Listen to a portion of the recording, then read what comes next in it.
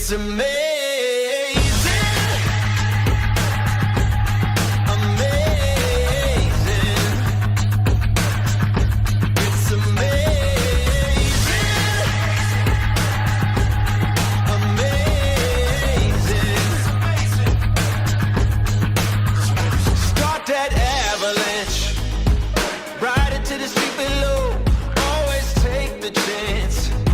If you never do, you'll never know. Who cares if anyone's watching? Let them keep talking and talking. Avalanche. Start that avalanche. Okay, this is getting crazy. Tigers getting cagey. Feeling something new. It's amazing. All the records breaking. History in the making. Feeling something new. It's amazing. It's amazing.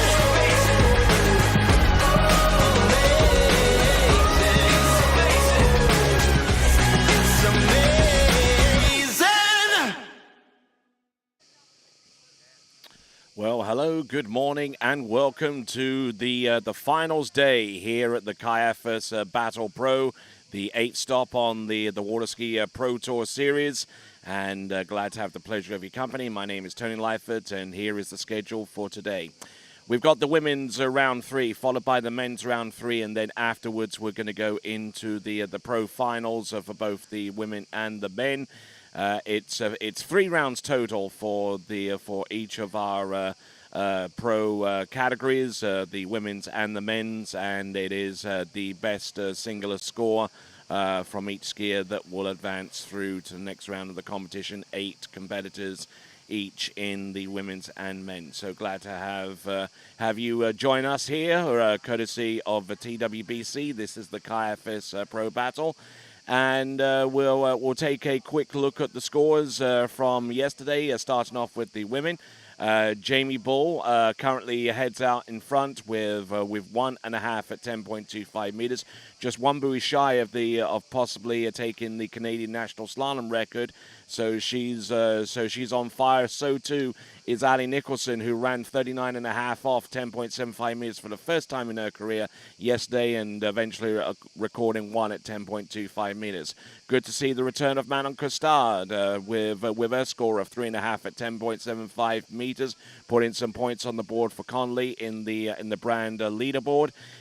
Elizabeth Montavon keeping her form going and recording a score into 10.75 meters, 0 at 10.75 meters, and the rest of the field feature Alicia Bagnoli taking a superior backup score tiebreaker against Beatrice Yanni, both on 5 at 11.25 meters. But the two scores with a lot of catching up to do are Ali Garcia there with 3.5 at 11.25 meters, and Taylor Woolsey, who will be first off the dock in this third and last round in just a few moments, with her previous score of 2 at 12 meters from round 2. All right, then. So as we take a quick scan around the site and around our little coffee stand outside of the webcast in Central, and we'll try and get the leaderboard for the men's in its correct form shown up for you. But I'll tell you what, we've had some great scores in round 1. In just round 1, we had those scores right there from Freddie Winter, Nate Smith, and Will Asher, all of them recording 1 at 9.75 meters. The first time in tournament waterski slalom history that we had 3 scores back to back with 1 at 9.75 meters, a full pass at 41 off for each of them. Robert Hazelwood still very much in the mix there with his season's best score of 1 at 10.25 meters, currently in 4th spot right now. Thomas de Gasperi, Mr. 3 at 10.25 meters, and he does it again there with 3 at 10.25 meters, staying well within reach there. We've got Jonathan Travers with one of his better scores of the season, 2.5 at 10.25 meters. Brando Caruso of Italy Also with two at 10.25 meters, currently in a superior backup score tiebreaker against Tom Paul with his score at 2 at 10.25 meters. And then you see the remainder of the field there. We've got Aaron Davis on the outside looking in right now with 1 at 10.25 meters. Corey Vaughan with half at 10.25 meters. They've got some catching up to do. So too Tim Tornquist with 5 at 10.75 meters, and Sasha Deska in 12th place with 5 at 10.75 meters as well. So looking at some gorgeous shots here, have been shot by our aerial photographer, Connor Pauly. And looking at some great scenes here as we get ready for round number 3. The Kaiafas Pro Battle continues on with round number 3 in just a few minutes. So grab your favorite beverage, grab your favorite chair, and get ready for some slaloming action within the next few minutes. We'll be back right after these.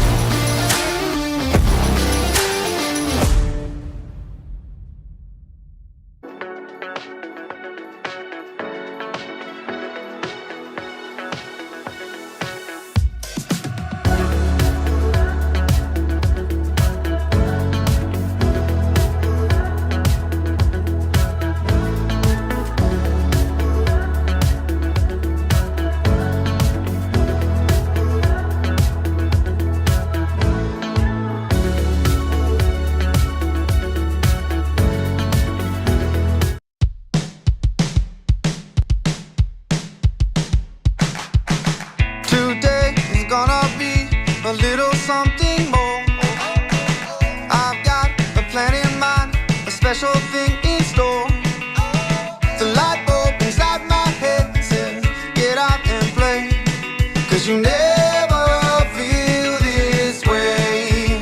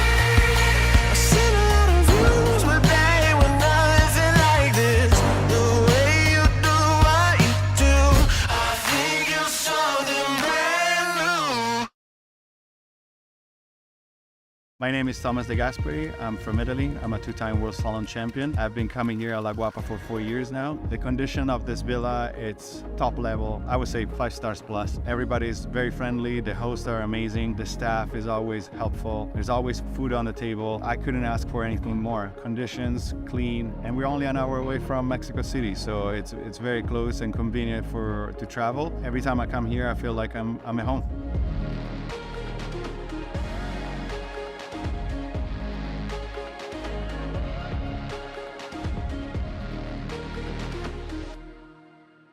I've been a fan of Marcus Brown since I was like 13 years old. He's, been my childhood hero, and so for him to offer something like this, which is it's great not just for me, but it's great for water skis to have something like this where people can really get a bespoke water ski experience. It's going to improve their skiing, their body, and Jenny's she's amazing too. So just to have the access to both of those guys, I think it's huge, and it has been massive just to talk things through and to get a new understanding of stuff I haven't tried yet.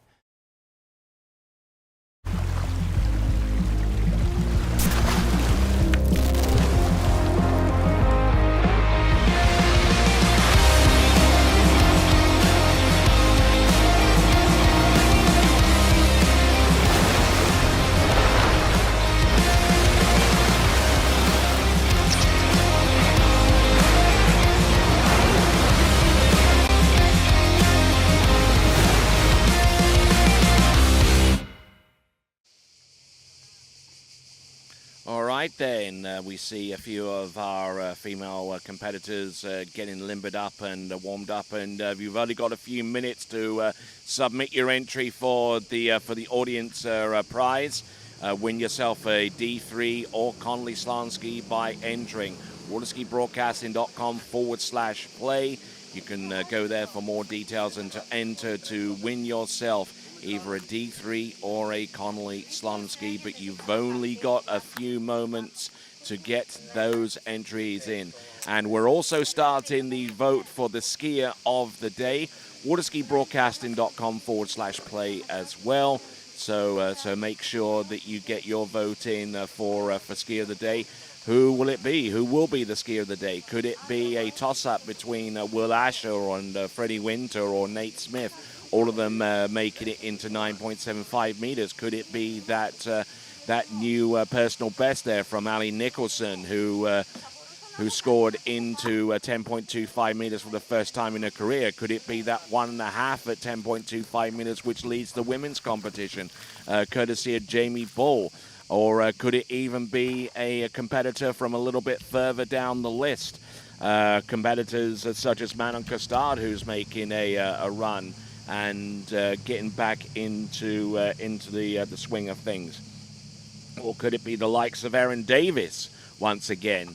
It's still very, very much in the open, and the vote for skier of the day continues throughout the competition, right the way through the very last competitor in the men's slalom final. So plenty of opportunity for you to get your preferred skier up in the voting for skier of the day, presented by 2 new nutritional bars. So we've got Manuel Domini going through the course and just getting synced in with the shore path system and making sure that his boat path is right from the get-go. All right, on dockside we see Taylor Wolsey, and getting ready to rock it here at Kaiafas. We are less than a minute away from starting, so things will be getting up live very, very soon. So our projected start time for the women's and men's finals will be at 1 p.m. Greek time. And for those of you wondering what that is in the Eastern Seaboard, just subtract 7 hours, and it is going to be a 6 a.m. start for those of you wanting to watch live on the Eastern Seaboard of the United States. And for those of you that want to watch a little bit later on in the day, we're pleased to offer the facility on our YouTube channel to where you can actually scrub back and view this coverage anytime and anywhere you want.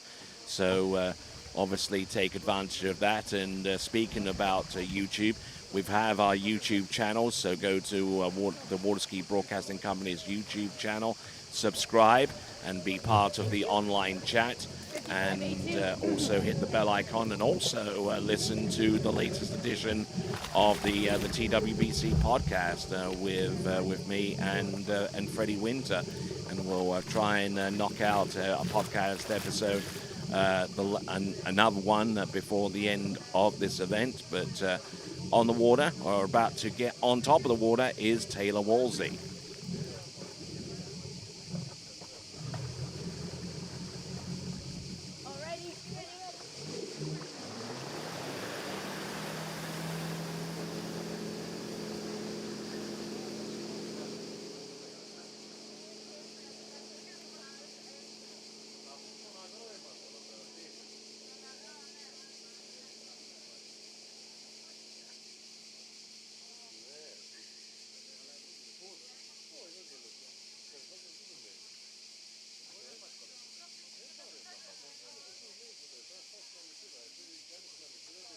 All right, rock and roll. We've got our first skier out in the water, and in the drop zone right now is Taylor Wolsey, and getting ready to pump up the music here in the background. Always a great accompaniment to this tournament here in Western Peloponnnesia in Greece. And there is Ali Garcia getting ready for her go out on the water.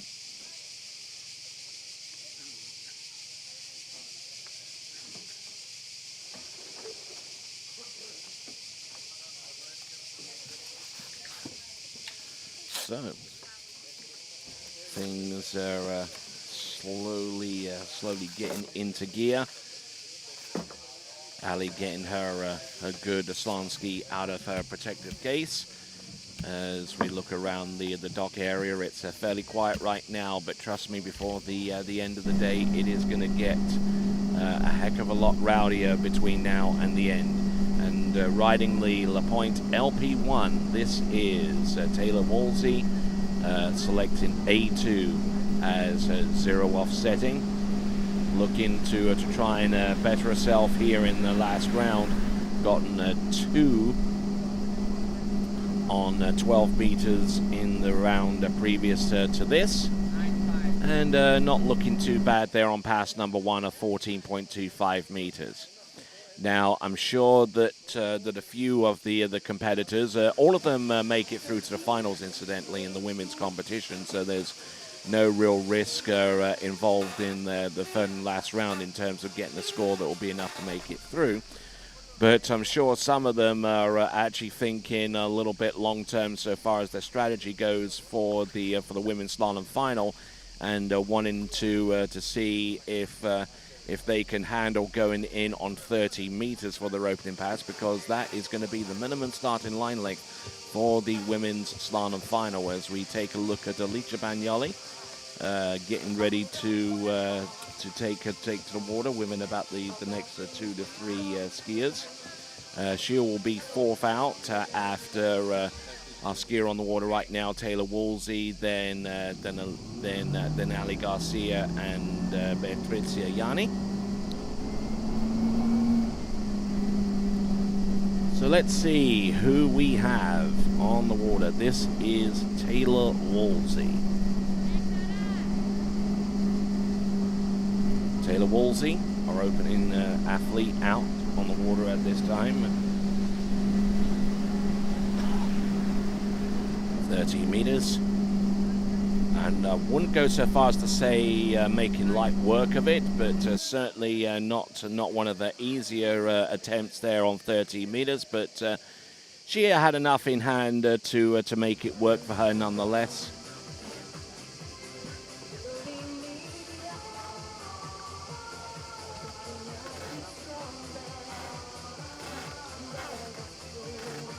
So 2 passes in. Taylor Wolsey getting ready for pass number 3 as we scan around the dock.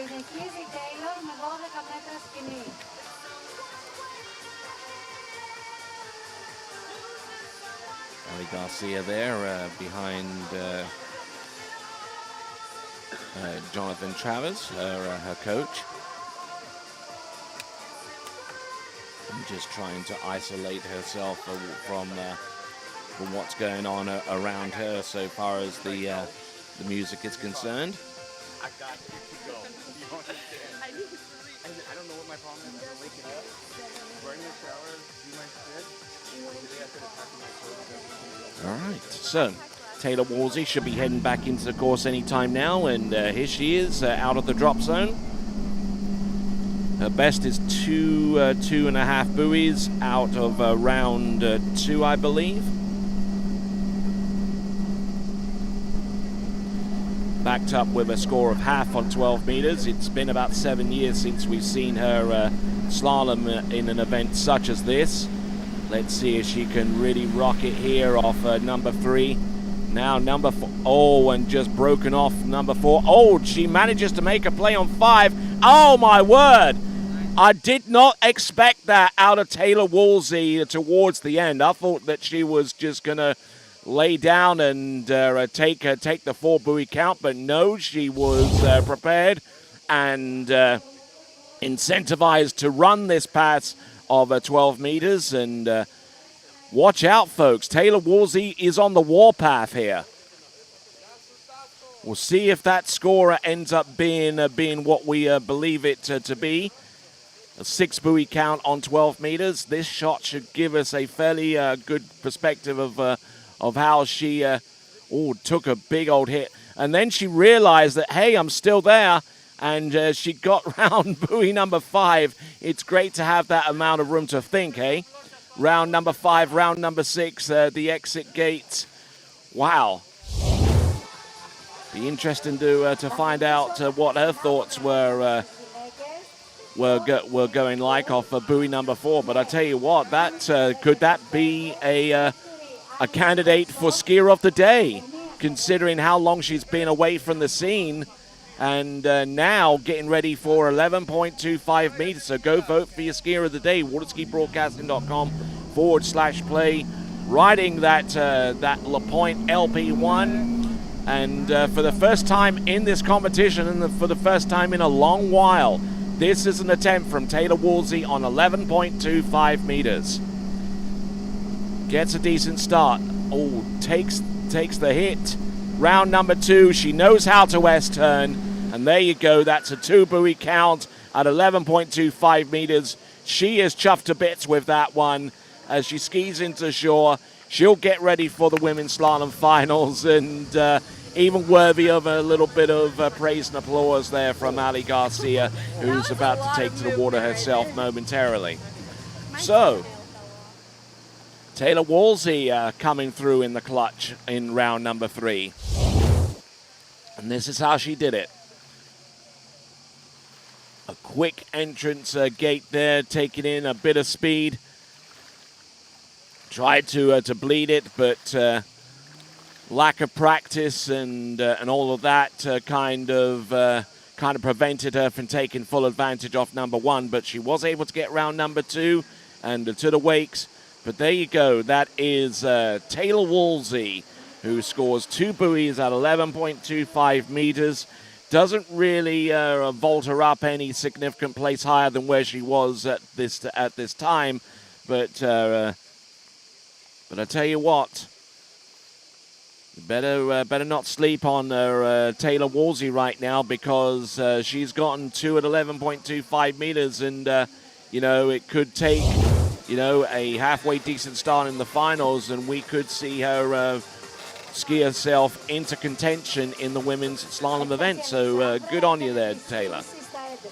All right, there we see Alicia Bagnoli and one of the folks behind Pro Gear gloves. You can check them out at skiprogear.com. There's the remaining skiers on the running order. Taylor Garcia up next, followed by Beatricia Yanni, then Alicia Bagnoli, followed by Elizabeth Montavon, Manon Costar, Ali Garcia, and our leader after the first 2 rounds, Jamie Bull.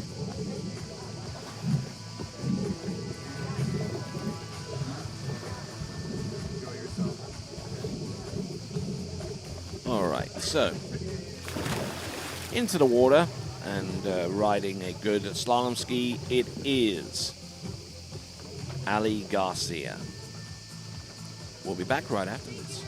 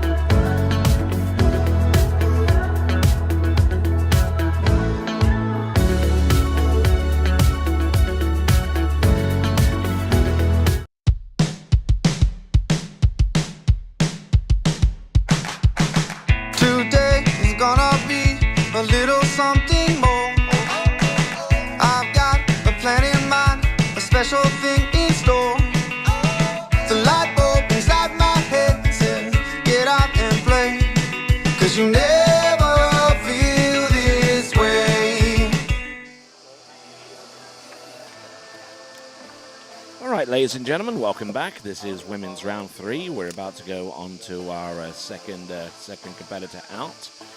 It will be Ali Garcia, who's got a lot of work to do to get back into contention in this event. She is through to the women's slalom final. Let's make that clear. All of our women are, all 8 of them, competing in this event. We'll ski one more time in the championship round. But for Ali Garcia, whose recorded scores into 10.75 meters on previous occasions during her sojourn in Europe, she's got a little bit of catching up to do in respect to that. Let's see what she can do. This is a 14.25 meter opener. Let's see if she can get everything situated and linked in together.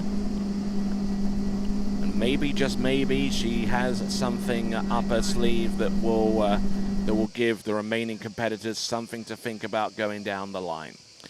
So there we go. That is Ali Garcia, pass number 1, 14.25 meters.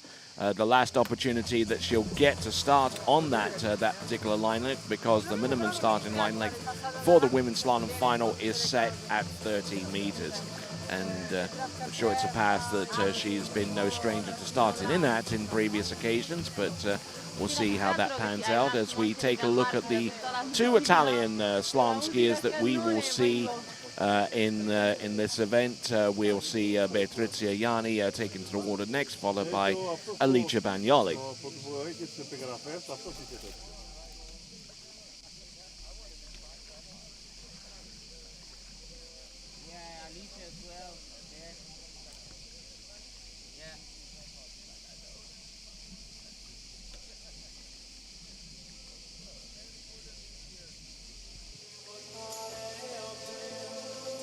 So, and seeing Ali Garcia's parents there. Steve Garcia on the left, Dana Garcia on the right. And rather pensive look from both of them. We'll see what Ali Garcia herself does out there on the water.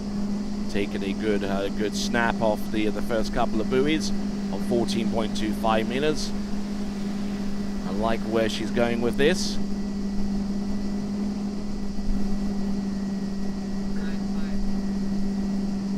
And nicely done on that second pass of 13 meters, as we expect her to anyhow, behind that world record-setting Nautique towboat. And not looking too bad at all. And we see Manon Costar, who will be our 4th competitor from last off the dock, actually 3rd competitor from last, a member of Team Conley in terms of the brand leaderboard, presented by TWBC as part of the Waterski Pro Tour. She, alongside Jesse Dobberton and Joel Howley, form part of that Conley team, who have struggled for points so far this season. But hopefully Manon Costar, with her positioning in the last tournament in Lacanau, and whatever result that she gets in this tournament, will actually increase Conley's point haul. D3 currently in the lead ahead of Syndicate and Radar.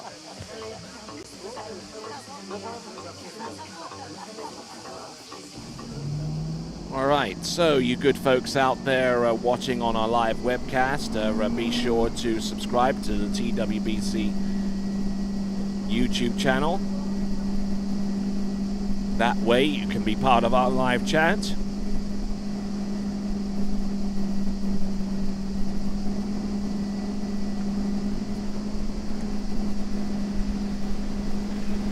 Being part of our live chat, you can comment on what you're seeing on the water, especially Ali Garcia's performance there in round number 3 on 12 meters. Just really not getting too much out of that one.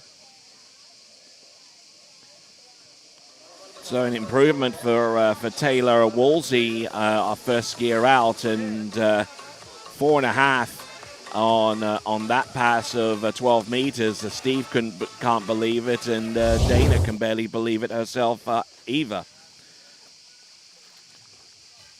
one would suspect it's back to the drawing board for Ali Garcia on 12 meters.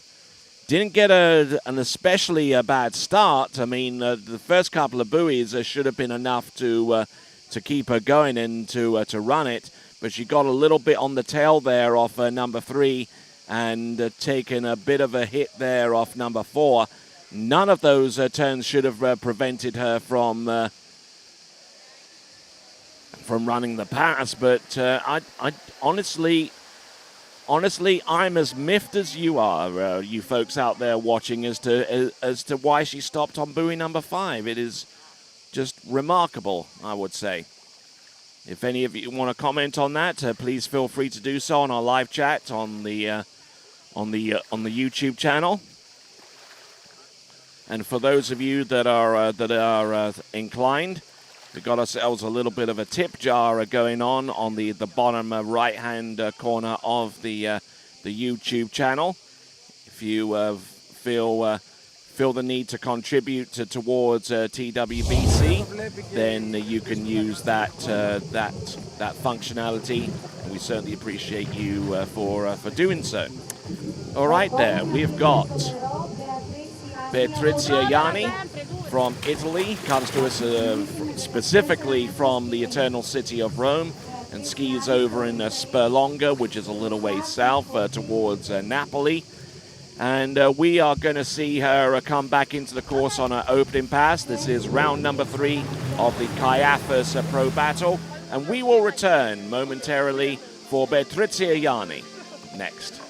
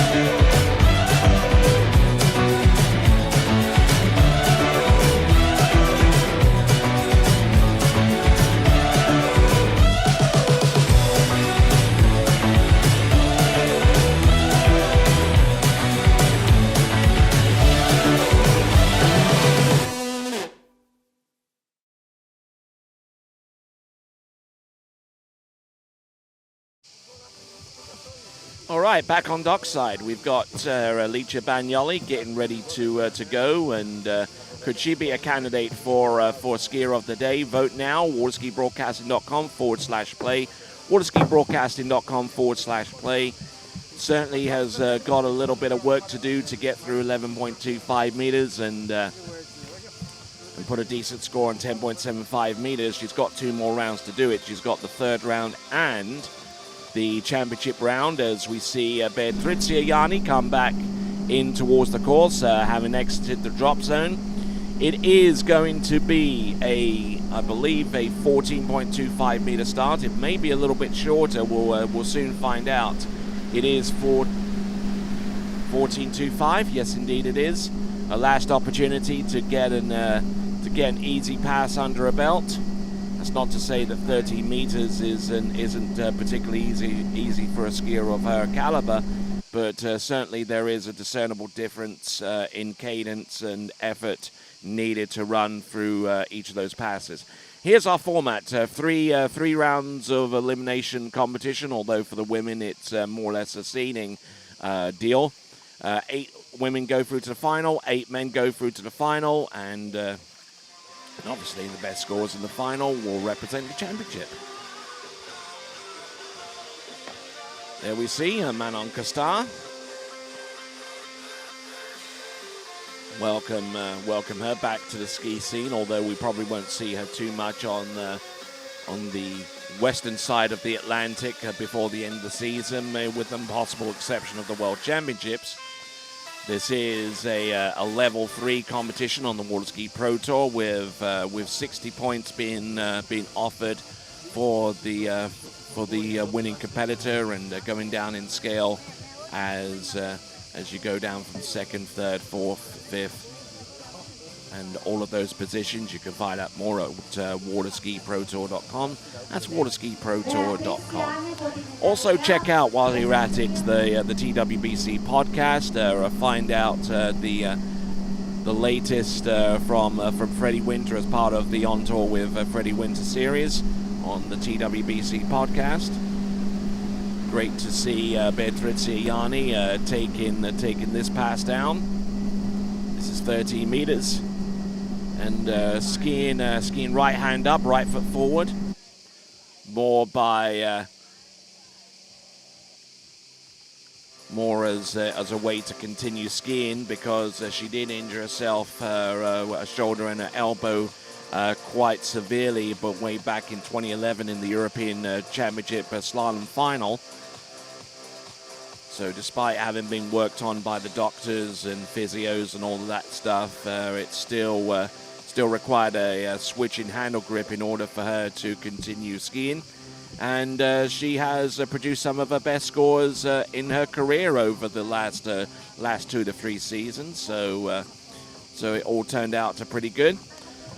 She is running on A2, which produces a later response from the engine, and a medium intensity in that regard.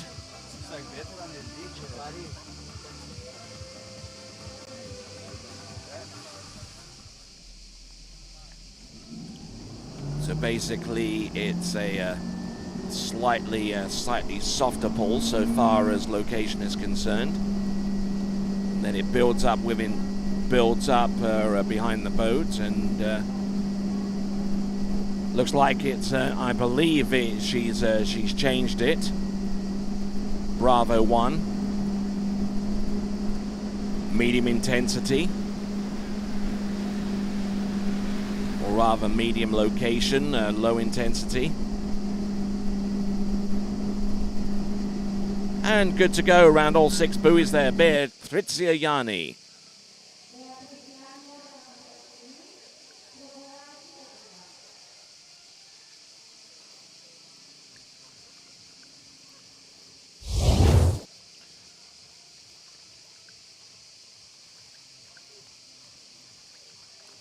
So not looking bad there.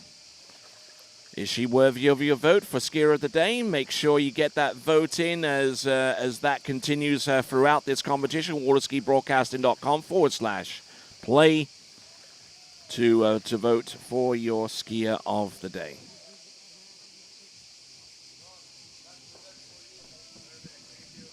Time right now is about 6 minutes. Is about 6 minutes to 9 in the morning here in Kaiafas, in Western Peloponnesia in Greece. Almost 2 a.m. on the eastern seaboard of the United States. 1 a.m. in New Orleans and Baton Rouge and Chicago and those areas.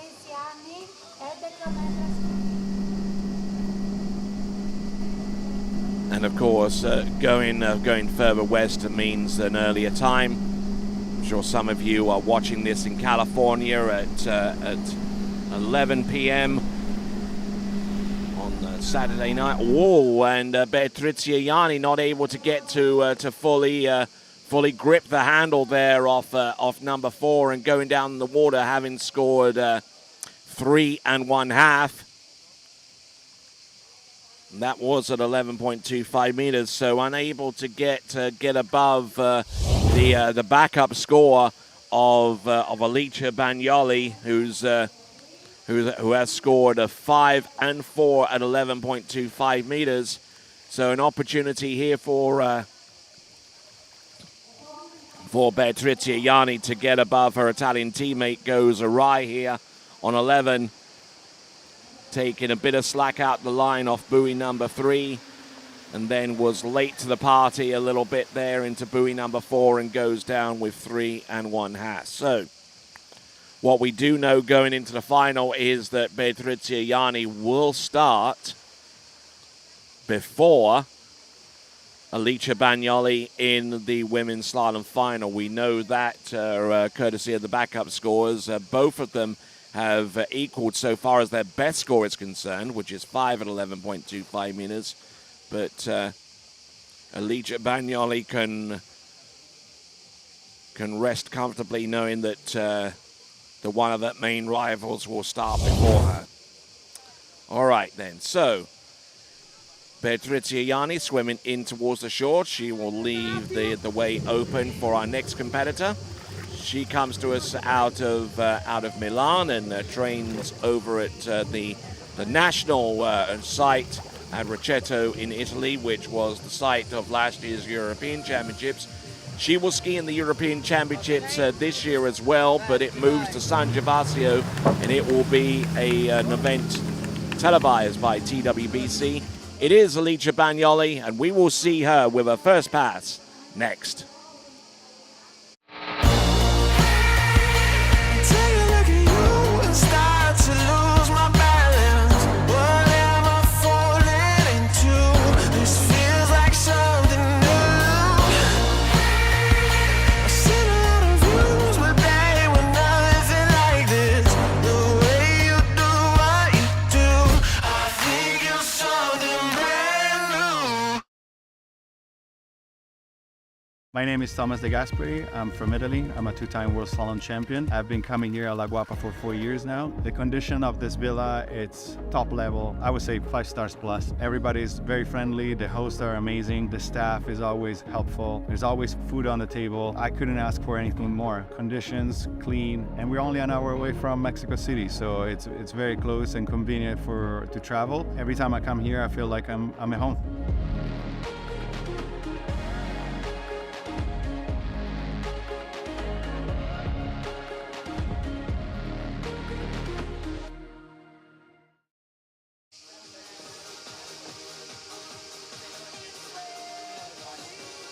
Okay, folks, good greetings to you. I'm Tony Lyford. This is the Kaiafas Pro Battle Round 3. The pro final will take place starting at 1 p.m. today,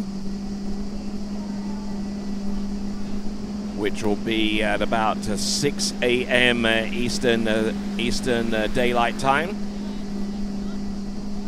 But in the meantime, Alicia Bagnoli not looking too bad on the opener. I believe that's going to be on 30 meters, unless I'm mistaken. So just getting settled in to starting on that line length, which is going to be the minimum starting line length for the women.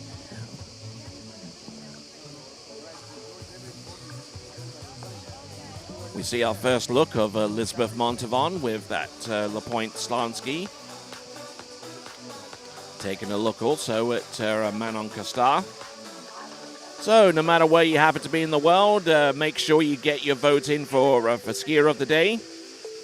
Could it be Manon Costar's comeback trail? Could it be Ali Nicholson's first ever foray into 10.25 meters? Could it be Jamie Bull's lead with 1.5 on that same line length? A number of factors could go into the voting. And let's not forget the men in that equation as well. The three free skiers that have recorded one at 9.75 meters. Still plenty of opportunity for you to vote, no matter where you happen to be around the world, whether you are in Melbourne, Australia, where it's almost 4 o'clock in the afternoon, whether you're in Tokyo, Japan, where it's almost 3 o'clock in the afternoon, whether you're watching us in London, where it's nearly 7 a.m. in the morning, or whether you're watching in Milan, where it is almost 8 a.m. and you fans of Alicia Bagnoli will no doubt be happy that she's gotten through pass number 2, 12 meters. Make sure you click on the bell icon after you subscribe to the TWBC YouTube channel. That way you will be informed as to the next time we go live. Our next competition, as a matter of fact, is the San Gervasio Pro-Am, which will take place right outside of San Gervasio in the northern part of Italy in the region of Lombardia. And just look at this superb angle, this superb shot there from our drone pilot, Connor Pauly, as she makes it round the sixth and final buoy there on 12 meters. There's Beatrice Ianni just going through the what she did out there. She's pretty happy, although she's probably a little bit miffed as to why she was unable to get through a run of 12 meters. Matteo Luzzeri, the organizer of the San Gervasio Pro, just trying to get settled in and get ready for his go a little bit later on. It'll be a significantly greater obstacle for him to get through to the next round of the competition. But I tell you what, this is 11.25 meters for Alicia Bagnoli. Round number 3. Oh, takes the big hit off number 3. She is not going to go down without a fight. Oh, does she make the S-turn round buoy number 5? I do not think so, but it's going to be a 4 buoy count at 11.25 meters for Alicia Bagnoli. Currently the lead score in this third and final round. She already has a score of a 4:11.25 meters out of round 2.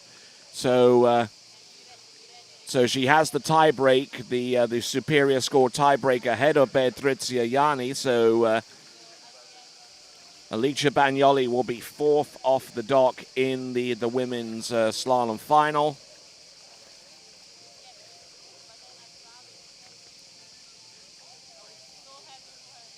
And just bringing the handle high and on the inside, and that just stopped the ski cold.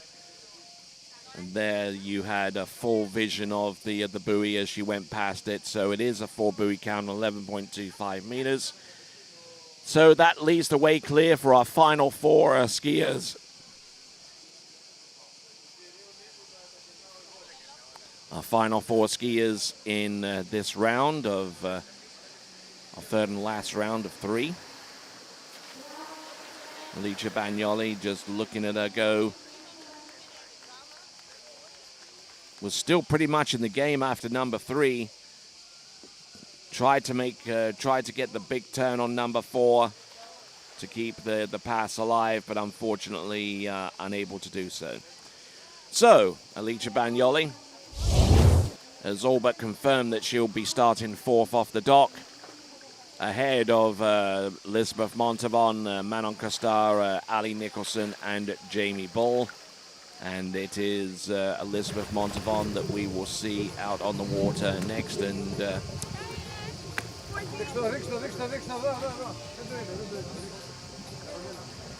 wasn't too sure what that shock tube was doing there, but it was the rope for Alicia Bagnoli. Looks like it'll be a different rope here for Elizabeth Montavon.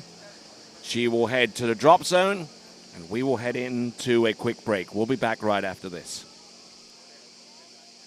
I've been a fan of Marcus Brown since I was like 13 years old. He's, been my childhood hero, and so for him to offer something like this, which is it's great not just for me, but it's great for water skis to have something like this where people can really get a bespoke water ski experience. It's going to improve their skiing, their body, and Jenny's she's amazing too. So just to have the access to both of those guys, I think it's huge, and it has been massive just to talk things through and to get a new understanding of stuff I haven't tried yet.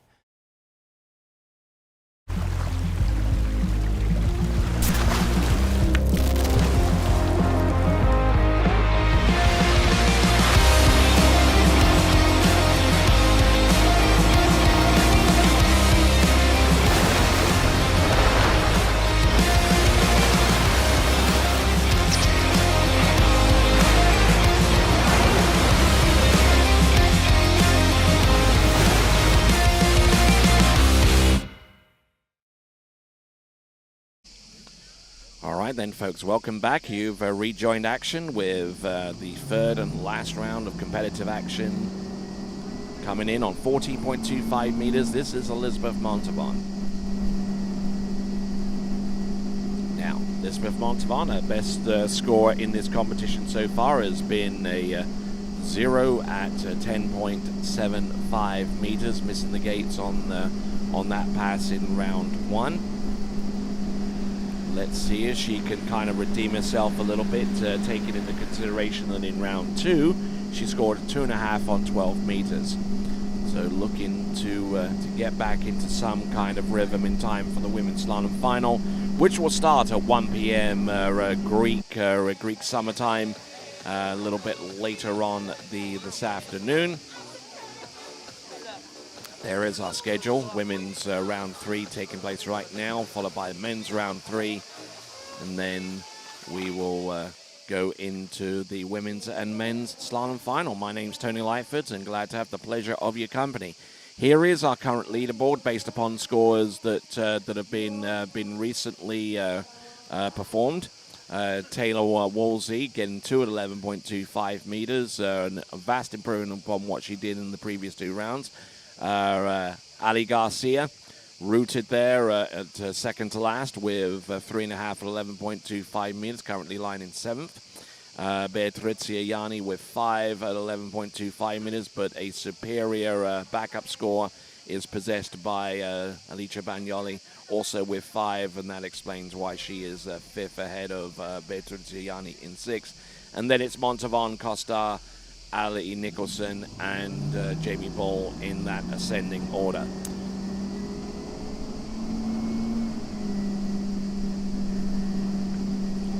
Here we go, folks. This is Elizabeth Montavon electing to go with Charlie 2.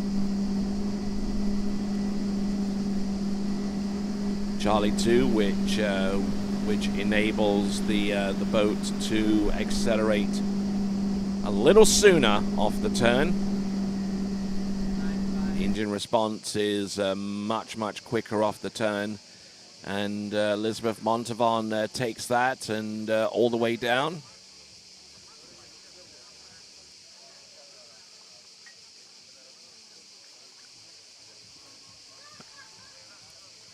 So she's dropping down, and started in on 14.25 meters and came back on 13 meters. And here I am here at the announcing spot. I'm Tony Lightfoot, and you saw a brief shot behind me of the new Volkswagen ID Buzz van, completely electric vehicle. Retails base price of around 70,000 euros, and fully equipped for 90,000 euros. The range is around just a little under 300 miles on a single charge, driving conservatively, of course. And the vehicle can charge can be fully charged in as little as an hour at a high voltage charging station out on the road. But for most people, it will charge conveniently in under 8 hours with a electrical base station installed at your home. That is the ID Buzz all-electric van from Volkswagen, and we thank them and gratis Volkswagen in Athens for furnishing that vehicle. And you could check them out at Volkswagen.com or VW.com. All right there, so we got Elizabeth Montavon getting through the opening 2 passes of 14 and 13. That was 12. So already bettering the score that she did in round 2.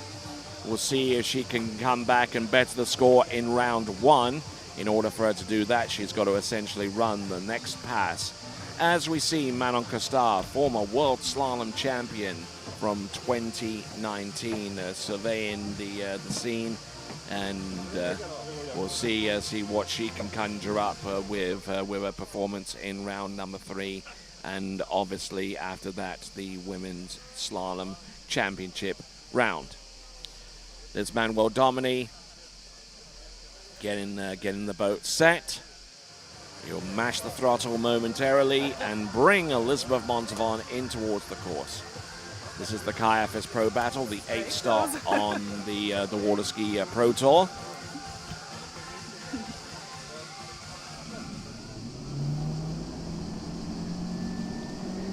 right, here we go, folks. This now is Elizabeth Montavon. Let's see what kind of start that she gets here on 11.25 meters. I'm sure our folks are watching from West Palm Beach in Florida, where it is about 2 a.m. right now. Oh, look at this. Round number 4. And that is about as good a 11.25 meters pass as I've ever seen Elizabeth Montavon clear in this situation. Good skiing there from her. 11.25 meters. And now she can start to move up a little bit in the standings, because if she can get about 2/3 the way down this next pass of 10.75 meters, she will move above Manon Costard. But in order to actually make it in the top 2, she's got to essentially run 10.75 meters, and it will be a career first if she manages to do that.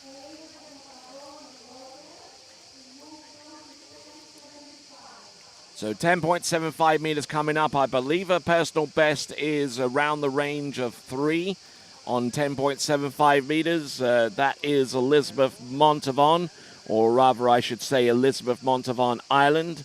Got married towards the end of last season, over to with Stephen Island in a ceremony in Vegas.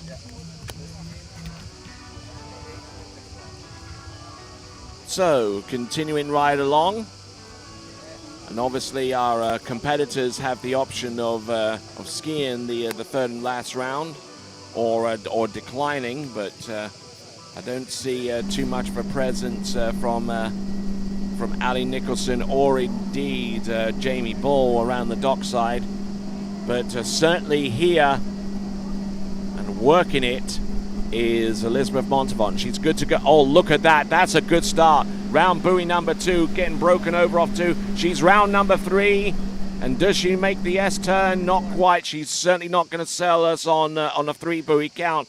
But 2 buoys is her best score out of this competition so far. So 2 at 10.75 meters won't do anything so far as elevating herself any higher on the final running order, but certainly her best score of the competition, and it is definitely a confidence boost going into the women's slalom final. So Elizabeth Montavon, who won the Miami Pro 2 seasons ago, towards the end of the 2021 season.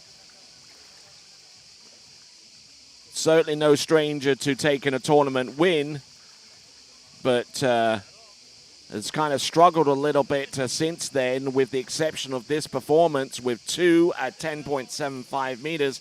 It is Elizabeth Montavon.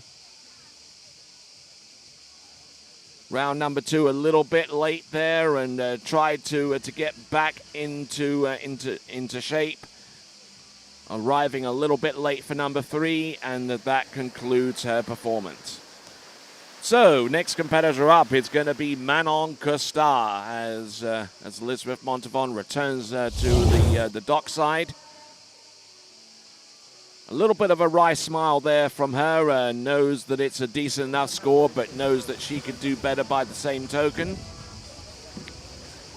And swimming back with her LaPointe LP1 slalom ski, converted to that model of slalom ski late last season. And it seems to be working out for her pretty darn well. So that is Elizabeth Montavon as we take a look along the dockside. And slipping into the water is going to be a skier who is on a little bit of a comeback trail. Haven't seen her in stateside for quite a while, but she skied at Lacanau and she's skiing here in the Kaiafas Pro Battle. This is Manon Costard, and the former world slalom champion will be taken to the course momentarily on 14.25 meters, and that will come to us next.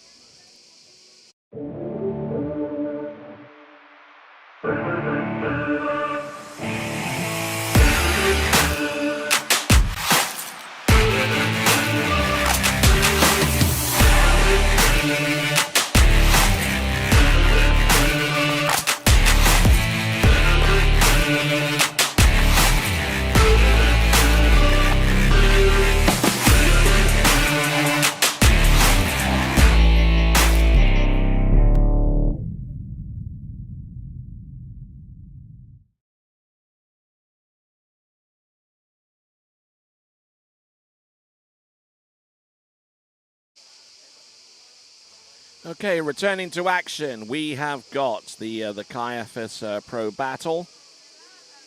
Glad to have the presence of your company. So we are confirming that Ali Nicholson and Jamie Ball will not be starting in the third and last round. So we're going to go straight into the men's round 3 of competition. And personally, I can't blame them, really. They're the only 2 skiers to have gone into 10.25 meters, and it would have taken a minor miracle for any of the other competitors to supersede what they've done in this competition so far. They're just trying to conserve their energy and get ready for the women's slalom final, and who can blame them? Trying to keep her reps up is Manon Costar,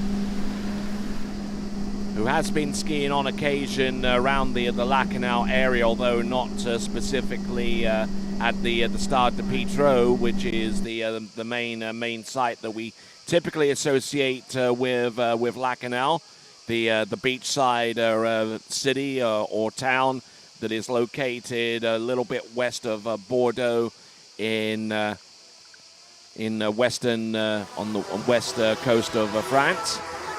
As we look at our first skier to take to the water in the men's slalom round 3, it will be Arnaud Duric of Belgium, and this will determine the 8 finalists in the men's competition. It's certainly going to be a little bit of a tall order for him to assert himself in towards that top 8, but you just never know. You just never know if it's going to all click all at once at the same time.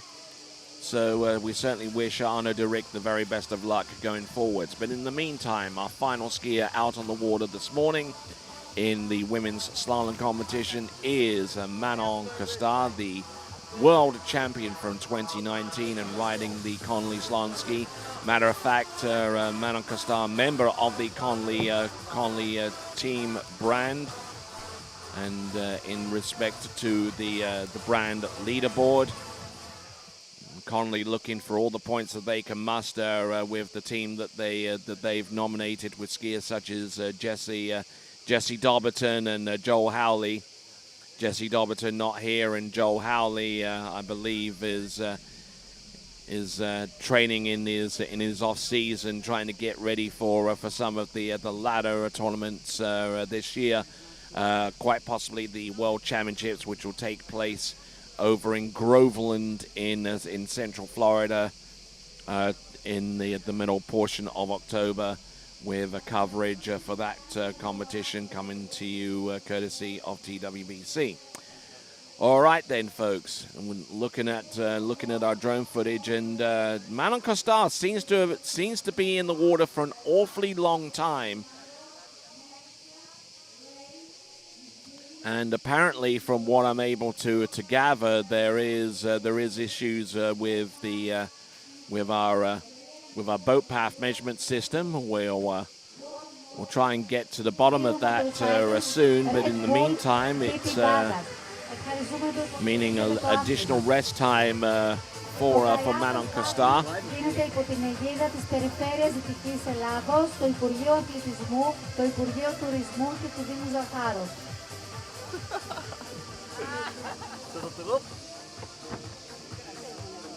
Yep, he's got a sense of humor, all right, which is unusual for the Belgians.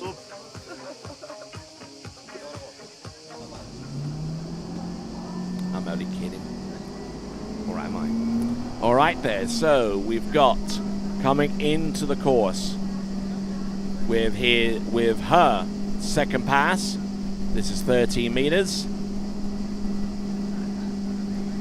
Good snap off number 1. Not quite as sprightly as we've seen her in previous seasons, but looking to try and rectify that with the turns and the runs that she will go through in this third and final round of preliminary round at slalom.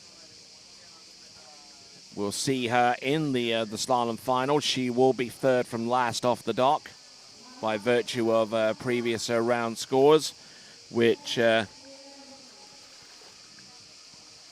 which were within about 1.5 buoys of being superseded courtesy of Elizabeth Montavon. But we obviously can confirm that she will be third from last off the dock on the basis of the score that she produced in the previous round and the scores that have been being produced so far by Ali Nicholson, who is already on a high right now with a personal best of one buoy at 10.25 meters, and that 1.5 buoy score at also on that same line length, courtesy of Jamie Bull. Be sure to subscribe to the TWBC YouTube channel. You can be part of the live chat. You can be informed as to the next time we go live. All with a click of one or two buttons. Subscribe button and the bell icon. This is Manon Costard, 11.25 meters. Bleeds off a little bit of speed going into her entrance gate. She's good to go around buoy number 1. Almost buries it off number 2. Continuing to rock her way round number 3 and number 4. Just has that uncanny knack of staying upright on the ski no matter what she does and gets it to go. It is a 6 buoy count, 11.25 meters. Looking at this reverse side shot of Manon Costard on 11.25 meters. Great to see this coverage from a number of different perspectives as she works her way around buoy number 3, a little open into number 4. But I tell you what, years of experience in the slalom event are definitely not wasted here. Took a bit of a hit off number 4, almost gave her a little bit of a neck jerk there, and probably realizes that pass wasn't the easiest one that she'll have cleared on that particular line length. But let's see what kind of start that she gets here of 10.75 meters. She does have the potential of moving a little higher up on the running order, but she's going to have to essentially do something that she hasn't done in about a season and a half, and that is run through 10.75 meters and put a score into 10.25 meters. So let's see if she is frisky enough to do so.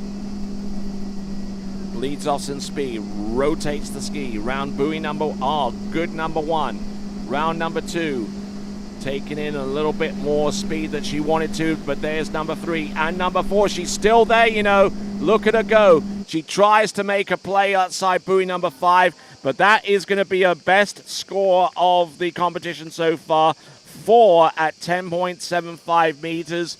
Won't vault her up any higher on the running order when it comes down to the women's slalom final, but it is a big confidence boost going forward. It, I believe, ties her with the best score recorded this season. That score over in Lacanau about a week or so ago.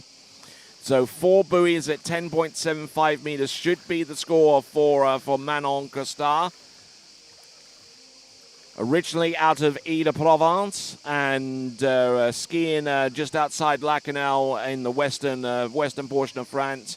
Unable to make the play on time for number 5, which means that their score is going to end up at being a solid 4 on 10.75 meters. Taking a look at the instant replay one more time before we round off the women's slalom in round number 3. The men will take to the water coming up next. Little bit broken forward off number 1, and which caused her to be delayed off number 2. Super tight shot here of Manon Costard around buoy number 4, and then she got delayed and unable to get outside buoy number 5. All right then, so that concludes the women's slalom in round number 3. We're going to see the women's slalom event one more time as part of the women's championship final. Our boat's returning to the dock. The drivers are going to switch out.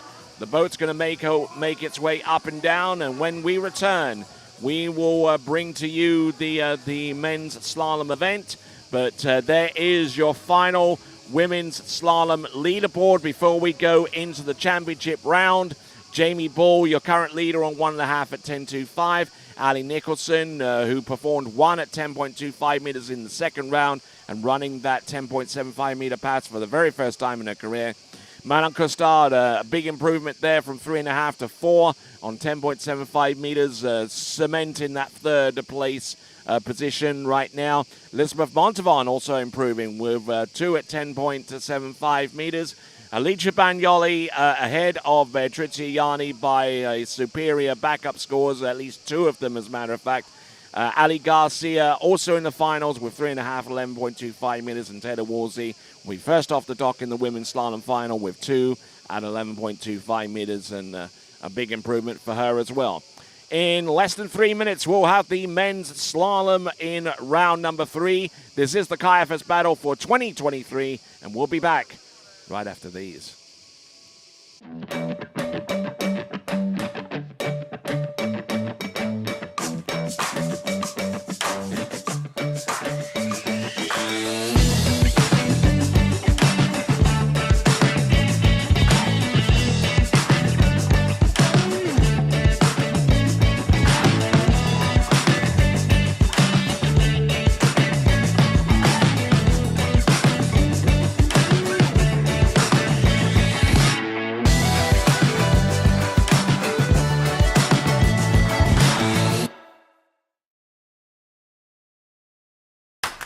What if I told you there was a place where the sounds of nature are only broken by the roar of a boat, a place where that summer feeling lasts all year long, a place where the Florida sun is only outshined by the smiles of the skiers, a place where first-time skiers can ski alongside world champions and the world-class coaches work with all levels of skiers.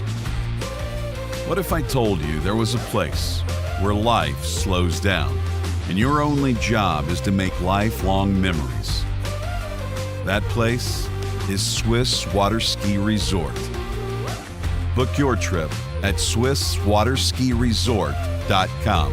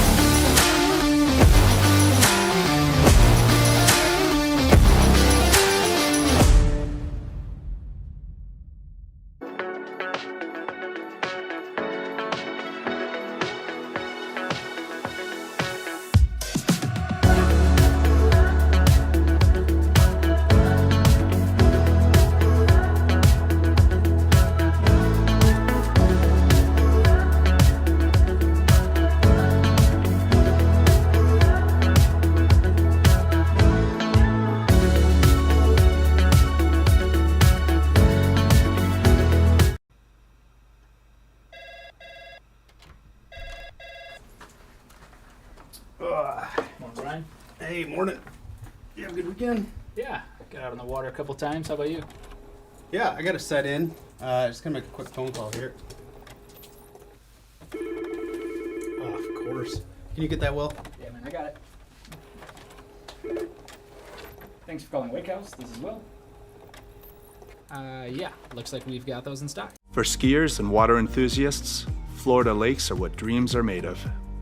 Combined with world-class golf, remarkable weather, natural beauty, theme parks, and so much more, it's easy to see that Florida is paradise. For more than 30 years, I've enjoyed Florida's lakes and many offerings. If you are interested in Florida real estate, let me be your guide and trusted advisor as you search for your paradise. Together, we can make your dreams a reality.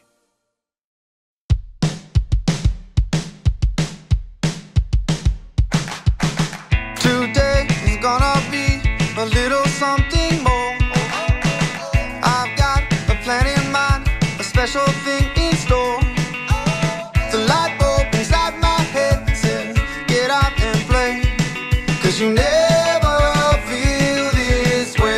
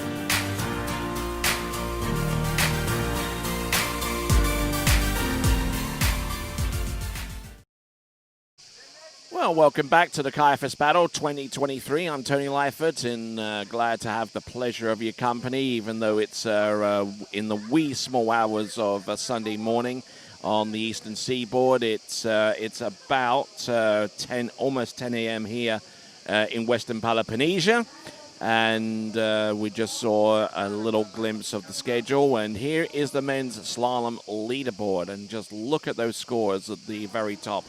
1 through to 3, all of them on 1 at 9.75 meters. The first time that we've seen that in tournament waterski slalom. We've got Robert Hazelwood in fourth there, behind the scores of Freddie Winter, Nate Smith, and Will Asher. Robert Hazelwood in fourth there with 4 at 10.75 meters, and there you saw the remaining scores. So there's plenty of work to be done by the likes of Arnaud de Rick and Matteo Luzzeri and Carlo Elias, especially being first off the dock in that order. Then you have Stephen Island, Jaime Palomino, Callum Heath, Nicky Attomson, followed by Sasha Desker, Tim Tornquist, Corey Vaughan, Aaron Davis, Thomas Paul, who has the bubble score of 2 at 10.25 meters.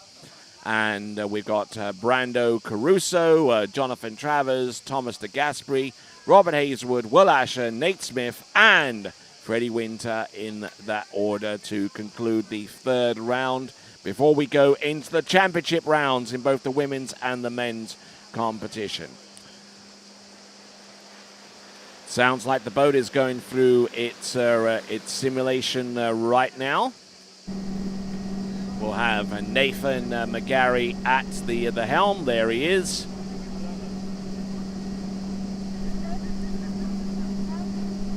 We've got 2 cameras in the boat. The one that follows the skier and the one that is static and looking at our driver. There we see Arnaud de Rick. There also is Nicky Attomson from Austria. Training partners over at the Swiss Waterski Resort.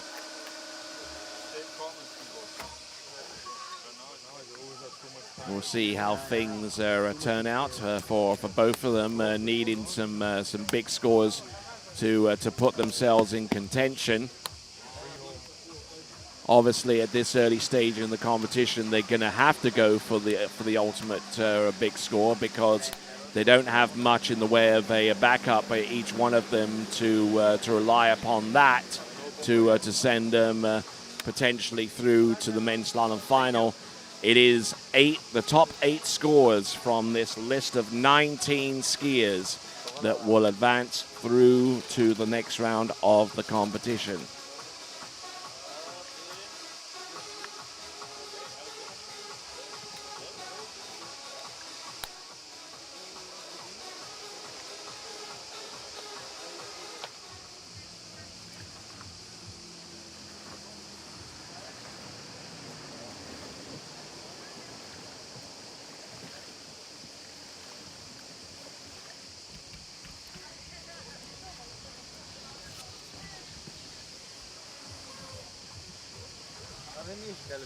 All right, so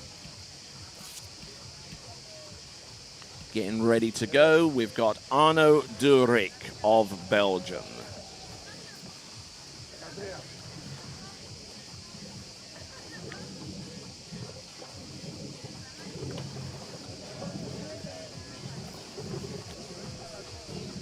All right, folks. Arno Durik. Opening pass, I believe it is going to be 13 meters. Okay.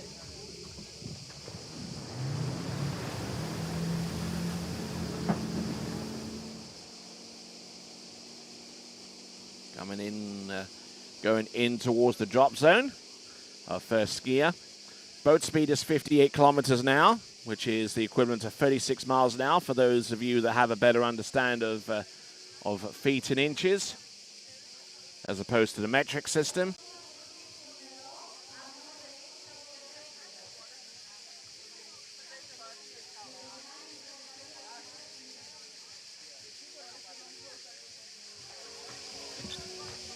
We see around dockside a skier that's in serious need of a huge score in this round of slalom to put himself in contention for a spot through to the final. He skied in the final last season. That's Matteo Luzzeri. Matteo Luzzeri is a busy individual these days.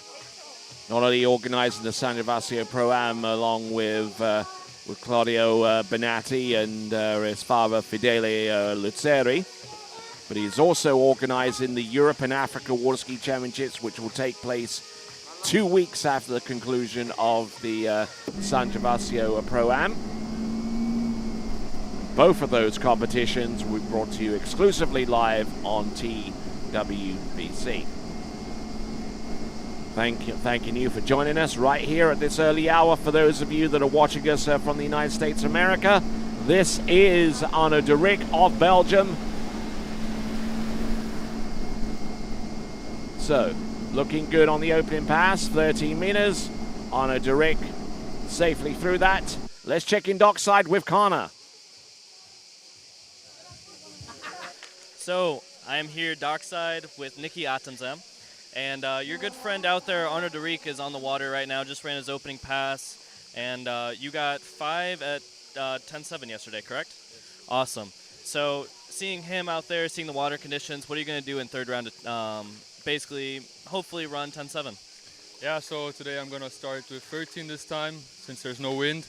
And yeah, I hope I finally run my 10 now. I've been saying it the last 2 rounds that I hope I run it, so I hope this is the final one and I manage. Let's see if I can do it. I will give it my best, of course. And yeah, I hope I manage. Awesome. Well, keep getting warmed up, keep getting stretched out. I want to see you run 10.7 today. Thank you. See you. All right then, and good to hear from Nicky Atomson. We'll see him take to the water in about 7th off the dock.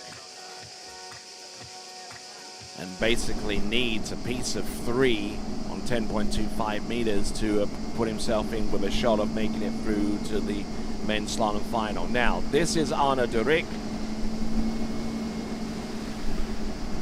who squares off his hips a little bit off his 135 sign on his approach to 246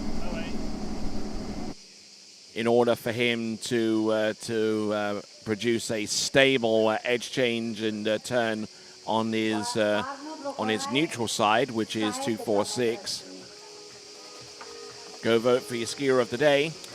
waterskibroadcasting.com/play. For those of you wondering about the audience prize, the entries for that have now closed. The entries have been locked in.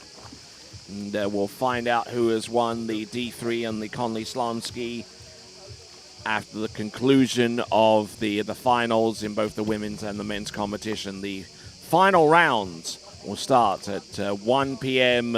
Greek summertime, which is the equivalent of 6 a.m. EDT, Eastern Daylight Time, on the eastern seaboard of the United States.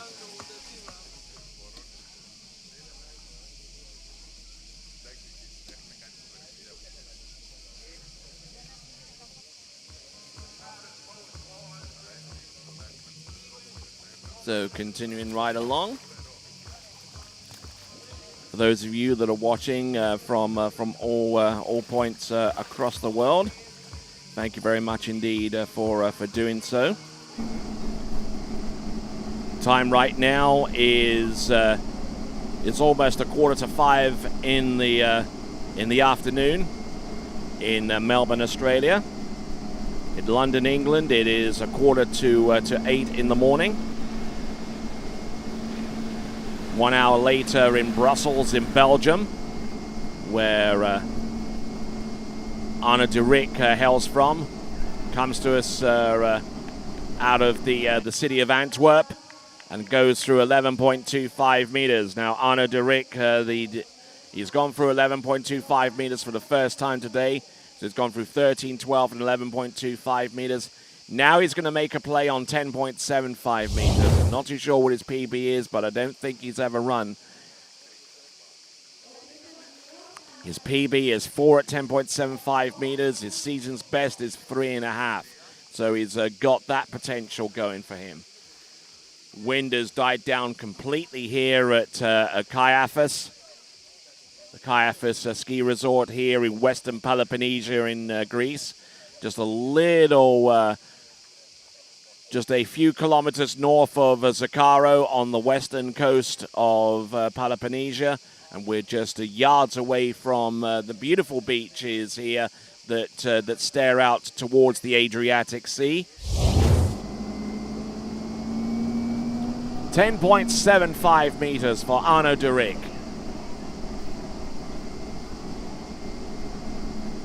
His season's best is 3.5. His PB is 4.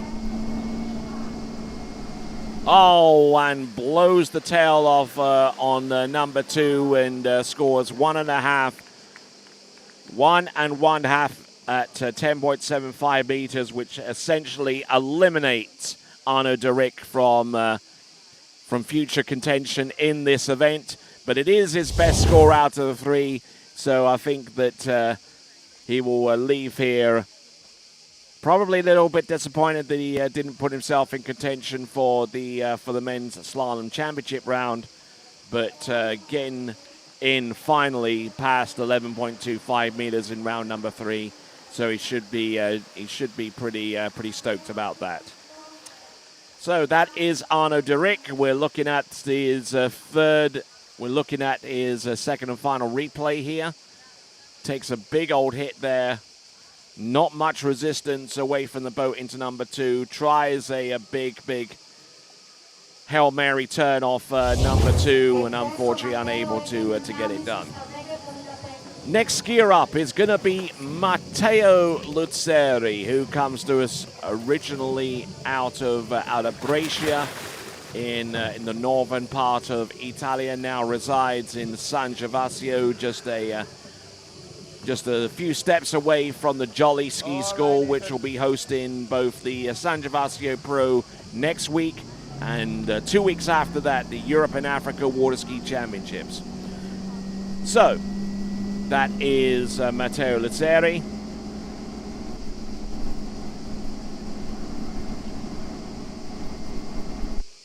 So he's going to be transported into the drop zone. And then we will pull him into the course. And we will go to the dockside and check in with Connor. So I am here dockside with Stevie Island, and we all had amazing dinner the other night. And you got called up because I didn't even know you were a musical talent. Were you more nervous then, rather than even now going into the third round of skiing? I was 100% more nervous because you got to think about it. I had no idea I was going to have to go up there, and then all of a sudden it's like, boom, you got to go and you perform with no practice with a band you've never played with in Greece in front of the whole pro tour. Yes, way more nervous than skiing. Well, if you're less nervous, then I suppose that we're going to have a pretty good score. What are you hoping to get? I think it's going to take a 3 at 41 from me, to be honest, because my backup scores are only 3 at 39. 2 3s at 39 are just not going to cut it. So I'm just going to go out attack and try to take down that 10-7.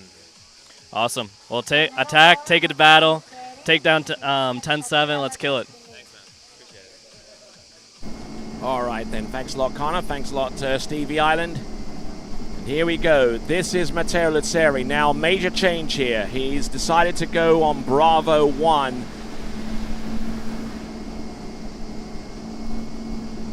Actually deciding to go on A1. I'm just hearing news of. So deciding to shift from B1 to A1, which means it's going to mean a later response from the engine, and but still keeping the same relative intensity going forward. All right, then we will continue on with Matteo Luzzeri in a moment, but let's check in dockside with Connor. So I'm here with Carlos. I'm not going to keep you too long. I know you're getting all strapped in. Your previous highest score was 3 at 39. What are you going to do to change in this third and final round to hopefully get your ticket into the finals? Yeah, well, it's the last try. So actually, condition seems like yesterday in the morning. It was just perfect. So not many different. Just try to be consistent and try to work on the same thing that I did on the first round that I felt really, really good. And let's see how it goes. No secrets. Perfect. I haven't been in the water yet myself, even though I really want to.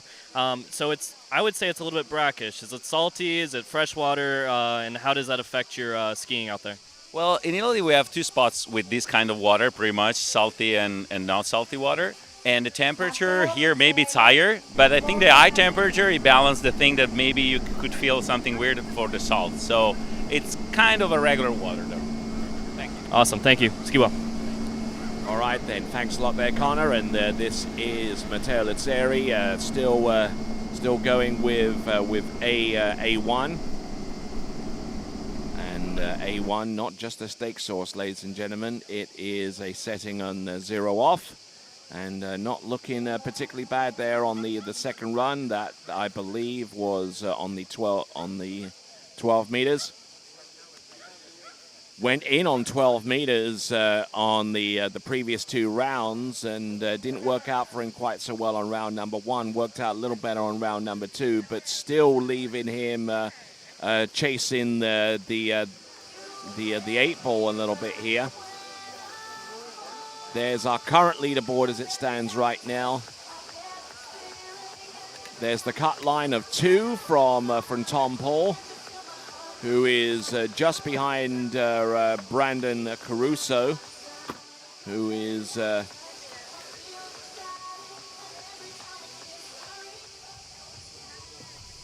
currently in 7th spot right now due to a superior backup score.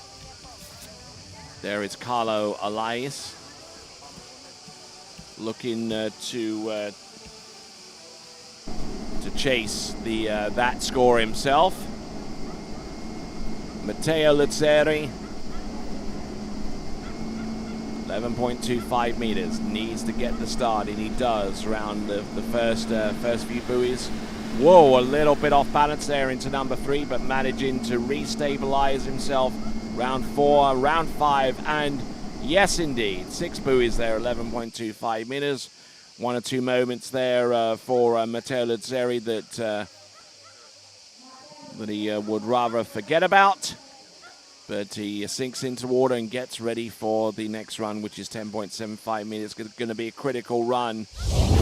Any chance that he has of being a part of the men's slalom final will rest upon 10.75 meters coming up and the buoys that he could potentially produce after that. So it's all on his shoulders now. But looking at 11.25 meters, there seems to be a very, very measured pass.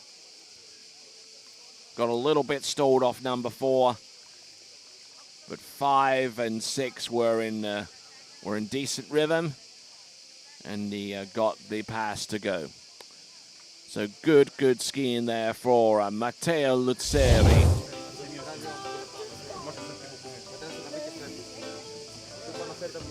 Carlo Elias, another skier from Italia, about to take to the water very, very soon. Matteo Luzzeri, 10.75 meters, round number 1. A little bit of a delay there, but he manages to get round buoy number 2. He's been a little bit off his game here at Kaiafas, but I tell you what, he is trying to redeem himself, and he's looking for it. It's a 6 buoy count at 10.75 meters. Now he's going to make a late play for as a chance to make it through to the next round of the competition. And he needs a piece of 3 to do it.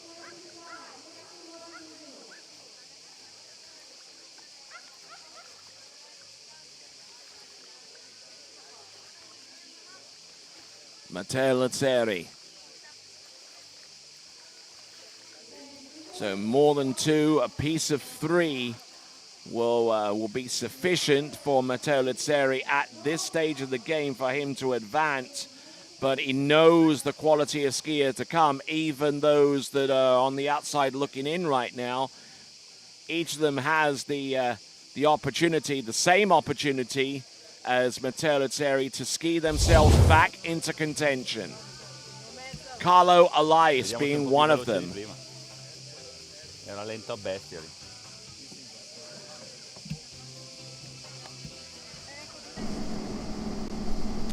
All right then, here we go. This here is Matteo Lazzeri. Needs the start. He gets it round buoy number 1. Round number 2, look at this. Oh no, and he's inside buoy number 3, and that has essentially eliminated him from future contention in this event.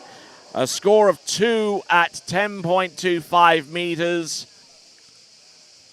There have been other scores at 2 at 10.25 meters from the likes of Tom Paul and Brando Caruso, but their backup scores are superior to that of Matteo Lazzeri, who finds himself on the outside looking in as a result.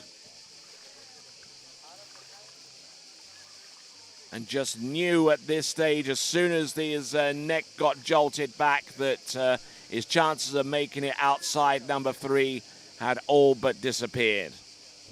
That is Matteo Lazzeri. He'll swim into shore. We'll look at his final performance here in round number 3 of the Kaiafas Pro Battle Slalom event in the men's competition. Tried to get the big turn off 2, didn't quite work out for him, and he is out of future contention in this competition. All right then, folks, next competitor up, also from Italia, it is going to be Carlo Elias. We're going to see him attempt his first passes in just a moment. Stick around, and continuing coverage of the Kaiafas Pro 2023 continues.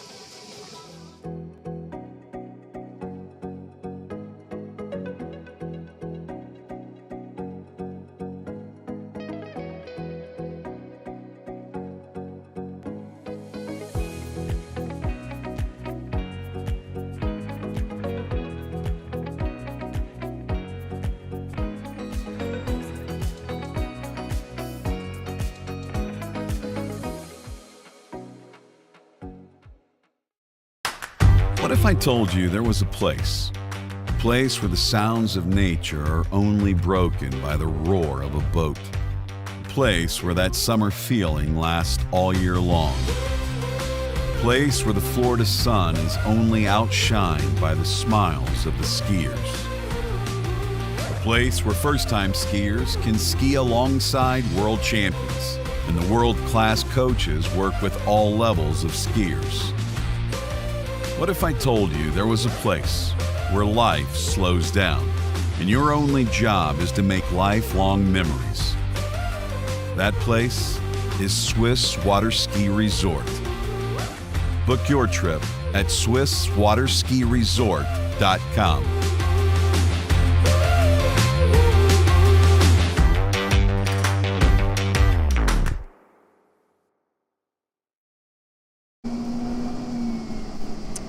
All right there, coming into the course for his opening pass. 13 meters, it's Carlo Elias.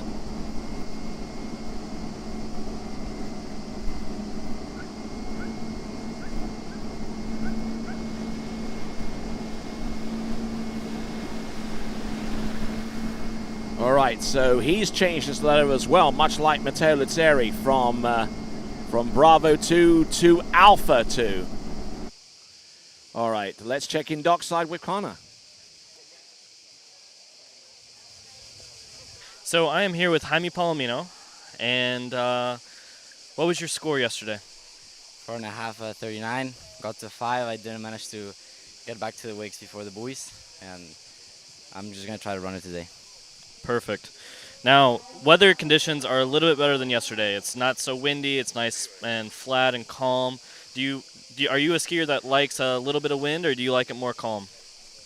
I like it always, man. No, it's obviously better now without the wind. 39 coming this way, you feel wide, so I'm excited. I mean, I just want to run a good 38 and see what comes with 39. Perfect. And let's give one more thing. Talk about the mindset that you have to have. I know this is more of a fun party tournament, which I'm absolutely about, but what does the mindset of a skier have to change at an event like this? I mean, it's always good to be concentrated, of course, but like all of this makes you be a little bit more relaxed, which at the end of the day I feel like it's good because you just focus on your skiing and you just go relax and things just come alone. Awesome. Kill it, dude. All right, not looking bad here on 12 meters there, Carlo Elias, who's produced scores into 10.25 meters in the past. Though it's been a while since we've seen him produce anything like that in recent times. But Carlo Elias certainly one of the best slalom skiers ever produced from Italy in the entirety of their existence in top level tournament water skiing. And I mean, you can certainly make a case for him being one of the best ones to emerge out that nation, a nation which has produced the likes of Thomas de Gasperi and Robbie Zucchi from all the way back in the mid-1970s. So there we go. We've got Carlo Elias getting ready for his next run. He started in on 13, came back on 12. 11.25 meters is going to be next as we take a look at Stevie Island. And right there next to him is his wife, Elizabeth Montavon Island. Just trying to calm him, trying to calm himself down, and just get fully engaged into the process that will be coming his way with the first few passes. He is our next skier after Carlo Elias, who is on the water right now on 11.25 meters. Bit of a delayed start here, but it's nothing that he hasn't handled before in the past. Almost got a little rolled over off number 3, but he manages to control 5 and gets round number 6, 11.25 meters. So Carlo Elias, who in the previous round scored 1.5 at 10.75 meters. In the first round, I believe he scored a little better than that. Carlo Elias scored 3 at 10.75 meters in round number 1. So that's his best score, but looking to if he harbors any desire to be in the men's slalom final, he has got to essentially run the next pass and get a piece of 3 on 10.25 meters. It's 3 has been pretty much the breakthrough bubble score at the majority of the pro events that we've seen this season, extending all the way back to the likes of the Swiss Pro Slalom, in which, for those of you who have fairly strong memories of that event, saw the likes of Robert Hazelwood make it into the 12 skier final, having scored 3.25 at 10.25 meters. Season's best is that score that he needs, 3 at 10.25 meters. Look at this, 10.75 meters right here, right now. Oh, and tries to make a play of 3, gets to the wakes, and unfortunately eliminates himself by virtue of that score. Carlo Elias with 3 at 10.75 meters. certainly means that the chances for Tom Paul to make his way through to the final have increased a little bit with that score.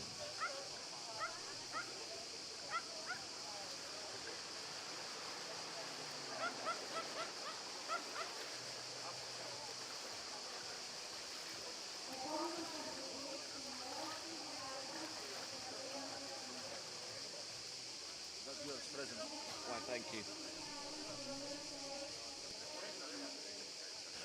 All right, so we've just seen Carlo Elias get 3 at 10.75 meters. And just not getting the best of starts off buoy number 1, probably 9 times out of 10 in the past. Normally a turn like that at number 1 would have been easy meat for Carlo Elias to continue slaloming from, but unfortunately at this time. All right then. So as we continue on, I'm pleased to introduce Philippos Kyprios. How are you doing, sir? Very well. Very well. Good morning. Okay. I brought you a present. Oh, you got a present for me? For you. Yes, it is indeed for me, but show the good folks over there what you're giving me. It's Mastering the Art of Water Skiing. It's a new book that you've written there, Philippos. Yes, it's a book about the technique of water skiing, and we are selling it already in over 20 countries. Within 3 weeks, it's going very well. Okay. And that's your present from me. Oh, why, thank you. Thank you very much. I'm definitely going to treasure it. So where can people find this book? So I have a website, philipposkipros.com, my name, and anybody can check it out there. Okay, so Philippos, the last time that I really saw you ski of any significance was actually the World Championships 2 seasons ago. Actually, it was last year here. Yes, the last time. Yeah, you skied here last time here, but you also became the first Greek male slalom skier to make it into the men's slalom final of the World Championships. So 2 seasons back. So kind of tell us, bring us up to date a little bit with what's happening, and kind of the reason why you're not skiing in this event this time. So I had an injury last year. Now I'm fine, but because of my injury I had to take a short break. But also that's why we have this book right now. Okay. And I'm coming back soon. I'm coming back. I just need to make sure I'm at the level I want to start competing at the Pro Tour again. Yes, certainly. You definitely need a good off season, a good few weeks of training to get back into it. What events are you kind of highlighting to be back for this year? So definitely the Greek Nationals in a month, and then going from there depending on how happy I am with my level of skiing. All right then, and as Stevie Island makes his way through the opening pass of 30 meters, we're going to check in dockside as he makes his way around buoy number 6. Connor, who do you have? So I'm here dockside with Carlos. He just got off the water. Go through a little bit of what you were feeling out there. We know the score wasn't exactly what you wanted. Just give a little bit of insight. Well, I think conditions are exactly like yesterday, which is not like something common. So conditions are super fair.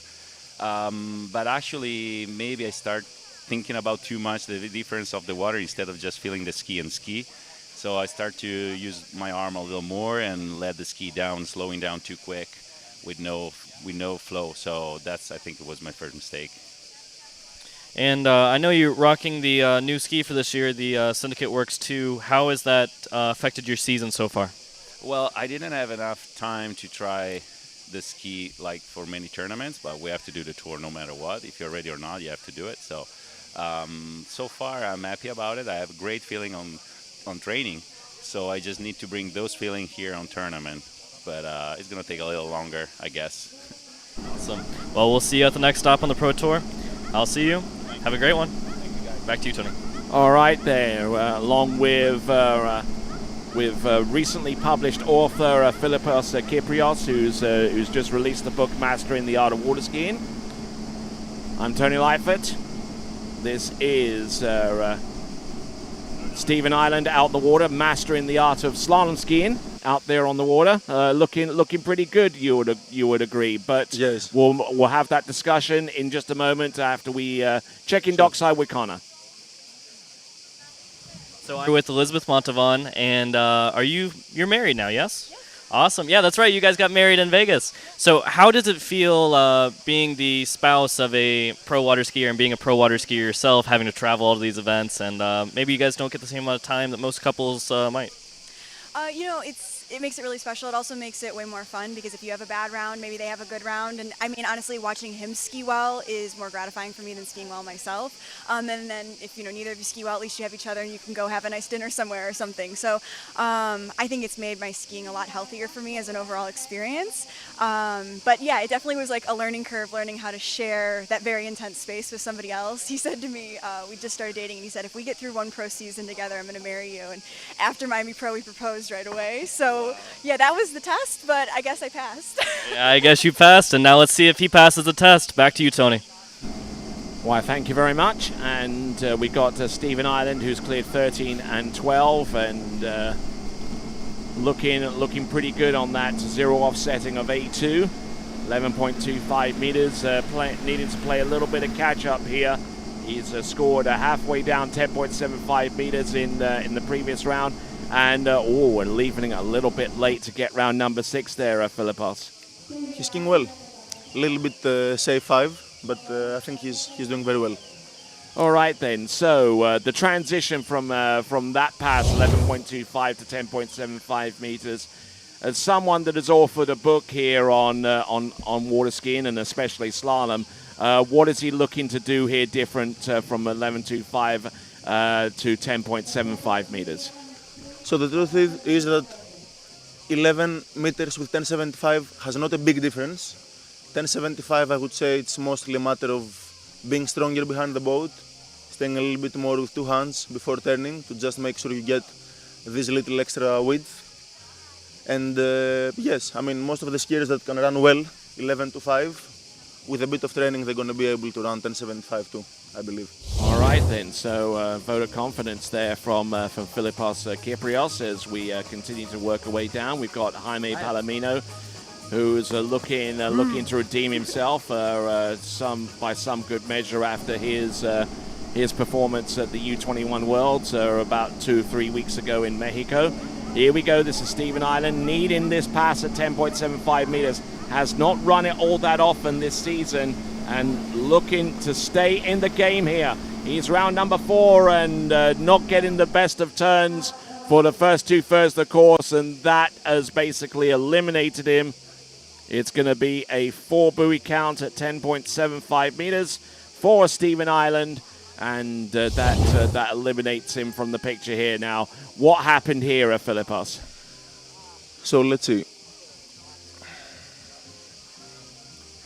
Got the good one. One was very good. He dropped a little bit the shoulder at 2, so that's why he lost the line. And then, I mean, after 2, it was a little bit too late to recover. He didn't really stay away from the boat, going from the second wake towards number 2. He didn't really stay away with the boat with a good position. He overleaned inside too soon, and he had a big slack, and from there it was not easy to run it. Yeah, it's you certainly have to muscle in a little bit more in 10.75 meters compared to 11.25 meters. He got the start, but he got the start, but he came in a bit too soon. Yeah. With the upper body, and that's why he lost the line after 2, and then it was quite hard to come back from that. Indeed, it was, and he got round number 4, and that was basically going to be it there for Stephen Island. So our first 4 competitors all eliminated themselves from future contention in this event. Stephen Island with 4 at 10.75 meters, the best score that we've seen in this round, but it's not enough to see him advance. All right then, folks, our next skier to take to the water is going to be from Mexico, Jaime Palomino, and we will join him for his first pass in just a moment. Looks like there is going to be a review on Stephen Island's run. We'll try and get the score for him in the fullness of time.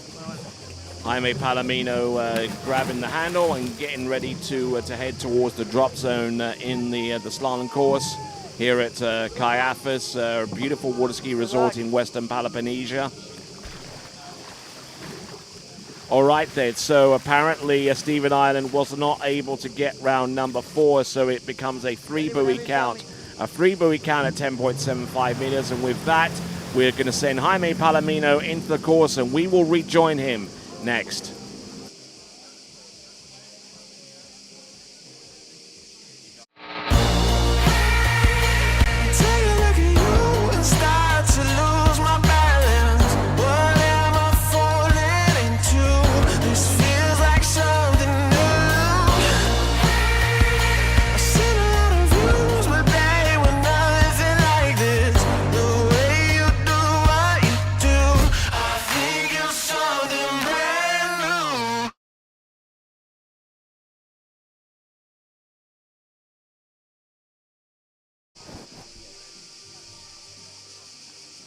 All right then, so let's continue on. Jaime Palomino, and right here in the announcing booth here is Philippos Kyprios for a few more minutes before he heads back to his booth and tells people about the new book that he's just published, Mastering the Art of Water Skiing. You can go to philipposkyprios.com to find out more about this book, and I've yet to read it. I mean, obviously I've been here right the way from the get-go, and once I get a minute or two, I'm going to take a read of that and give you my first review of it.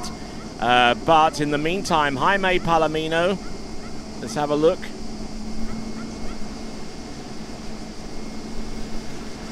Looking good, looking in a good spot.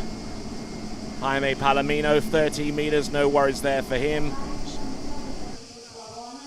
All right then, so with that, let's check in dockside with Connor. So I am here dockside with Callum Heath. He's getting all ready, and the music's starting to get a little louder. Is that pumping you up right now? Yeah, I mean, it's a fun event. Looking forward to the final. Would like to be in it, so got to go run a big score. But yeah, the conditions are amazing. Everything feels fantastic. Late boat. I mean, yeah, excited for it. Awesome. Let's get to it. Back to you, Tony. All right, and in order for him to make it through to the final, he's got to essentially run 10.75 meters and post up a score of more than 2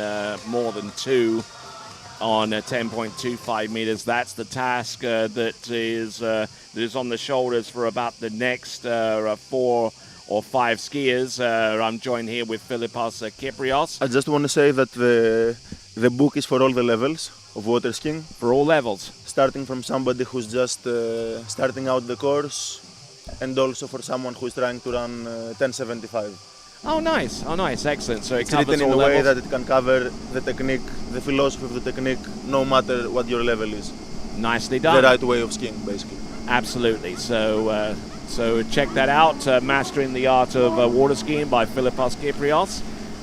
And certainly someone out there that has mastered the art of slalom skiing at this early stage is Jaime Palomino there, a skier that's had some quite prolific results in recent times, but looking to try and get his confidence back after his performance, his subpar performance at the U21 Worlds.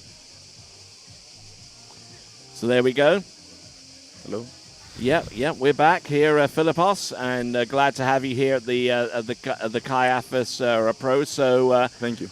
So, I mean, you just mentioned that you're going to ski in the Greek Nationals next month. Yes, next month, and then after that, what events are you looking at? After that, I know that there are some pro events at the States at the end of the year. So if I'm skiing at the level I want to be and I feel competitive, I'll probably do a few of those too. Okay, so we could be seeing you ski at the Mastercraft Pro or the Malibu Open, quite possibly. It's possible. It's possible. It's yes. possible. Okay, so we'll certainly wish you the best of luck with being able to get to that level of being able to ski in those competitions. Thank you. And I will certainly treasure this book, the Mastering the Art of Water Skiing. Check that out. And let's check out Jaime Palomino.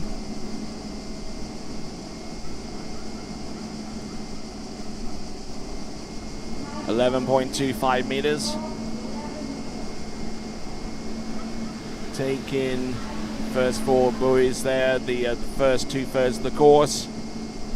Now the last half from 4, 5, and indeed number 6, Jaime Palomino, that is 11.25 meters. So I mean, this is a fairly young competitor. He's still got youth on his side, and probably got one more U21 championship that he can compete against.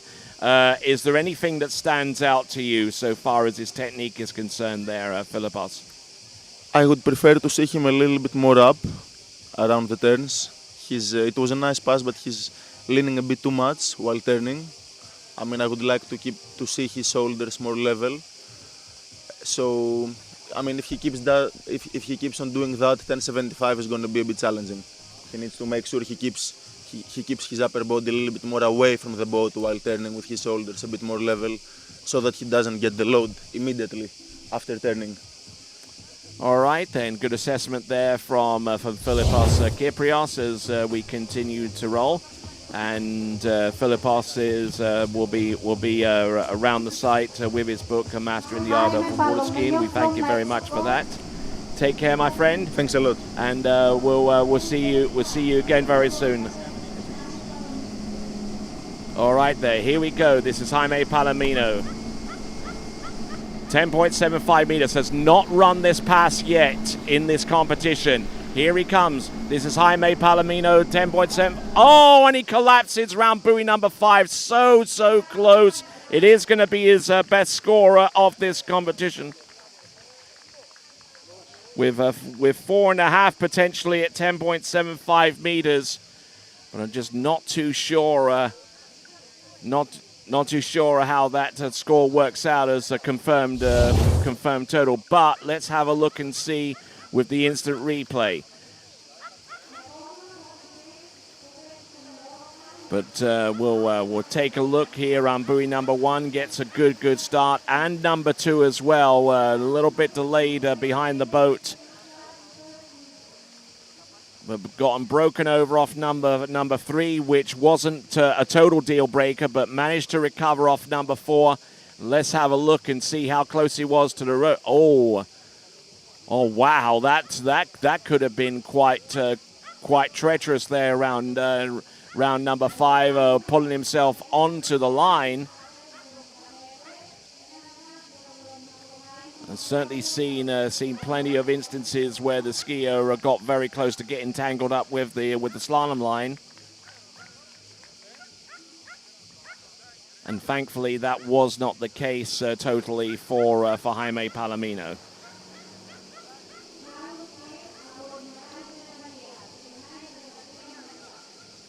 Looking here at number 5. Oh yeah, very close.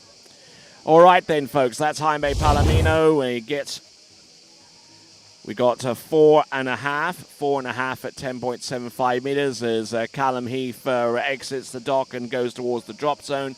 There is the leaderboard at this time, taking into consideration the scores that we have seen earlier in this competition, and when we return, we'll have Callum Heath take to the water next. For skiers and water enthusiasts, Florida lakes are what dreams are made of. Combined with world-class golf, remarkable weather, natural beauty, theme parks, and so much more, it's easy to see that Florida is paradise. For more than 30 years, I've enjoyed Florida's lakes and many offerings. If you are interested in Florida real estate, let me be your guide and trusted advisor as you search for your paradise. Together, we can make your dreams a reality.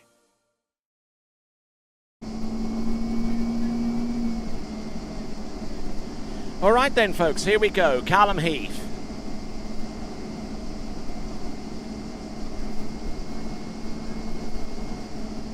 Opening pass, 13 meters.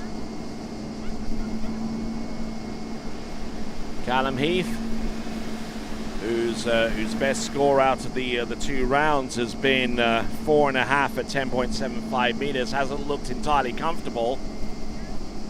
with the setup here. But he's got one more round, this round, to try and change matters. And let's join Connor dockside. So I'm beneath the Red Bull tent with Tim Tornquist, and you got a 5 at 10.7 first round and 3.5 in second round. I suppose you're looking around that 3 buoy mark at 10.2. Is that roughly where you're looking at? Yeah, I mean, I think we need a piece of 3 ball to get into the final. That's what we're looking at right now. So first goal is get past the 4 first passes, and then I'm trying to turn 2 ball at 10.2. I mean, that's the goal. Not here to not make final. I'm trying to make the final. So Exactly. I mean, you don't travel halfway around the world to come to these events and not make finals. You want to go home with that paycheck. If how many more stops are you hitting on this pro tour in Europe?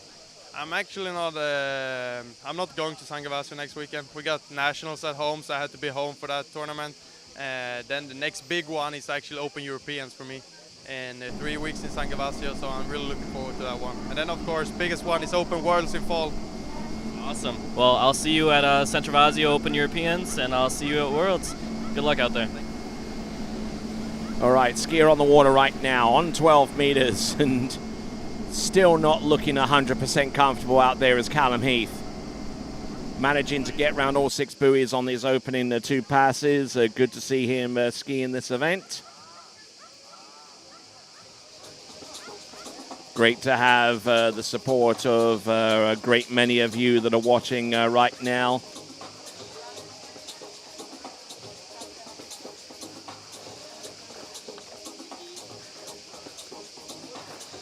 All right, so continuing right along, we're seeing Nikki Attenson from Austria getting ready to go. And then about 4 more skiers will come after him, all of them on the outside looking in so far as making it through to the men's slalom final, which will commence after the conclusion of the women's slalom final, which itself will take to the water at about 1 p.m. this afternoon Greek time, or 6 a.m. on the eastern seaboard of the United States.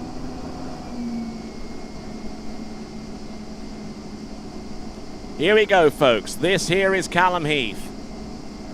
11.25 meters. Needs this pass. And the next. And about halfway down the pass after that. Keeping a firm grip of the handle. There is 11.25 meters. More comfortable with that one than he was on 12 meters, the pass previous to that, of course.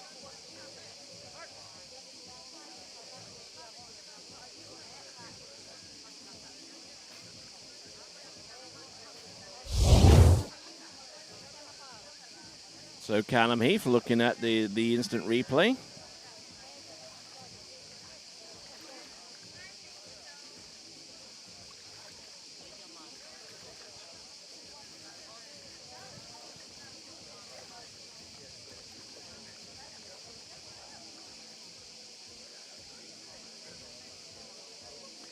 Just looking at this, 11.25 meters, getting in good shape here. And just positioning this ski outside number 6 and getting the pass to go. So looking all right. Now the big challenge comes up. He's got to go with 10.75 meters. Callum Heath's best score, and this was from round 2, is 4.5. So he knows he's capable of it. The question is, can he do it at the right time? Oh, big jolt there off number 3, and that unfortunately disrupted his path towards number 4. So that ends up being a score of 3 and maybe a fraction beyond, either 3.25 or 3.5.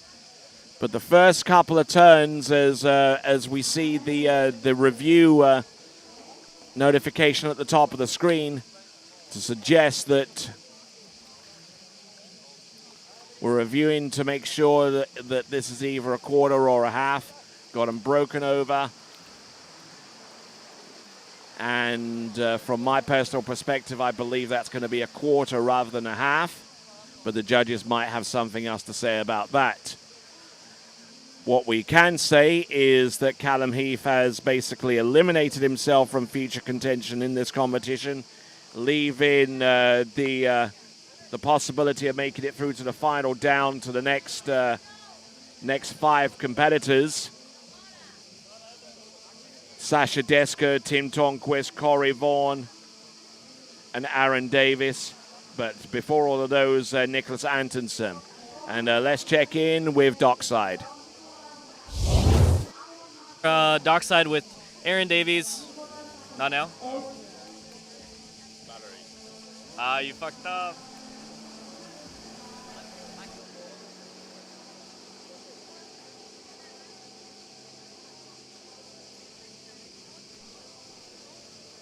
All right, so Nikki Antonsen. Or Atomson, I should say.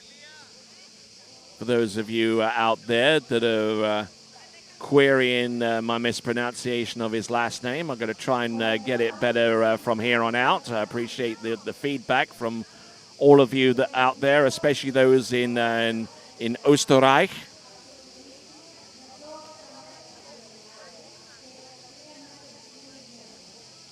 So Nikki Antonsen in the drop zone. My name is Tony Lightfoot. I'm glad to have the support of all of you folks, and no matter where you happen to be across the world, whether you're watching us from places such as Washington, D.C. or Philadelphia, where the time right now is almost 3 o'clock in the morning, or places like London, where it is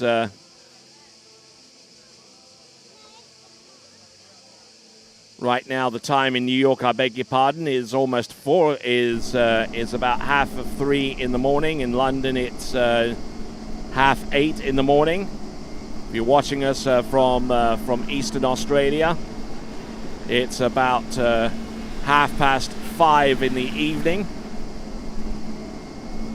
And in Dubai, it is 11:30 in the morning as we see Nikki Atomson go through pass number 1, which was on 30 meters. And now he's had quite a prolific season, running through 10.75 meters for the first time. And with that, let's check in with Connor. So I am back here with Aaron Davies. And thank you again for announcing for us yesterday. I know you're probably going to announce for the Open Women's Finals later, so I want to say thank you, first off. Now let's talk about the real business, your scores. You went out there and got a 1 as a nice backup score, I'm going to say. But I'm feeling that we're going to need, I mean, the scores were insane yesterday, so I feel like we're going to need somewhere around 3, maybe a piece of 4. Yeah, so it depends on what happens. If I get to, get a piece of 3, that looks like he's going to make it, but I achieved my goal yesterday. I came here, I didn't really know what to expect, but just got to lay it all on the line this round, try and make it to the final. Awesome. Well, I hope you make it in the finals. Good luck later, and I look forward to seeing you on the mic. Thank you, guys. Back to you, Tony. Why, thank you very much.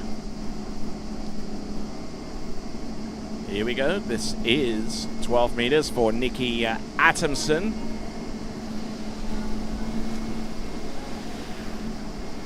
Looking in good shape. Just trying to get settled into a rhythm that he can sustain beyond this pass. 6 buoys on 12 meters. Appears to look pretty good at this time. As we look out towards the dock and see Sasha Deska. Certainly one of the more prominent talents in men's slalom skiing, but feeling the pressure at this time. And we'll look to see if he can conjure up a little bit of magic here in this late stage in the game in round 3. Needing, obviously, a piece of 3 to make that happen on 10.25 meters. And that's good. That's the case for for the skier on the water and the remaining skiers that we will see about to take to the water.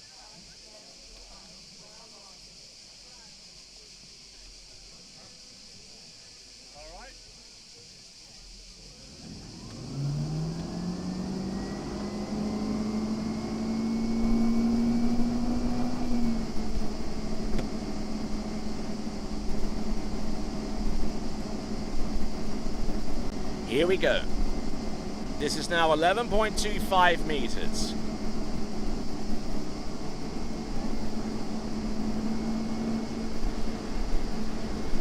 Not looking bad on 11.25 meters. Round number 4, a little bit of a delay there, but a safety check on 5 and as early as you like into number 6. So Nikki Atomson coming to us out of Vienna in Austria.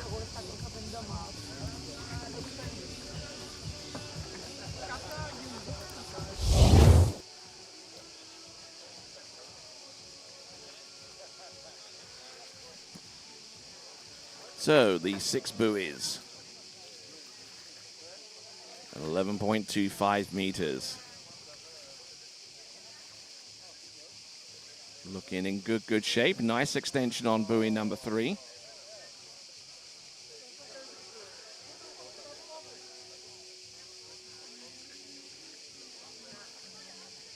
Looking to try and conjure up the same kind of magic in Greece as he did at the King of Darkness, where he ran 10.75 meters for the first time in his career.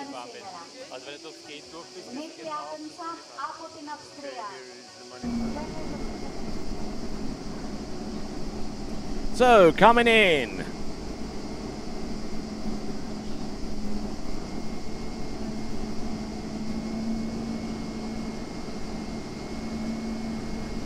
Looking in good shape here. At 10.75 meters, needs this pass. He's round number 5, but unfortunately will not make a play on number 6. I'm not even too sure whether he made it back to the wakes in time to score the 5. Looks like it is going to be 4.5 buoys as a result of his effort. And that basically eliminates Nikki Atomson from future contention in this competition. He scored 5 at 10.75 meters in the round previous to this one. Got the start that he really needed off buoy number 1. Certainly, as he gets more and more experience at 10.75 meters, he'll learn to be able to recover on certain spots at 10.75 meters and still make the pass possible. But there you go, skiing round the outside, I believe, of the boat guide for number 6, and thus ensuring him of 4.5, I believe, via prior to official confirmation. We're looking at it once again. Nikki Atomson from Austria. Skiing back to the dock now, looking at his instant replay one last time from the boat. Just a little bit flat-footed into number 3, which extended into his late exit off number 4. And as I say, tries to make a play on 5, and unfortunately unable to get the job done here this time.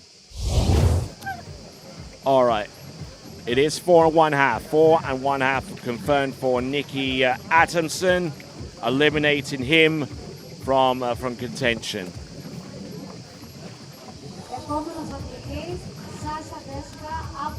All right then, so our next competitor to take to the water with a bit of catching up to do for a skier of his caliber. It is France's Sasha Deska, and we will bring him in for pass number 1 next.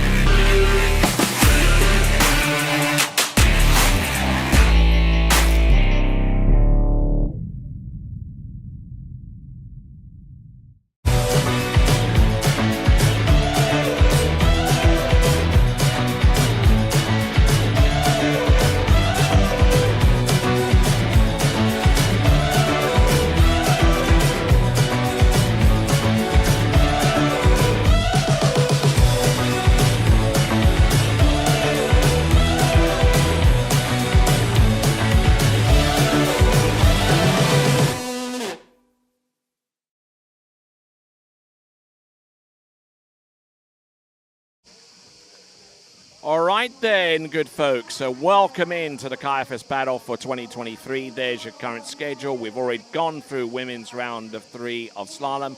We're just about to make our way towards the middle of the men's slalom 3. Third round, I beg your pardon. And still that bubble score of more than 2 at 10.25 meters in order for a skier to possibly advance. Here we go. This here is Sasha Deska. 13-meter start.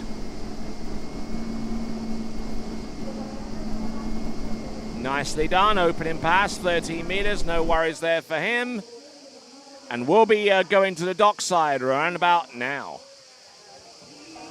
So I'm here dockside with my good friend Nikki Attensam, and based off your scores previously this season, we know you've got 2 at 10.25. I know we were looking at somewhere in that range for your scores. How does it feel after being your 3rd round, not making it into the finals, and now we have to go to San Gervasio?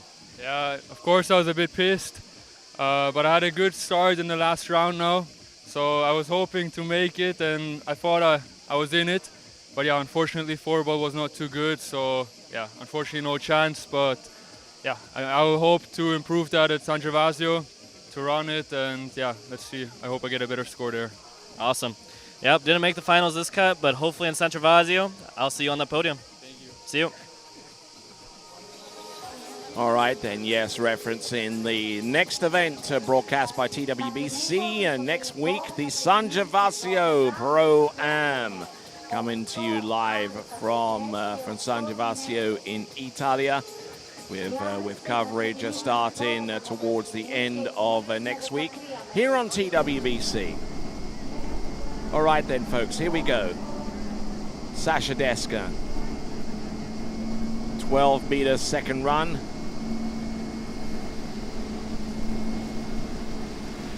Quite a prolific slalom skier who's not been immune to injuries in recent seasons, and made the bold decision to change from a ski in a company which he had previously been skiing on for decades, in favor of the Syndicate brand, and producing some excellent results in recent times. Although in this instance here at Kaiafas, he's a little bit slow out of the gates here, but he's got this 3rd and last round to rectify matters. We'll see if he can grasp onto that opportunity with both hands. Skier on dockside is Tim Tornquist.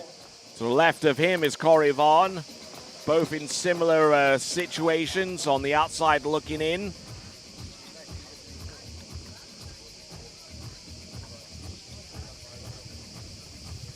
We'll see how things pale out for him.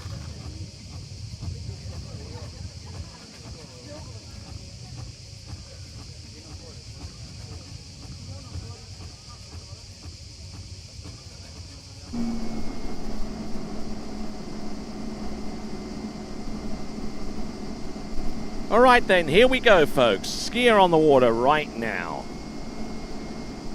It's Sasha Deska. 11.25 meters. Good approach into number 3.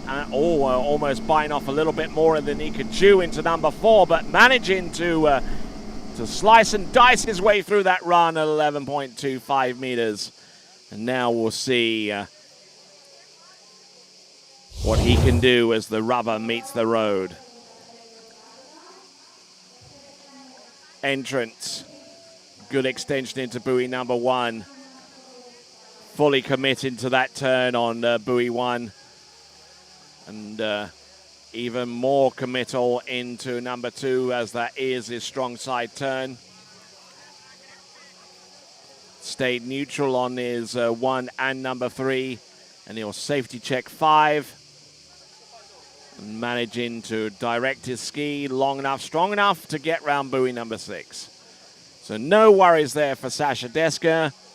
Now, the passes to come up next will be a little bit more concerning for him, because he's got to run this next one and more than 1/3 the way down at 10.25 meters to put himself in any kind of chance of advancing through to the final.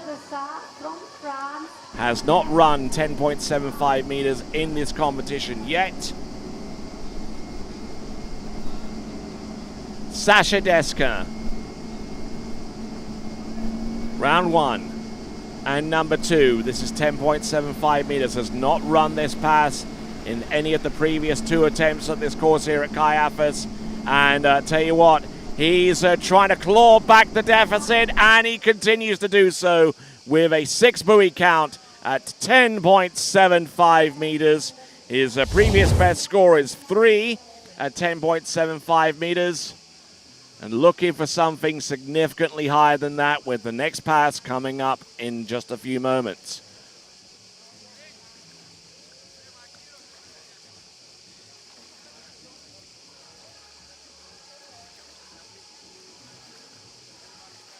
So Sasha Deska, whose performances in competitions this season have been mixed to say the least. Gone into 10.25 meters at the Monaco Slalom Cup. Didn't get into 10.25 meters at the Botas competition. However, he did make it into 10.25 meters in all 3 rounds of the Sunglass competition. Made an appearance at Lake 38 where he scored a 2 at 10.25 meters.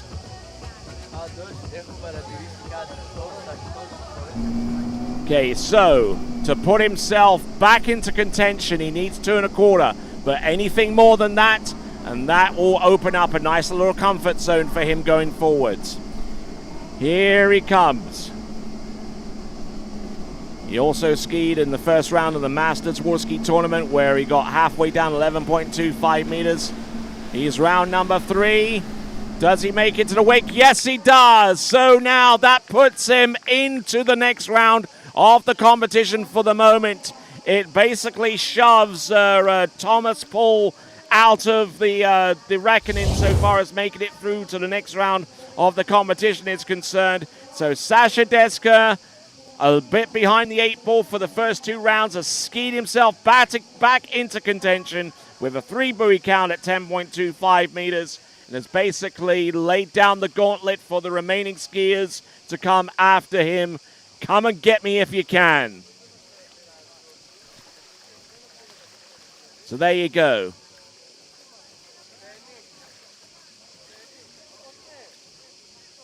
Skiing aggressively and skiing with purpose and high motivation. 10.25 meters for Sasha Deska. Wasn't going to make a total committed play on number 3. Wanted to at least get that buoy. He knew what was going to happen coming into number 3. Shut down the speed. Brought the ski behind the wakes in time for the next set of boat guides. And that does the trick for him. Puts him in 6th place right now. Puts him directly behind Thomas de Gasperi, but ahead of Jonathan Travers and ahead of Brando Caruso. All right, so still a lot to ski for our remaining skiers.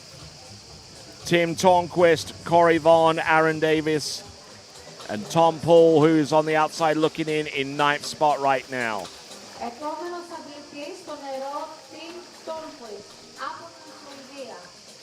All right then, so Tim Tornquist about to take to the water. We will join him coming up next.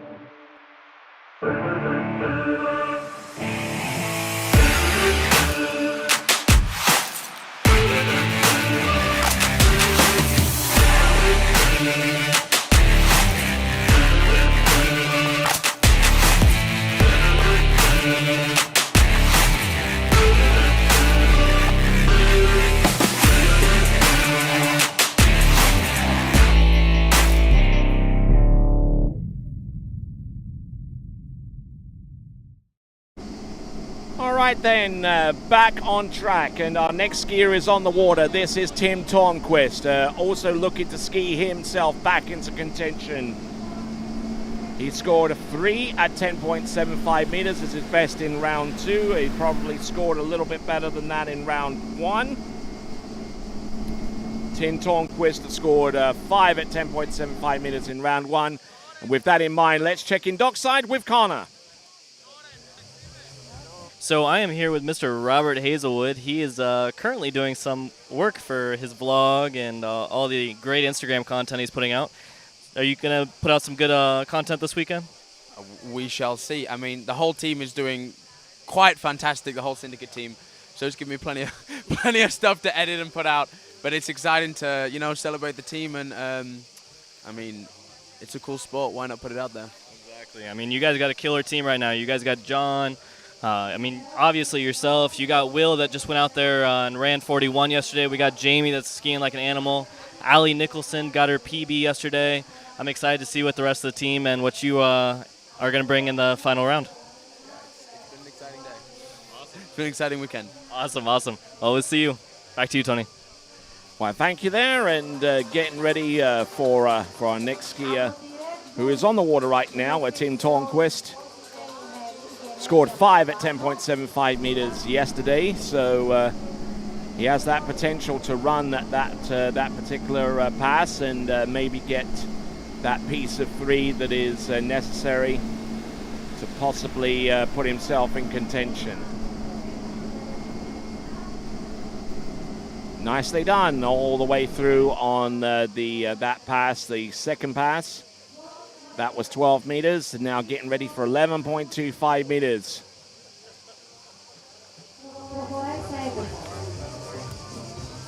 Looking round and seeing a few of our folks. There's Aaron Davis.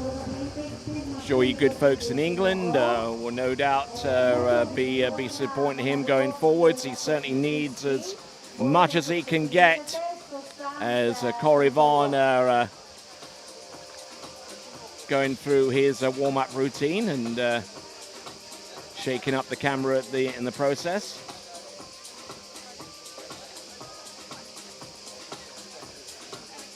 Our leaderboard. We see Sasha Deska currently in 6th place.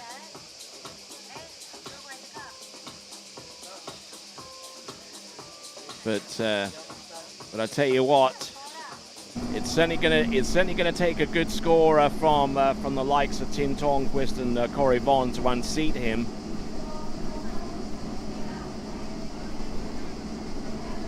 Let's see what Tim Tornquist has on 11.25 meters. Round number 1, a little on the back of the ski. Round number 2, keeping the flow going. Driving hard off number 3. Driving the tip on number 4.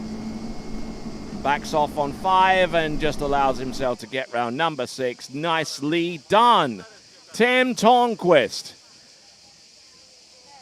10.75 meters comes up next. A few of our folks along the shore side checking up on the coverage on TWBC on their phones. Just sucking up the data plan for all it's worth.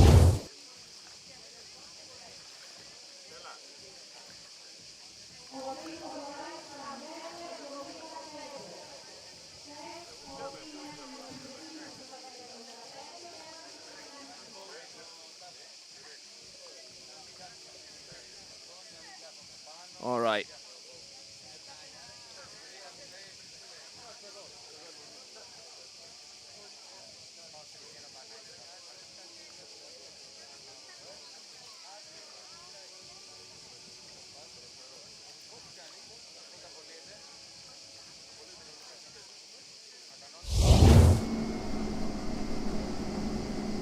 All right there, so here we go. Coming in, Tim Tornquist.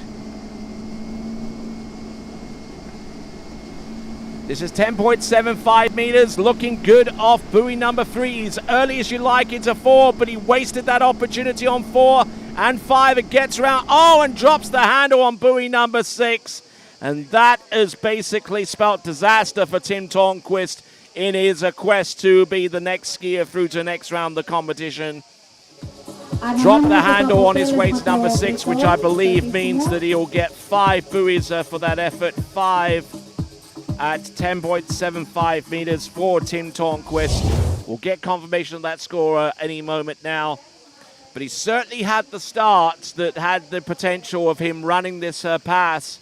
Brought the handle in nice and firmly, very, very aggressively indeed. Round number 2 looking in good shape there.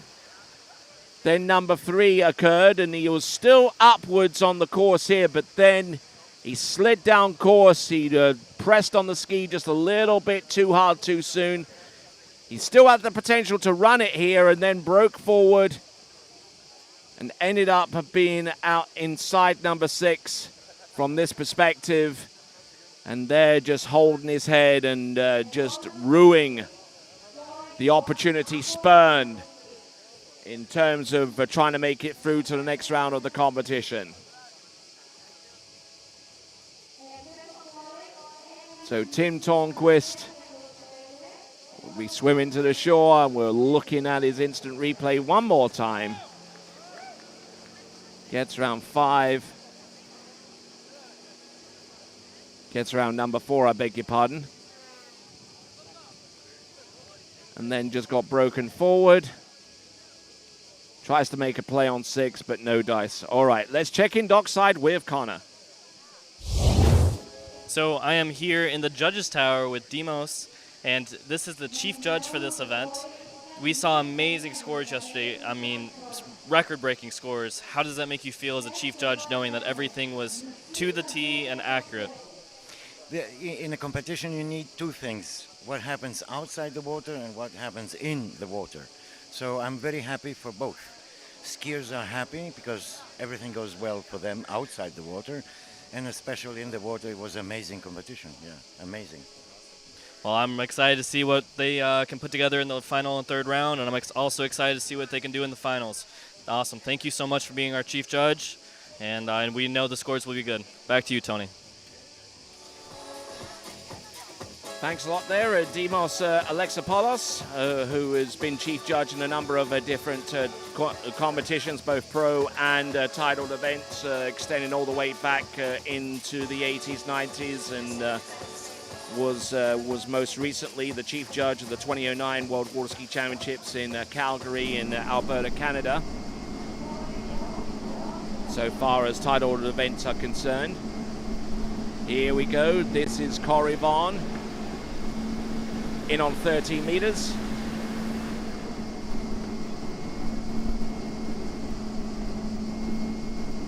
So 5 1/4 was given to Tim Tornquist, so he did actually make a play on number 6, but not enough of a play to actually run that pass. So there we go. That is Tim Tornquist's best score, 5 1/4. Corey Vaughn is on the water, having started on 13 meters. There is Aaron Davis getting ready for his go. He'll want to try and ski himself back into contention in this event, having scored 1 at 10.25 meters in the second round. The handle broke on him in round number 1, which wasn't exactly a confidence booster going forwards, but he certainly came back and could actually have skied himself into contention so far as the vote for the skier of the day is concerned. Do you think it's a skier outside of the major placements that is more deserving of the skier of the day? After all, Aaron Davis won it last season in the 2022 Kaiafas Pro, so why not repeat in that respect? We'll see if he can ski himself back into consideration there. Here we go. This is Corey Vaughn. This is 12 meters. Coming to us out of Bumpus in Virginia, where he runs a ski school, Peace, Love, and Waterskiing. You can also find him at peaceloveandwaterskiing.com as well to find out more about his ski school and indeed Corey Vaughan himself. Well, good morning, greetings to all of you. My name's Tony Leifert. I'm glad to have the pleasure of your company here at Kaiafas for the battle here for 2023.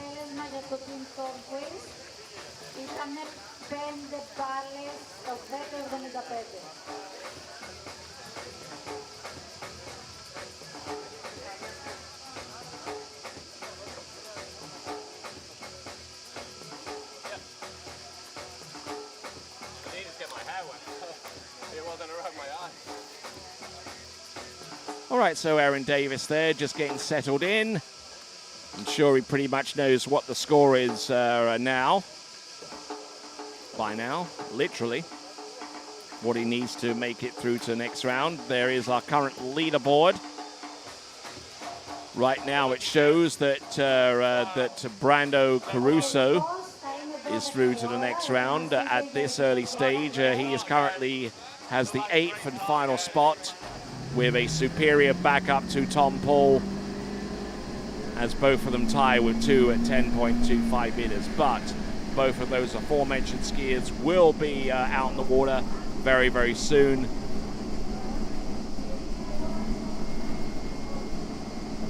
So here we go, 11.25 meters. This is Corey Vaughan. Start was good.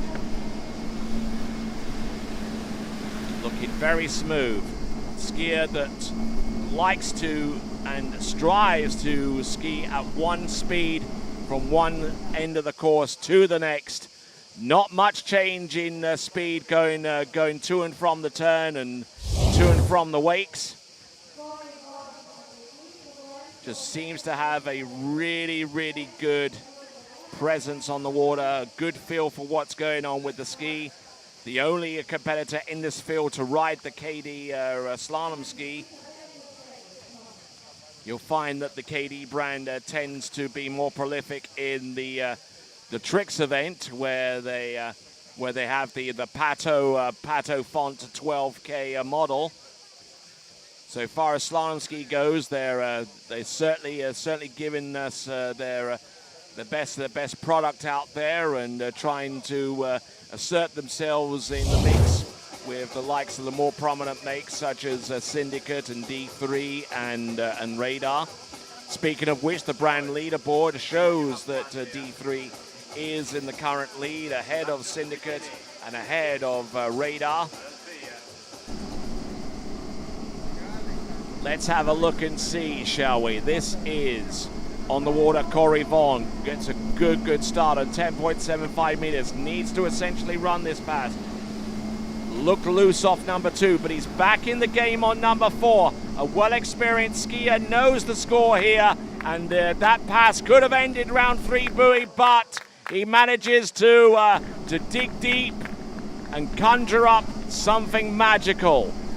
Notwithstanding the fact that he's one of our tallest skiers in this event, so he had the height advantage going into number 3 to settle things down. But he certainly got the decent start off number 1, was really, really loose off number 2, didn't fully commit to that turn, and then got broken forward. But he was still wide enough, and he still had track going into number 3. A good extension into number 4. Then he's back into business as usual. Good solid turn. Safety checks 5 and gets ready for buoy number 6. Now the potential is there. He needs a piece of 3. If he gets the piece of 3, then it dispossesses Brando Caruso from a spot through to the final. But Brando could well come back and reassert himself back into contention, as he will be skiing coming up within the next few skiers in round number 3.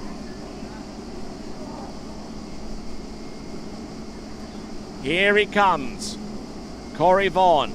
Round number 1 takes a good hard snap. He's round number 2. He's still there on number 2. He's there on number 3. And does he get for the wakes? Yes, he does. Okay, so put an asterisk next to Corey Vaughan's name alongside Sasha Deska. Both of them have moved themselves into consideration. And that therefore means that in order to make it through to the men's slalom final, you'd essentially have to score more than 3 to do so. We've got the likes of Aaron Davis, who's about to take to the water next. And then we'll know within about the next couple of skiers whether 3 is enough or whether a score in excess of is just enough to make it through. So in this third round, there's plenty of drama. Not all of it restricted to the top skiers going in towards the tail end of this round 3, but a lot of activity in the middle portion of the order as we try to sort out the situation and determine who the 8 skiers will be through to the next round. For Corey Vaughan's part, his job is done. He gets the 3. Targeted skiing, accomplished skiing, and let's check in on dockside with Connor. Awesome. So I am here hanging out with some of the amateur skiers at this event because it also is a pro-am. How did you guys end up skiing? How do you guys like the environment watching the pros out here right now? It's brilliant. It's so nice to come because I've come along with my boyfriend who's skiing in the pros and my sister, which is cool. And so just to ski, compete, get a score for ourselves, but also support the boys it's really fun. Awesome. And you both went to ULM, and that's where I'm looking at going. How is the environment at ULM? Oh, it's been a few years, but it was an amazing experience. Could definitely recommend it. Good to hear because it's really hot. Yeah. That's that's Louisiana for you. I mean, Tony's from Louisiana, and speaking of Tony, back to you. Why, thank you very much. Yes, he is correct. I am from Louisiana. Well, the accent doesn't give it away so much. I live out over in Baton Rouge and skied for the Raging Cajuns of Louisiana Lafayette, the current and 3-time defending NCWSA National Collegiate Waterski champions. All right there, skier on the water right now. A skier also representing the Raging Cajuns is Aaron Davis, and we'll get to see him in the third and last round next.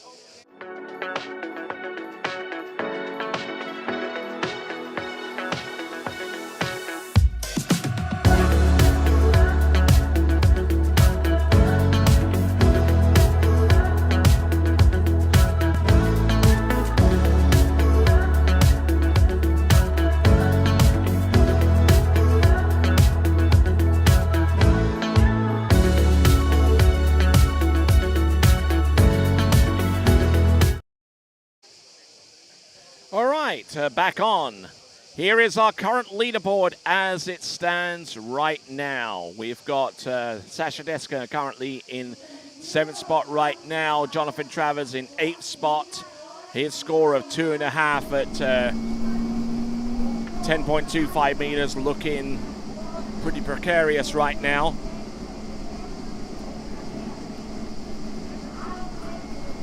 So with the skiers that we have remaining, and we've got 9 remaining skiers, in order to safely put oneself into the slalom final, Aaron Davis and the like has to essentially score a piece of 4 to make that happen. There we go. That was Aaron Davis on pass number 1, and this is Connor Foley on the dock. So I am here with Mr. Corey Vaughan. Even though the braids are gone, the scores are definitely not gone. You just went out there, you absolutely killed it. You got 3 at 41. That might get you into the finals. What do you think?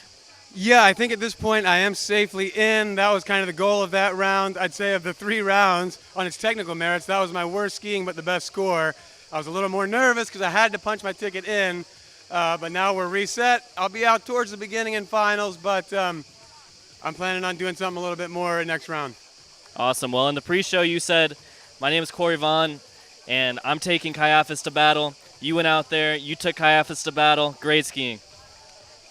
Give me that. Hey, I just want to say I love this event, and you feel that spirit of battle. We're near Olympia, and there's something in the air here, and the atmosphere that the organizers are creating. You can feel it in your heart, and I'm going to try to bring that into the finals. Awesome. Well, back to you, Tony. Why, thank you very much. Echoing that sentiment very, very favorably. That is Corey Vaughan with his free buoy count at 10.25 meters. He's all but essentially secured his spot through to the next round of the competition. It's going to take a Herculean effort from the likes of Aaron Davis to displace him. He's back on 12 meters, having run through 13. Last year's 2U nutritional bars skier of the day from Kaiafas Battle 2022, and looking to ski his way back in. If you want to vote for your skier of the day, you can do so right now. waterskibroadcasting.com/play. That's waterskibroadcasting.com/play.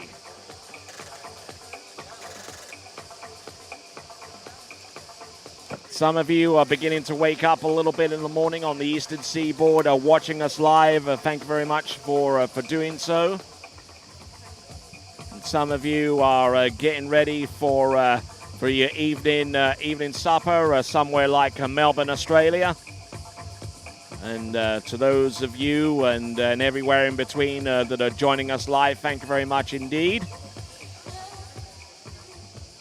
For those of you that want to see recorded coverage of this event, you can do so from the same YouTube player. Once the event ends, you have access to each of the rounds. We will have markers placed on the timeline, and that will get you immediately to the coverage that you want to see. All right, then, here we go. This is Aaron Davis.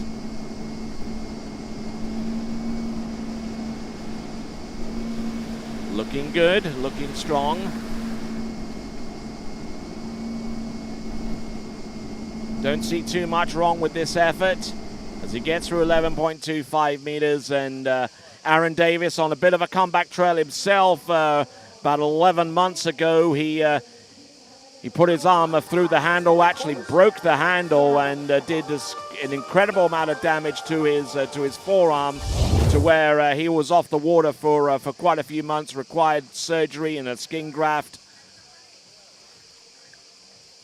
and also damaged his ankle in round number one as well. His handle in round number one as well. So I don't know if he's got a rope or a handle sponsor, but they're starting to feel the pinch a little bit so far as supplying him with a replacement. Skiing on the D3 Neo 2. D3 certainly coming through in the clutch so far as the brand leaderboard is concerned. Still ahead of Syndicate and Radar at this early stage of the game. The 8th stop of the Waterski Pro Tour continues right now with Aaron Davis. This is 10.75 meters. He's a little bit delayed, and that much of a delay really costed him. So it looks like it's going to be 4 and Aaron Davis. So as valiant an effort as you'll see. Scores 4 at 10.75 meters and eliminates himself from the picture. Okay, so let's have a look and see what we've got so far as the skiers that have made it through are concerned. I can definitely confirm some skiers that have made it through, and skiers that could potentially ski themselves back in. So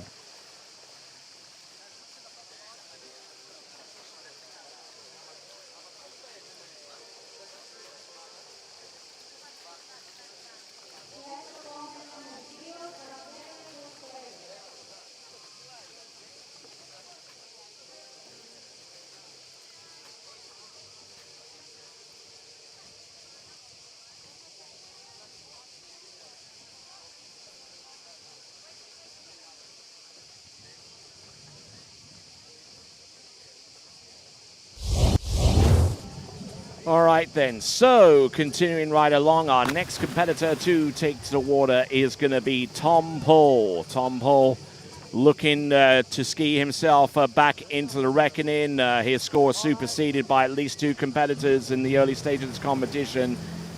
From where he started from, he's now on the outside looking in, and we'll see if he can get back in the frame right after this. Take a look at you and start to lose my balance. What am I falling into?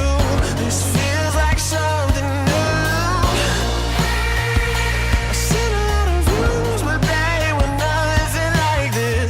The way you do what you do, I think you're something brand new. All right, so we're back. We're back. We're going to take a quick look at the leaderboard as we're looking at our 8th skier from last out on the water.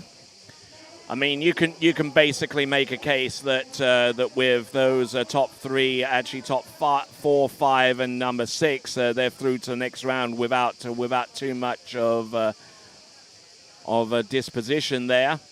There's Sasha Deska right there with 3 at 10.25 meters. Jonathan Travers on 2.5. Now their position is under threat. Corey Vaughn currently in 5th place right now with a 3 buoy count at 10.25 meters. Let's see if Tom Paul can put himself in that kind of position, because he's definitely going to need to conjure up something to stay in this competition in the men's slalom event.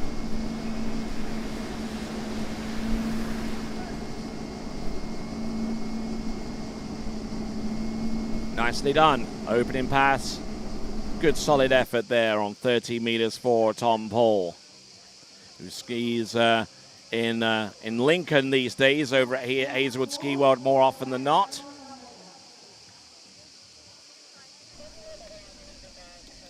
That's confirmed by Freddie Winter, who we spoke to a little bit yesterday as he took over the commentary mic a little bit for a little amount of time.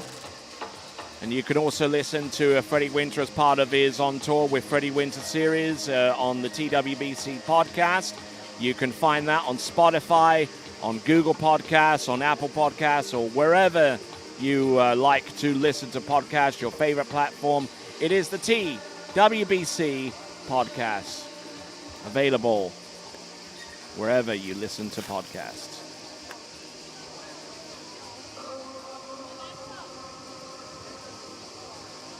There on the dockside is Brando Caruso, getting ready for his attempt out there, but not before we see Thomas Paul finish up. He's far away from doing that because he is on 12 meters right now. Oh, a little bit of an inside elbow slam there on number 3. Good for 4 and 5. And it's okay for number 6. All right, nicely done. And checking out dockside with Connor.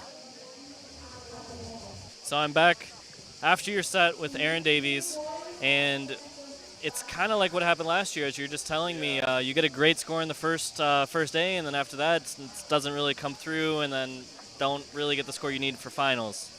Yeah, right. I mean, it's just got a great start on 39, great 1. You know, what I've been struggling with is just keeping the direction out to 2, and that's exactly what happened there. Got on the back of the ski, just unable to keep it down. But, I've had a great time here.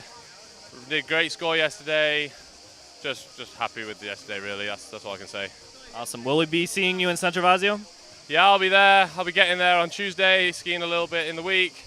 I'll be stoked, ready for the tournament. Awesome. Well, maybe Kaiafas wasn't your tournament, but hopefully San Gervasio is. We'll see you later on the mic. Thank you. Have a good one. Back to you, Tony. Why, thank you there, Aaron. Thanks a lot there, Connor. And in the drop zone for the odd-numbered passes, this here is Tom Paul, also from Great Britain.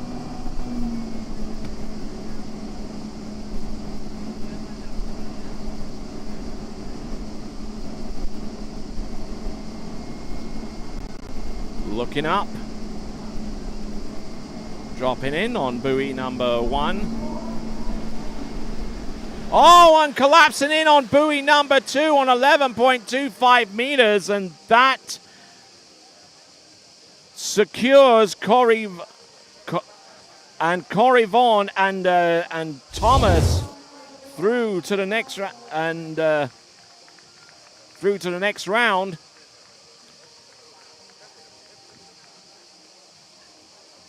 So that secures Thomas de Gasperi through to the next round of the competition based upon his backup score. As well, taking that into consideration, and Tom Paul, unfortunately, will be swimming into shore and ruining that mistake at 11.25 meters. So a big, big surprise here. Certainly got the start on buoy number 1. Good edge change around buoy number 2. And then the ski just stopped and was about to blow the tail. So Tom Paul, unfortunately unable to get back into reckoning. And that essentially means that Corey Vaughan and Thomas de Gasperi through to the next round based upon their highest scores. All right, so next competitor up and also looking to ski himself back into the reckoning. It is Brando Caruso, and we'll see him coming up next. I'm involved with the flow point method because I think it's a really strong program. We've been working on a couple things and it's just fine tuning, and I want to be able to make sure that I can do those movements no matter where I am so I can feel confident skiing at any site. It's just really all encompassing, and I think that's really beneficial. It's very helpful to keep on those keys and have a support team behind you that you can ask questions to and are there for every step of the way. My name is Thomas de Gasperi. I'm from Italy. I'm a 2-time World Slalom champion. I've been coming here at La Guapa for 4 years now. What I really love about this place is that we get a chance to ski in a big natural lake right behind me with a perfect course. Also, we have a chance to go 10 minutes away to a perfect man-made lake where conditions are always perfect. The boat, the drivers are always top level. The weather is always perfect.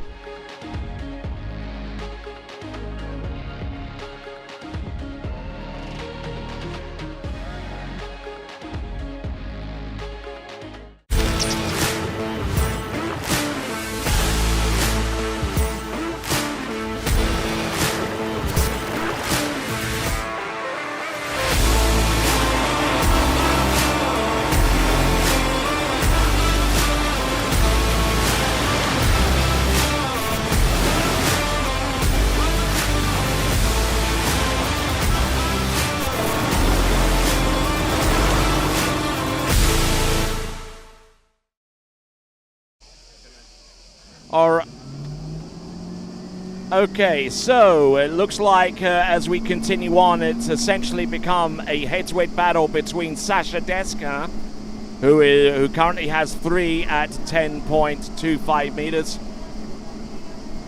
and also between him and John Travers and Brando Caruso, who is on the water right now.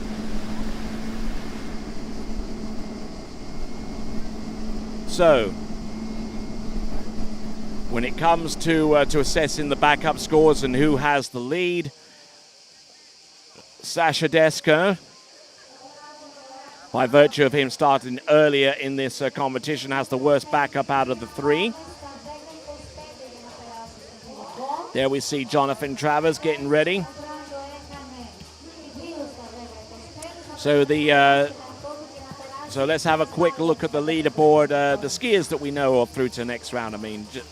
I mean, you see the top 3 there, 1 at 9.75. They've been in the final since they produced those scores in round number 1. Then there's Rob Hazelwood with 4, Corey Vaughan on 3, de Gasperi on 3, Sasha Deska waiting to see if his 3, because of his inferior backup, is enough to send him through.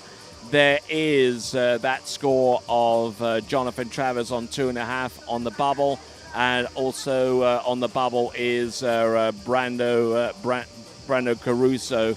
And Brando Caruso, for his part, needs to ski better than he has in the previous round in order to make it through, or give himself a chance of making it through to the next round of the competition.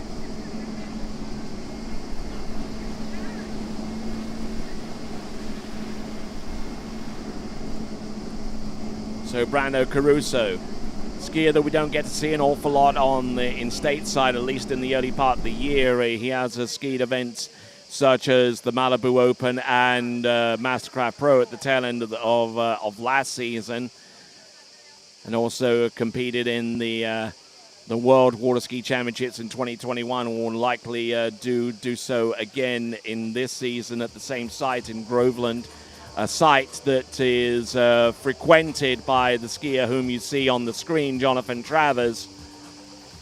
Helps to run the Jack Travers Waterski School along with his brother Chris Travers and his parents Jack and Lilani. Not to mention his wife Natalia Bertnikava, who I'm sure is probably up right now very early in the morning, about to watch JT. And Jamie Ball right there as part of Team Syndicate, along with Will Asher, looking to put some scores, some high scores there for Team Syndicate. Both Will and Jamie Ball are defending champions from last year's Kaiafas Pro Battle. Here we go, folks. This is Brando Caruso. This is 11.25 meters. A pass he should be well capable of running in any conditions, and certainly here at Kaiafas.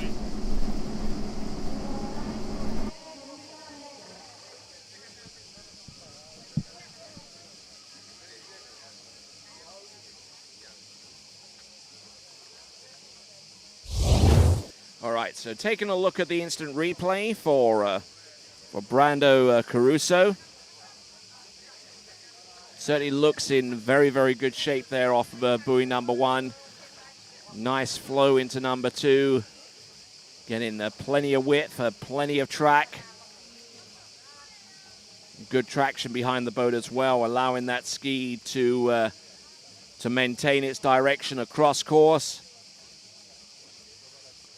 Not looking too bad at all there for Brando Caruso here in round number 3. Don't forget, each of our competitors has a guaranteed 3 rounds of slalom skiing, with the top 8 moving through to the finals.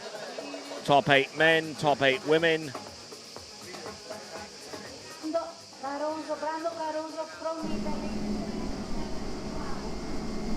Here we go. This is 10.75 meters. Essentially needs to run this to stay in contention here. Round number 1 and number 2. He's there on buoy number 3, bringing the handle in hard and to the outside hip. He makes that technique work for him, and I tell you what, he gets round buoy number 6. Nicely done, Brando Caruso. All right, now he's skied his way back. Let's see if he can ski his way out. And he needs 3 in order to put himself into a spot in the finals. Now, by doing that, he will displace Sasha Deska. Even those, and John Travers as well, with John Travers having the ability to ski his way back in, as he is the next person to take to the water.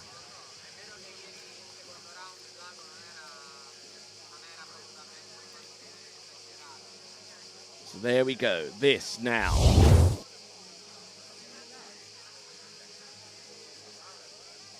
All right then. So here is the situation with Brando Caruso.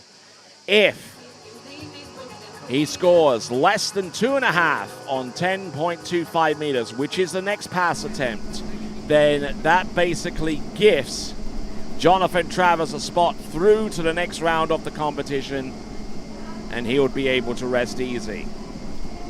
But if he scores more than 2.5, then JT is going to have to go out and ski himself back in. Does he make it outside through it? All right, so he does not make it outside buoy number 3. He tried to safety check on number 2 in the hopes of making it round 3 at least, and that plan did not work out for him And that means that Jonathan Travers is through to the next round of the competition.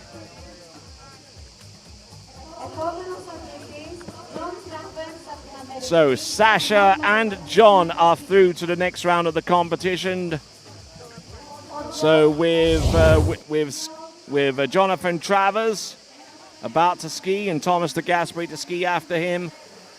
Jonathan Travers secured a spot through to the next round on the strength of this performance by Brando Caruso. Handle up high. He thought he had enough in hand to get round number 3, but not quite.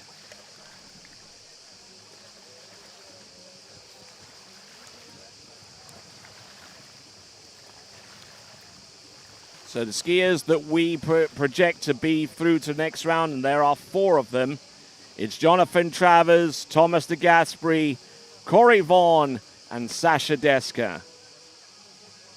As well as Robert Hazelwood, Will Asher, Nate Smith, and Freddie Winter. So basically our finals are set.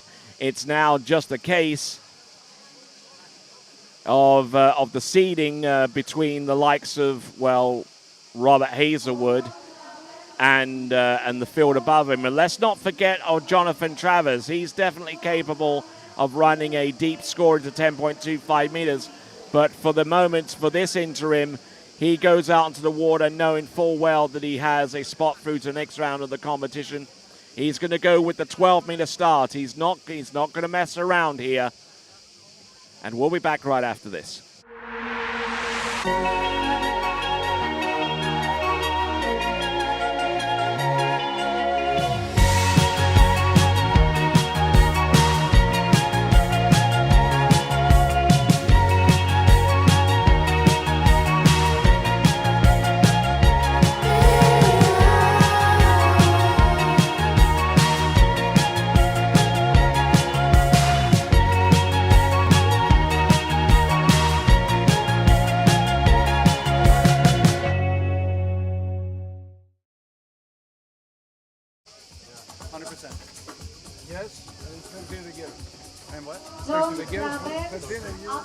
Thank you.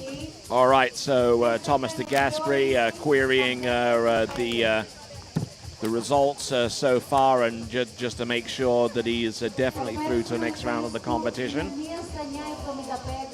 And that's going to dictate what pass he goes in at and how much effort he puts into this third and last round. This is a 12-meter start for Jonathan Travers, trying to get a little bit of an advance here on the pass that he will have to ski at to start off his run in the finals. His score from one of the previous rounds of 2.5 is enough to assure him of future participation via the slalom final. He'll be the first skier off the dock, and unless he improves significantly more than 2.5 at 10.25 meters to vault himself up the ladder considerably and supersede the likes of Thomas de Gasperi, who is currently on less than 1 at 10.25 meters with a score in the previous round that put him around about 3 at 10.25 meters. Why am I even looking for that score of Thomas de Gasperi? I know full well that it's typically 3, and it is.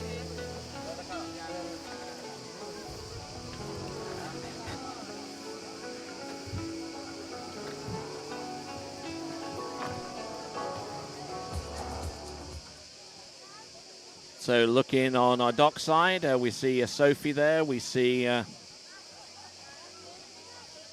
there's Callum Heath, and just trying to make sure call the right one, whether it's Eleanor or Jenny. Here we go, 11.25 meters, second pass for Jonathan Travers.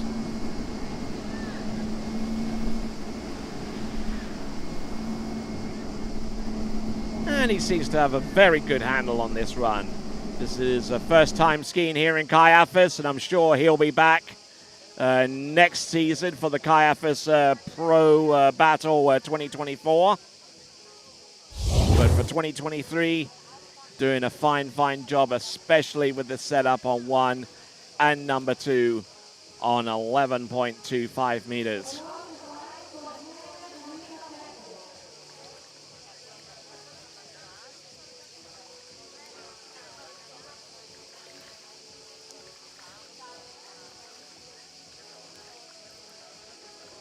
Certainly has a good grip on the handle. Makes his way around all 6. Skiing very, very well on that Syndicate slalom ski. As we take a brief look at Thomas de Gasperi.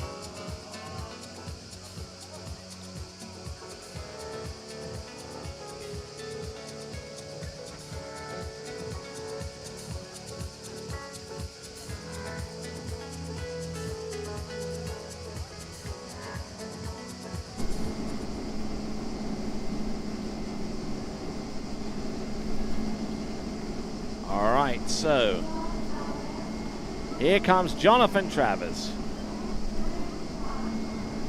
10.75 meters on pass number 3. Knows these through to next round, and what happened there? Just kind of lost the grip on the line there for a split second, and unfortunately unable to continue on. Not especially pleased with that effort though, but he'll be first off the dock in the final, but he should have a fairly good idea of how it's going to shape up with a 12-meter start now.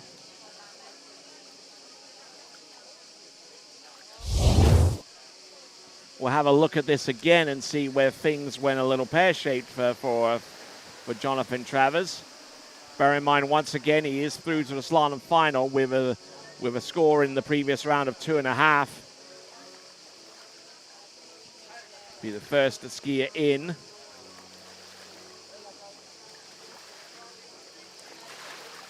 Yeah, handle came up a little bit high and just rocked to the back of the ski, and yeah, and that is all she wrote, unfortunately, for Jonathan Travers. So it is going to be a 3.5.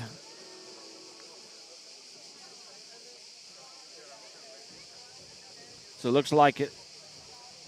So it looks like it's a 3.5 at 10.75 meters. 3.5 at 10.75.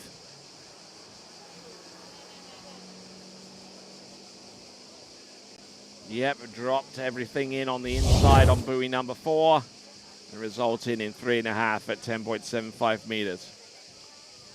So, continuing right along, there's our leaderboard. And when we return, we will have Thomas de Gasperi next.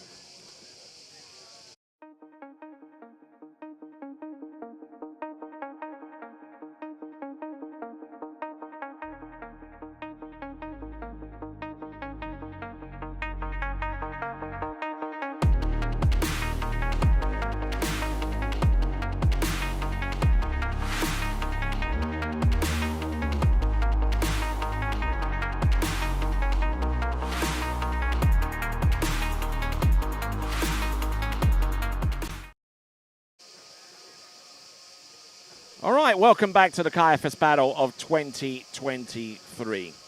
All right, we anticipate the start of the women's slalom final to be at 1 o'clock this afternoon. Take a quick look at our schedule. Just been informed that Thomas de Gasperi will be coming into the course on the 12-meter line.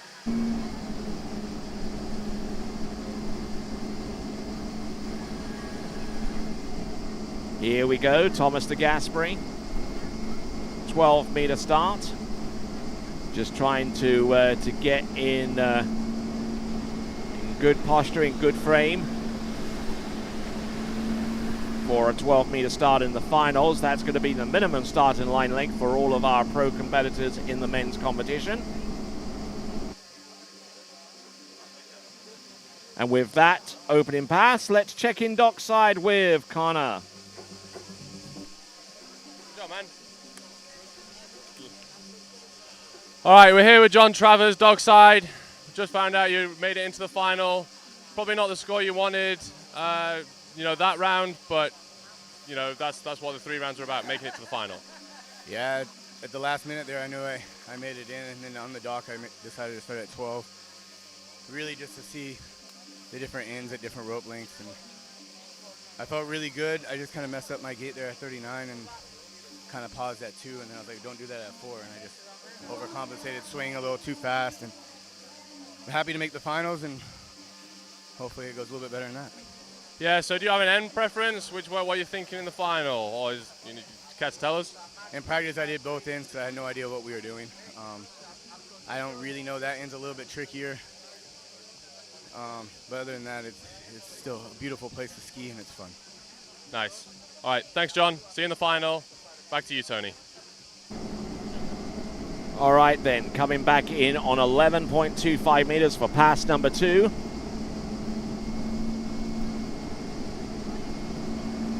Looking in good shape. Keeping a good fluid motion there off number 3, and 4, 5, and number 6. So in very good shape there on 12 meters, and 10.75 meters should be pretty much a cakewalk for him. But it certainly requires a good deal of effort going forwards, no doubt. And we see Will Asher about to take to the water very, very soon. Not too sure if Robert Hazelwood will ski or look to conserve his energy.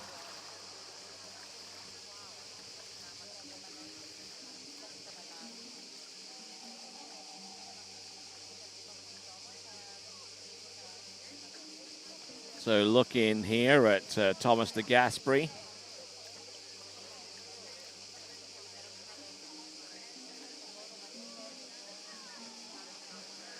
All right, not looking bad. Thomas de Gasperi all the way through on pass number 2. And pass number 3 is going to be at 10.75 meters for the former 2-time world slalom champion, 9-time European men's slalom champion. It's a 12-meter start in the final, don't forget. So looking to try and get situated with the conditions and with the positioning on the water. This now is 10.75 meters, which he seems to have a real good handle on. And looking in good shape there around all 6 buoys at 10.75.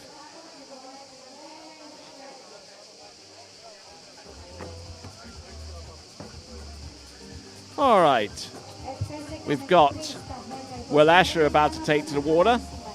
And the reason why he's taking to the water is because the next person who is scheduled to be on the water is, instead of being on the dock there, he is here on the announcing point. So I say A-up. A-up, lad. A-up to Robert Hazelwood. How you doing? I'm doing good. A little sore, but I'm doing good. A little sore? Yeah. Where at? Everywhere. It's been a long few weeks. We're so used to doing 2 rounds and a final, and I didn't see a massive need. The only person that can now trump me is T-Gas on seeding if he gets a full 4. And I kind of thought that it's probably worth having a more fresh look at the day. We have a different driver right now anyway in the 2 rounds, so it's not like I'm going to get a feel for the driver. But this is 41. Apparently the first time he's taken it this way. Let's see what he can put together. He's going to need a 4 or to run it to get up. He's been looking good these last few rounds. That's a good one. Nice. That is a good 2. I am in trouble. Very good. There's 3. Is he going to run it? Come on. Oh, he's stopped up. Oh, man. He should have been on that one. So that gives him 3.5, and that's probably one of his better scores. Gives him 4, and that's one of his better scores of the season so far. Yeah. No, that's some good skiing there from him. He did what he kind of wanted to do. I assume it put him up in that seeding. And that, but I don't really know why he stopped, to be honest. It was beautiful. You can't get a better start than that.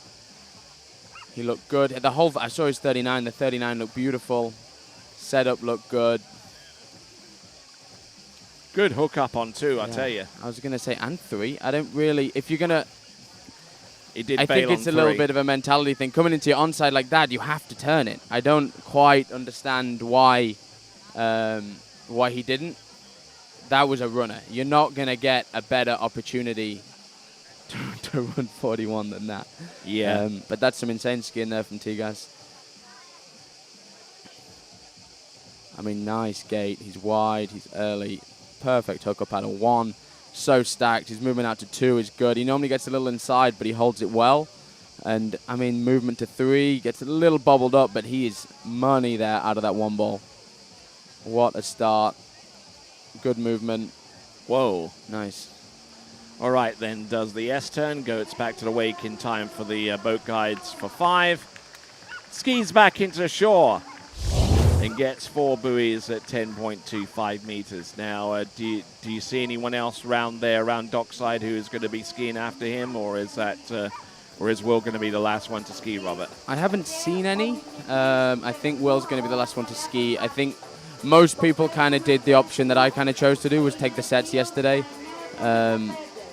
It's interesting. It's beautiful conditions, but I think with the slow water, it's almost a little bit of hard work out there. So it's pretty hard on the body. We're all at the end of a pretty long tour, you know. We've got one more event after this, but we've been away from home for 4 weeks, been away from your own bed, the comforts of it. So everyone's feeling a little bit sore. So I think Nate and Freddie are going to save themselves for the final, and we will see. But here we have Will. He decided not to ski yesterday. It got pretty windy in the afternoon, and I think he probably made the best call out of everyone to ski today instead of yesterday. But we shall find out in a moment. I think. All right, and we'll see how things pale out for Will Asher next.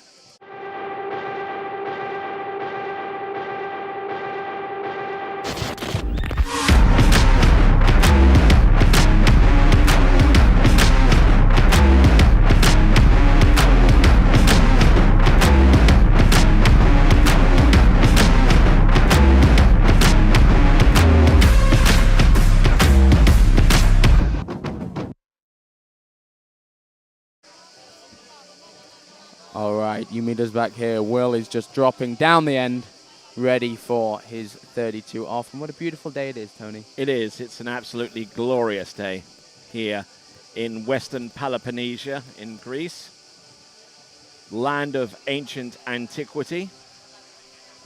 Indeed. I just know we're in Greece somewhere.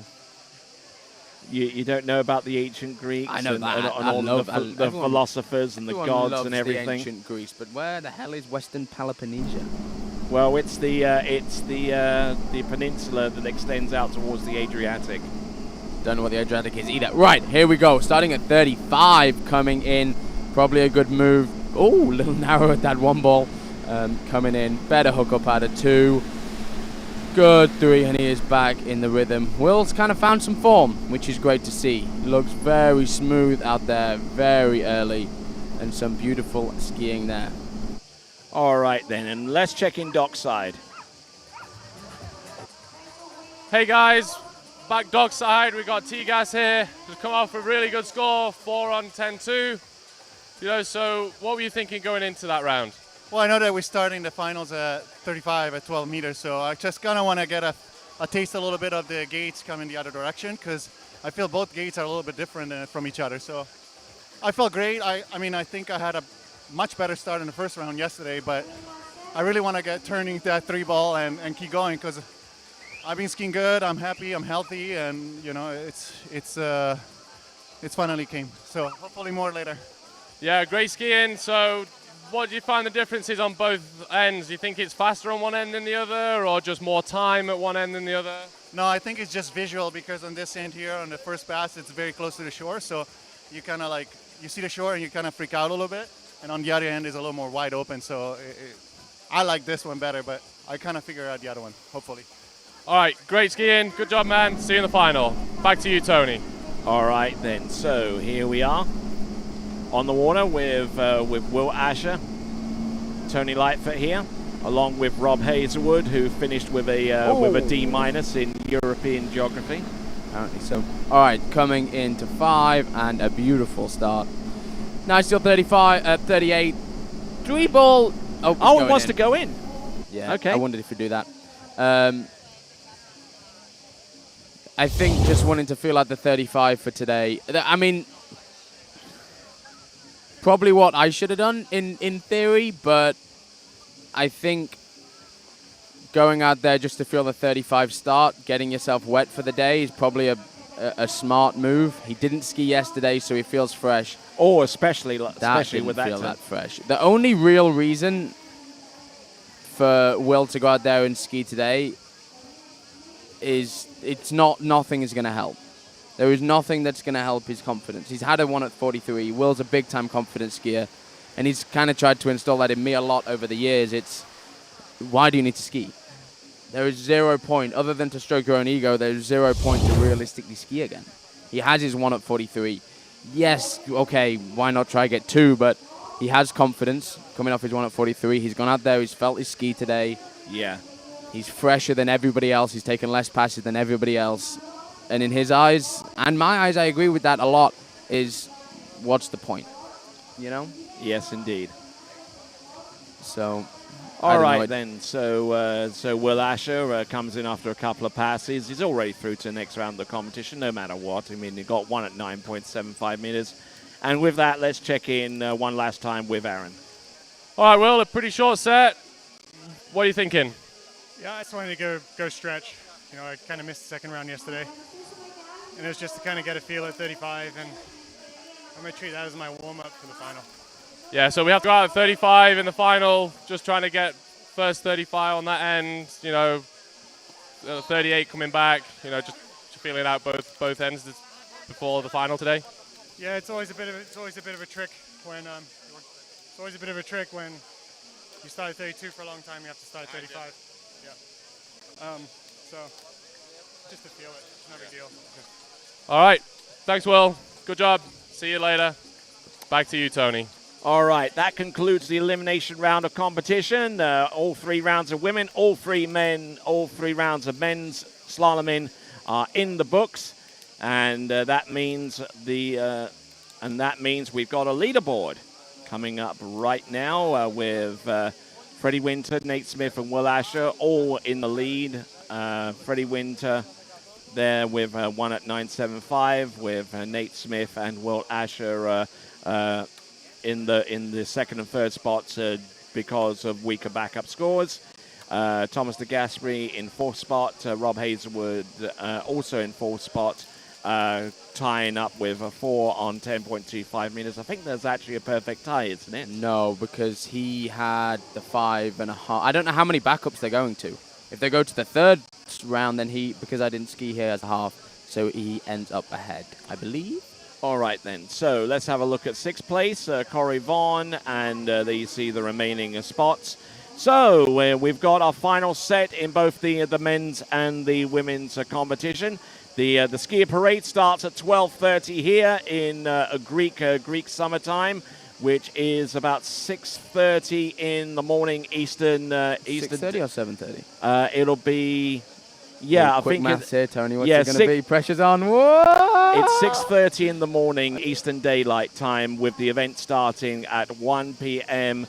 and 1 p.m. Greek time, 7 a.m. on Eastern Daylight Time. So, all right then, folks. So that's what's going on. We'll be back with more coverage with the Kaiafas Pro. Getting my calculator out. You want to get your calculator out? Okay. How hard's the maths? Oh yeah, no, I think you're right. All right then. Okay. I need to go change the caption that I just posted. Yeah, good of you to say. All right then. So we'll be back in time for the skiers parade at 12:30. It's going to be an absolutely carnival atmosphere, that I can guarantee. As we continue on the Kaiafas Battle Pro right here in Kaiafas in Western Peloponnnesia. All of that to come at 12:30 Greek summertime, and we'll be back after these. What if I told you there was a place where the sounds of nature are only broken by the roar of a boat? A place where that summer feeling lasts all year long. A place where the Florida sun is only outshined by the smiles of the skiers. A place where first-time skiers can ski alongside world champions, and the world-class coaches work with all levels of skiers. What if I told you there was a place where life slows down and your only job is to make lifelong memories? That place is Swiss Waterski Resort. Book your trip at SwissWaterskiResort.com.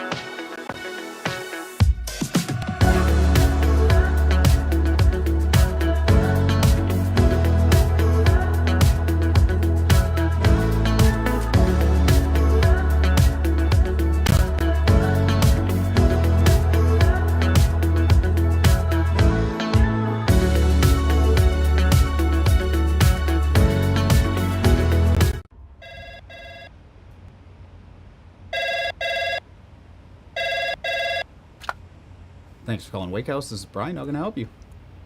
Yeah, Will. Can I let him know who's calling? All right, just a second. Will, I got a fill for you. Perfect. Give me just 1 second. All right, hit it. Thanks for holding. This is Will. Hey, how's it going? Good.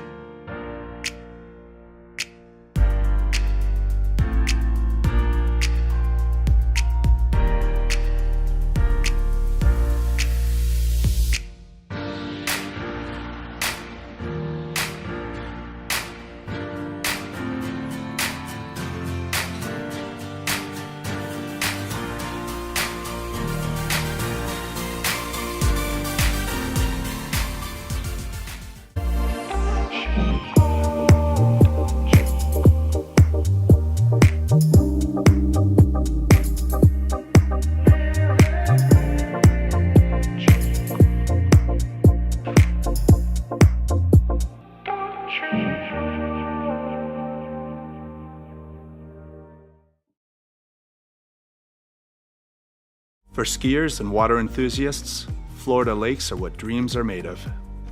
Combined with world-class golf, remarkable weather, natural beauty, theme parks, and so much more, it's easy to see that Florida is paradise. For more than 30 years, I've enjoyed Florida's lakes and many offerings. If you are interested in Florida real estate, let me be your guide and trusted advisor as you search for your paradise. Together, we can make your dreams a reality.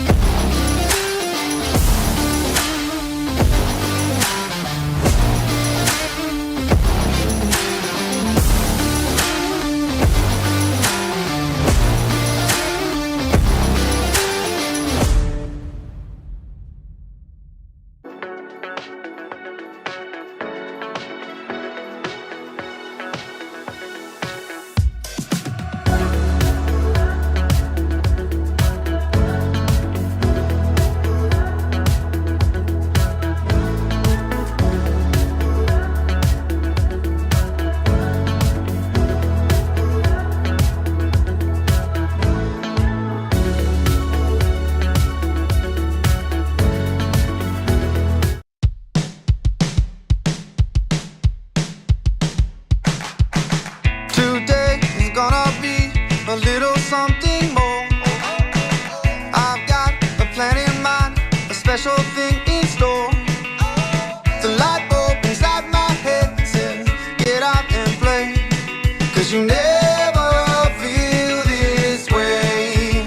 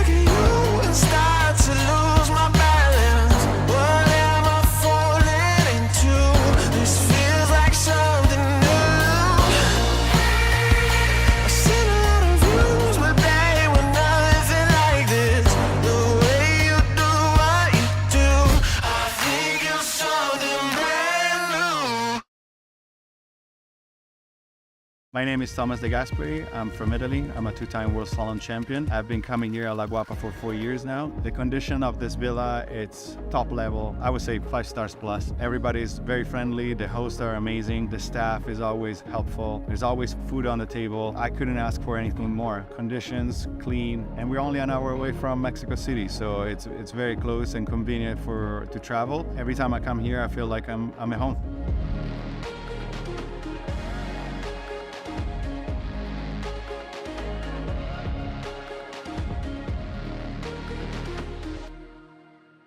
I've been a fan of Marcus Brown since I was like 13 years old. He's, been my childhood hero, and so for him to offer something like this, which is it's great not just for me, but it's great for water skis to have something like this where people can really get a bespoke water ski experience. It's going to improve their skiing, their body, and Jenny's she's amazing too. So just to have the access to both of those guys, I think it's huge, and it has been massive just to talk things through and to get a new understanding of stuff I haven't tried yet.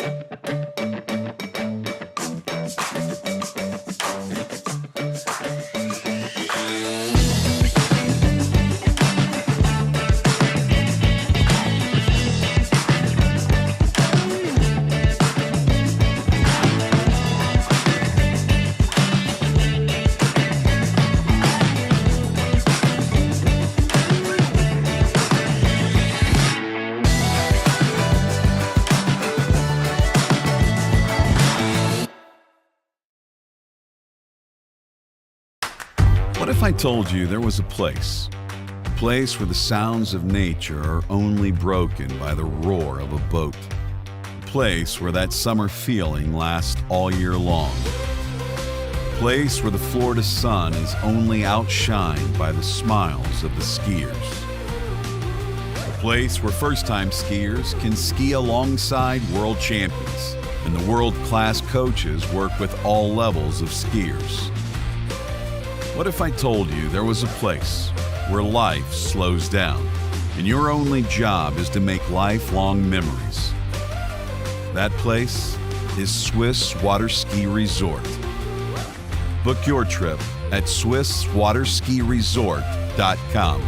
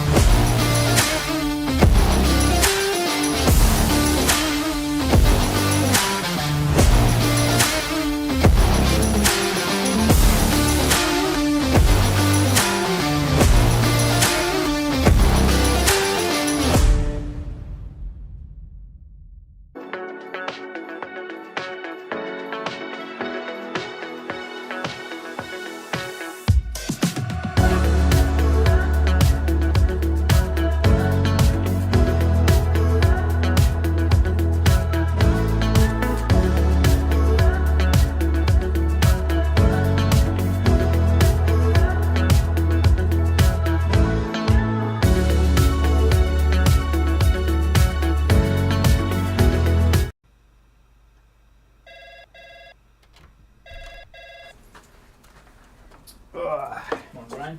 Hey, morning. You have a good weekend? Yeah, got out on the water a couple times. How about you? Yeah, I got to set in. Just gonna make a quick phone call here. Oh, of course. Can you get that, Will? Yeah, man, I got it. Thanks for calling Wake House. This is Will. Yeah, looks like we've got those in stock. For skiers and water enthusiasts, Florida lakes are what dreams are made of. Combined with world-class golf, remarkable weather, natural beauty, theme parks, and so much more, it's easy to see that Florida is paradise. For more than 30 years, I've enjoyed Florida's lakes and many offerings. If you are interested in Florida real estate, let me be your guide and trusted advisor as you search for your paradise. Together, we can make your dreams a reality.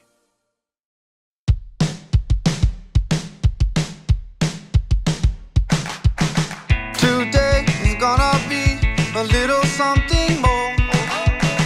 I've got a plan in mind, a special thing in store. The light bulb inside my head says, get out and play, 'cause you never feel this way.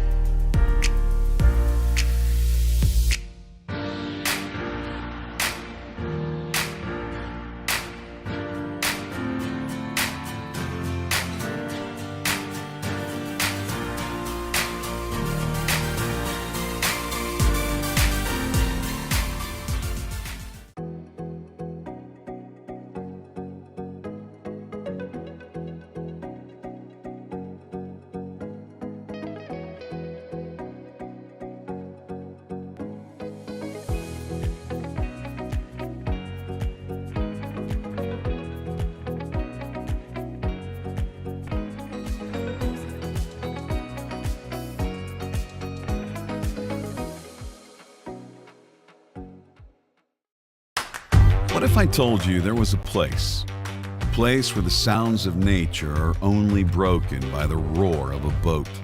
A place where that summer feeling lasts all year long. A place where the Florida sun is only outshined by the smiles of the skiers. A place where first-time skiers can ski alongside world champions, and the world-class coaches work with all levels of skiers. What if I told you there was a place where life slows down and your only job is to make lifelong memories? That place is Swiss Waterski Resort. Book your trip at SwissWaterskiResort.com.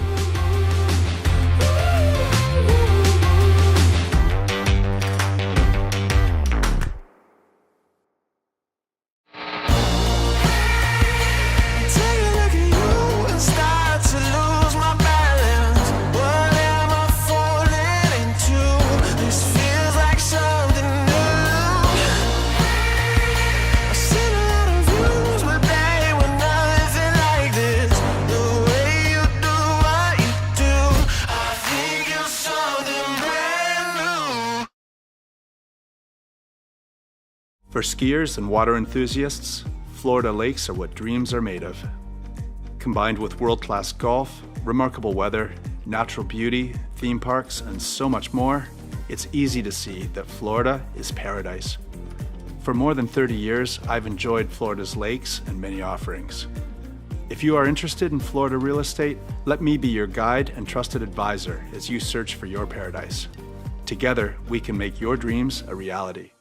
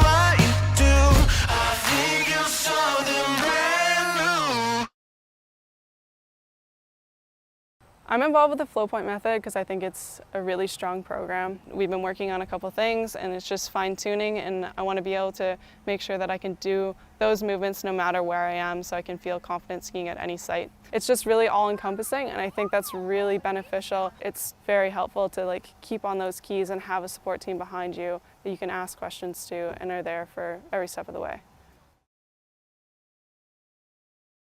My name is Thomas De Gasperi. I'm from Italy. I'm a two-time World Slalom champion. I've been coming here at La Guapa for 4 years now. What I really love about this place is that we get a chance to ski in a big natural lake right behind me with a perfect course. Also, we have a chance to go 10 minutes away to a perfect man-made lake where conditions are always perfect. The boat, the drivers are always top level. The weather is always perfect.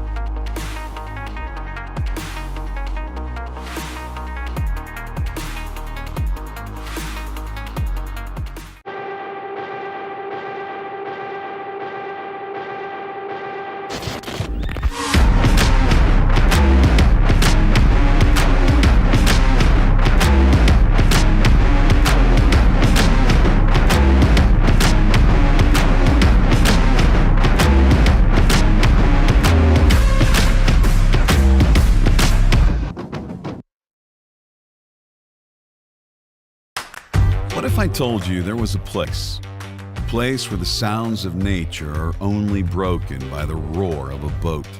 A place where that summer feeling lasts all year long. A place where the Florida sun is only outshined by the smiles of the skiers. A place where first-time skiers can ski alongside world champions, and the world-class coaches work with all levels of skiers. What if I told you there was a place where life slows down and your only job is to make lifelong memories? That place is Swiss Waterski Resort. Book your trip at SwissWaterskiResort.com.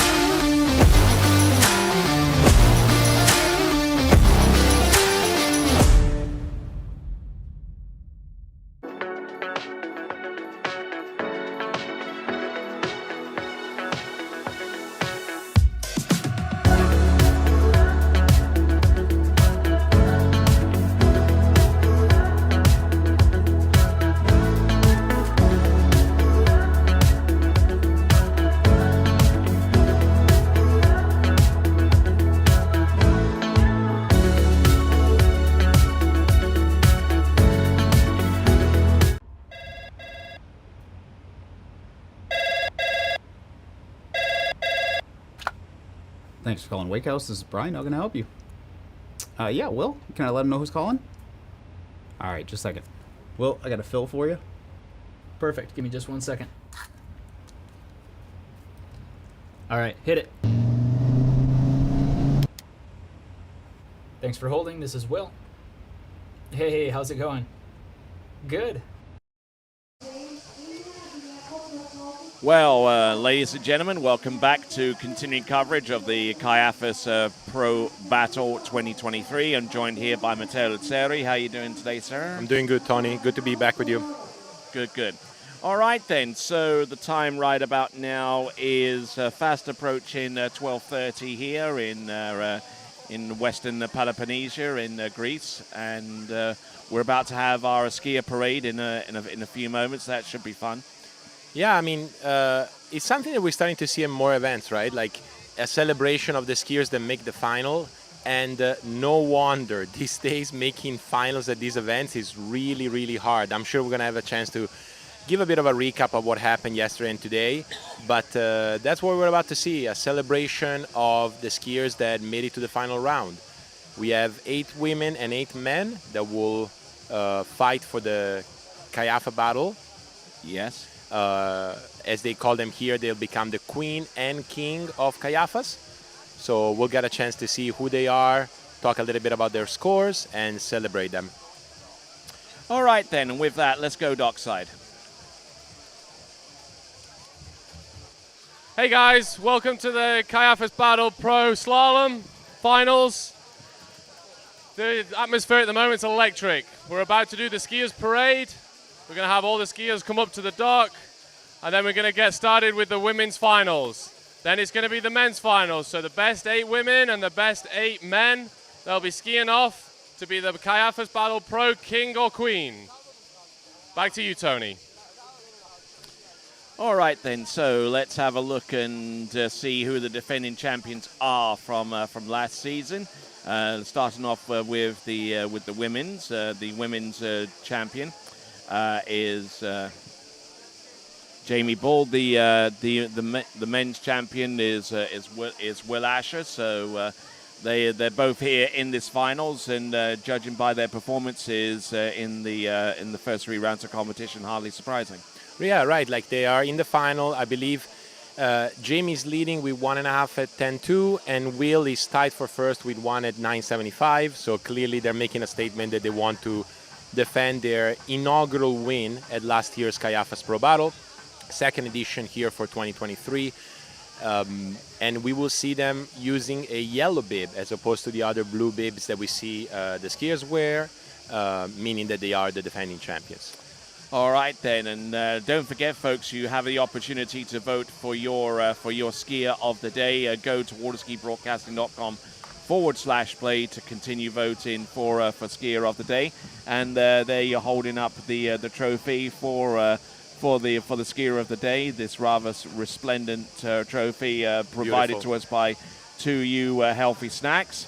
And Aaron Davis won it last year. He's doing the dockside interviews this time around. Unfortunately, unable to make it through to the finals. But I tell you what, it's a well coveted prize by our skiers. Oh, it definitely is. I mean, I was thinking, is there any chance that I could win it without being in the final? What are the statistics on that, Tony? 0. 0. Okay, let's all go to the dock. Let's go dockside. Sponsor stuff, Red Bull. Hey guys, we're on the bank. We'd like to thank all the sponsors, everyone, Red Bull, Lanes, Blink. Thanks to the organizers, George Hadsis, everyone who helped make this tournament possible. Without you guys, it wouldn't be happening. Let's go.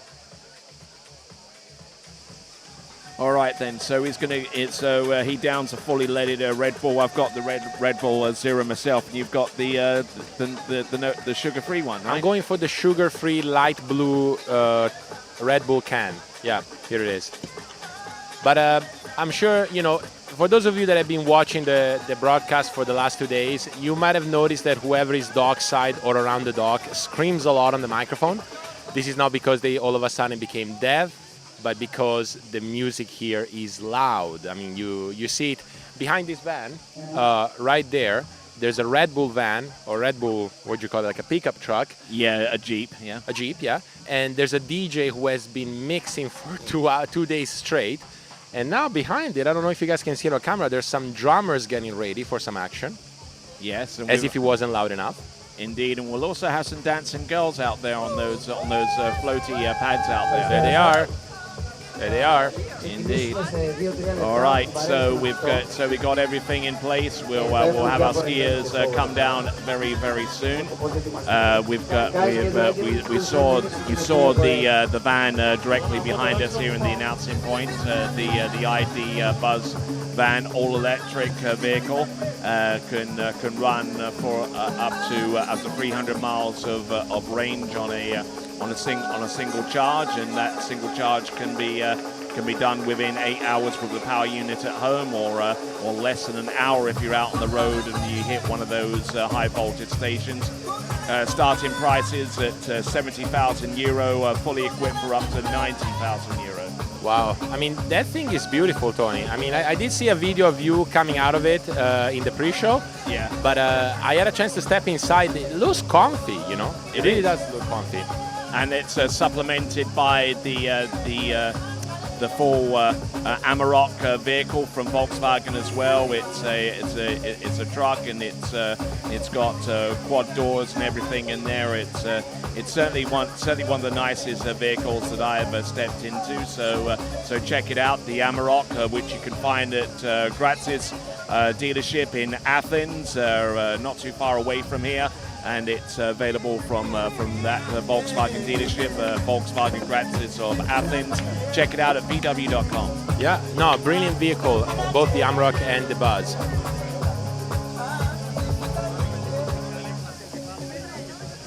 I mean, Tony, I think the images speak for themselves about the vibe that we have here at the Kaiafas Pro Battle.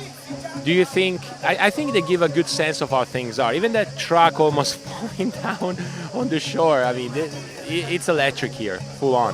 Oh, absolutely.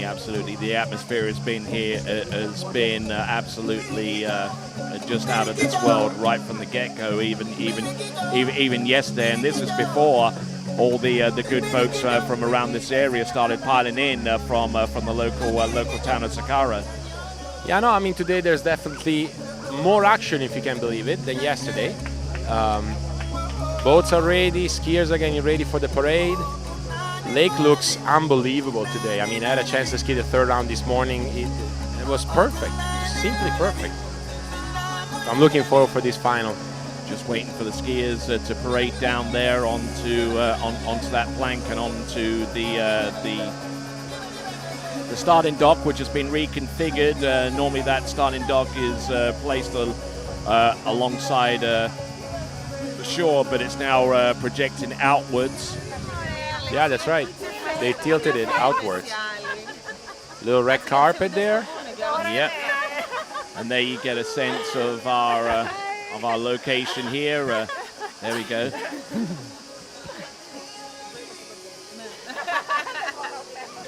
Yep, and we'll take a quick fly around there. That's where the skiers will be starting from here in the Kaiafas Pro Battle Final. And directly behind that view is the coastline that faces out towards the Adriatic. Correct. Yeah.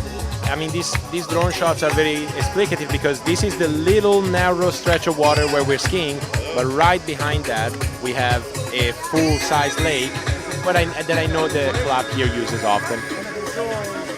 All right, so quickly buzzing in, and we're just going into the final stages of our preparation to bring on our skiers in the parade. And it looks like George Hatsis, who has done a fantastic job organising this event, is getting the parade finally situated. We've got everyone involved, it looks like. So we'll probably let the sounds and the festivities kind of speak for themselves once everything gets going. Yep. Final starts at 1 o'clock local time. We're about 12:35, so I'm assuming parade will be roughly around 15 minutes.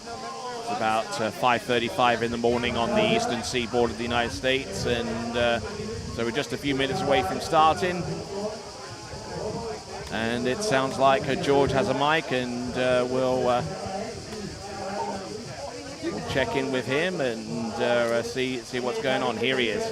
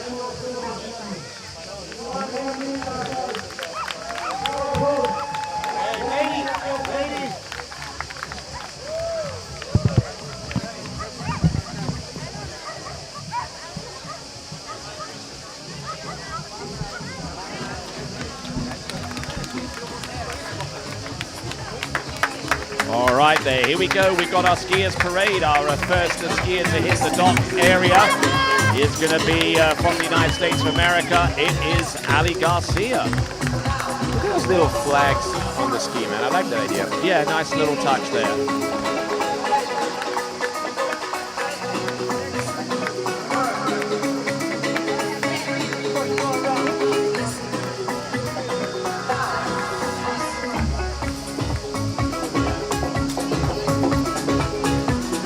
Oh yeah, there's the vibe coming in. Oh, it's coming.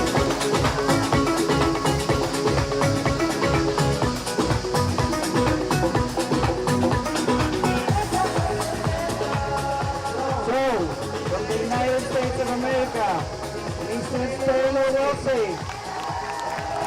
Taylor Woolsey introduced first. She'll be skiing up first in the women's slalom final.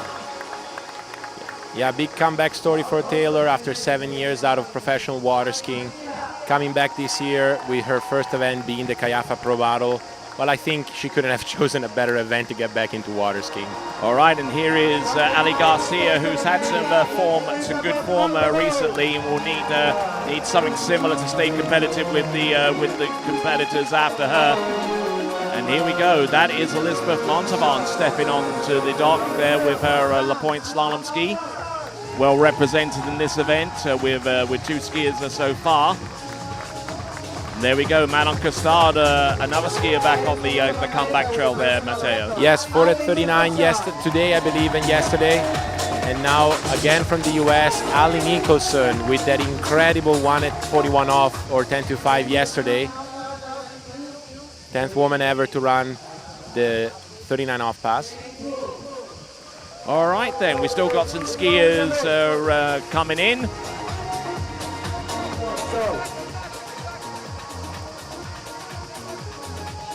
All right.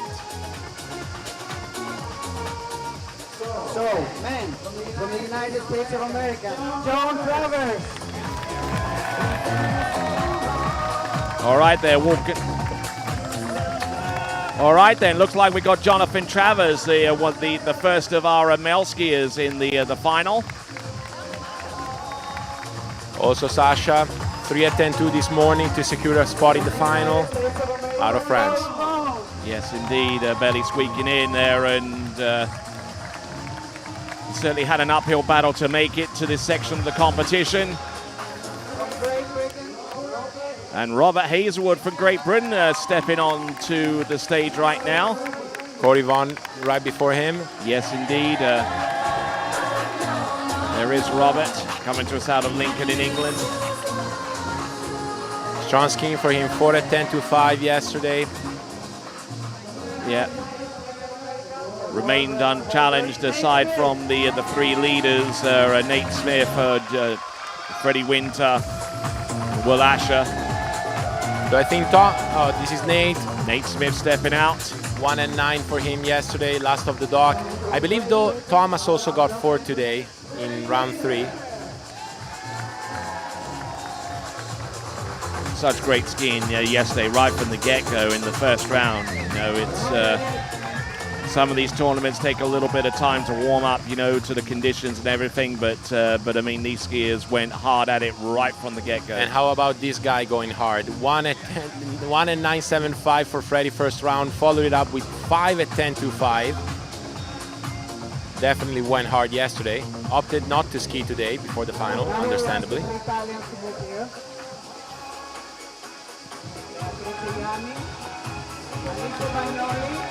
All right there, Licia Van. It's Beatricia coming in. Stole the spot. Yeah. Followed by Alicia and Thomas. Yes, representing the Italian contingent in this event. With an Italian song in the background. Seems fitting. Yes, yeah, I've picked up on that. Don't ask me to sing. I'm not going to. Perfect. Well, I guess what we have left with are the defending champions. Ladies and gentlemen. There she is.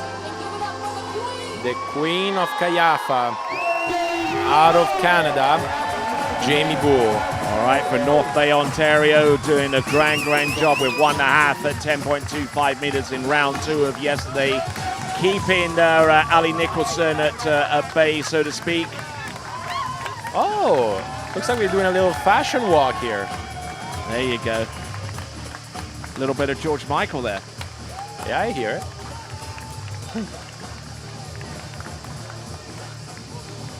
Yeah, I was gonna say they probably took one of those 2 pillows. All right, which remains for one competitor.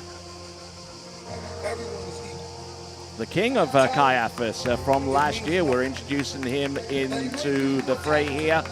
It's going to be none other than Will Asher.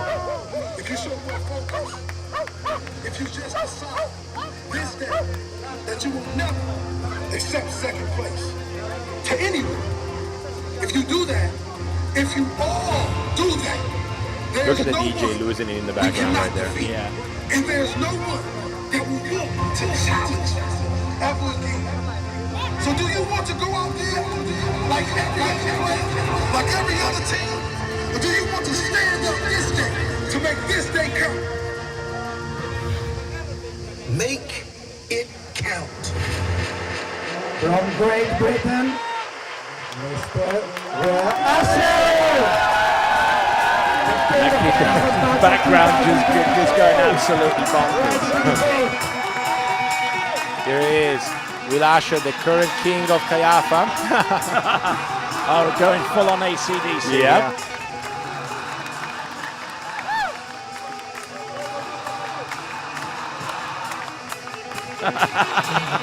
He knows the song all right. Oh, yeah.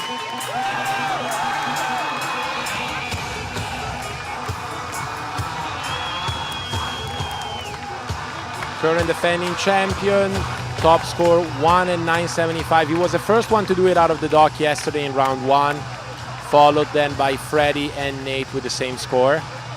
And we looked up on this yesterday, Tony. First time that it ever happened that 3 rounds, consecutive rounds were in which like 41 was run, right? Absolutely. I mean, the quality of skiing yesterday just absolutely unsurpassed. You know, with the top 3 skiers, with one at 9.75 meters, one at 9.75 meters, one at 43 off.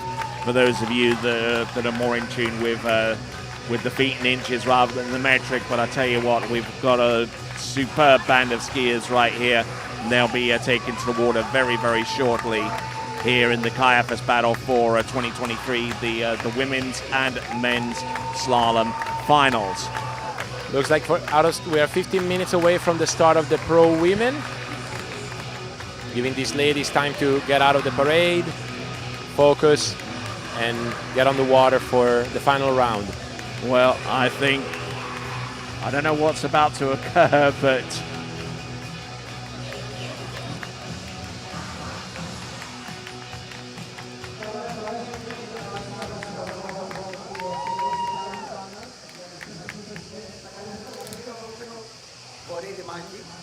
αν μπορεί να έρθει εδώ πέρα, αντιπρόεδρος της κυβέρνησης. So I'm a little rusty on my Greek, Tony, but I believe what's going to happen now is that they'll present some jewelry from the sponsor to the finalists, and probably that's the end of the skiers parade.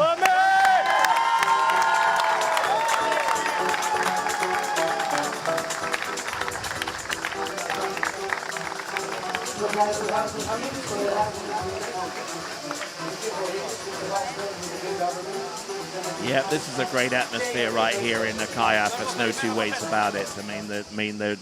They really set the bar pretty high here. Yes, they did. This is someone that organizes things similar to this one speaking. Yeah, they raised the bar, definitely. Skiing wise, organizing wise, I'm well inspired. All right, and looks like one of our sponsors are putting on some jewelry here for Jamie Bull.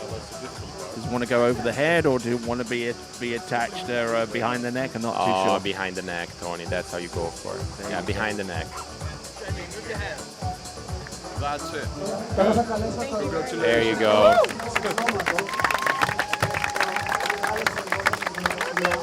The 2022 Kaiafas, Queen of Kaiafas. Yes. Jamie Bull.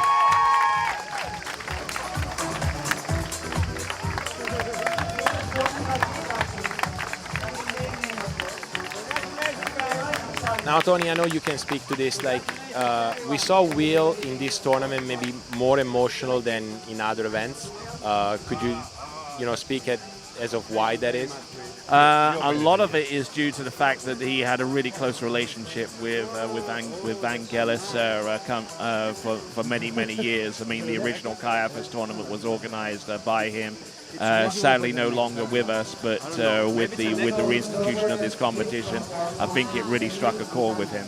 Yeah, definitely did. Like, I remember rooming with him last year, and he spoke at length about how important it was for him to be here, honoring the memory of his good friend that started this, and then paying tribute to Georges, who's been taking the stepping up and basically re-establishing this event.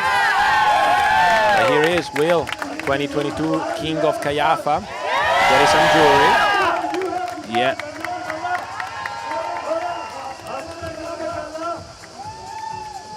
Fine band of skiers from start to finish, and they'll be trying to conjure up a win themselves, maybe. Oh yeah, I'm sure that those skiers standing up are wanting to be on those couches tomorrow. Look at this.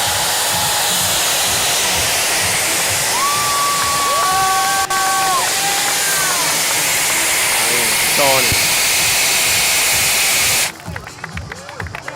There you go. I was wondering what those little square machines on the dock were this morning.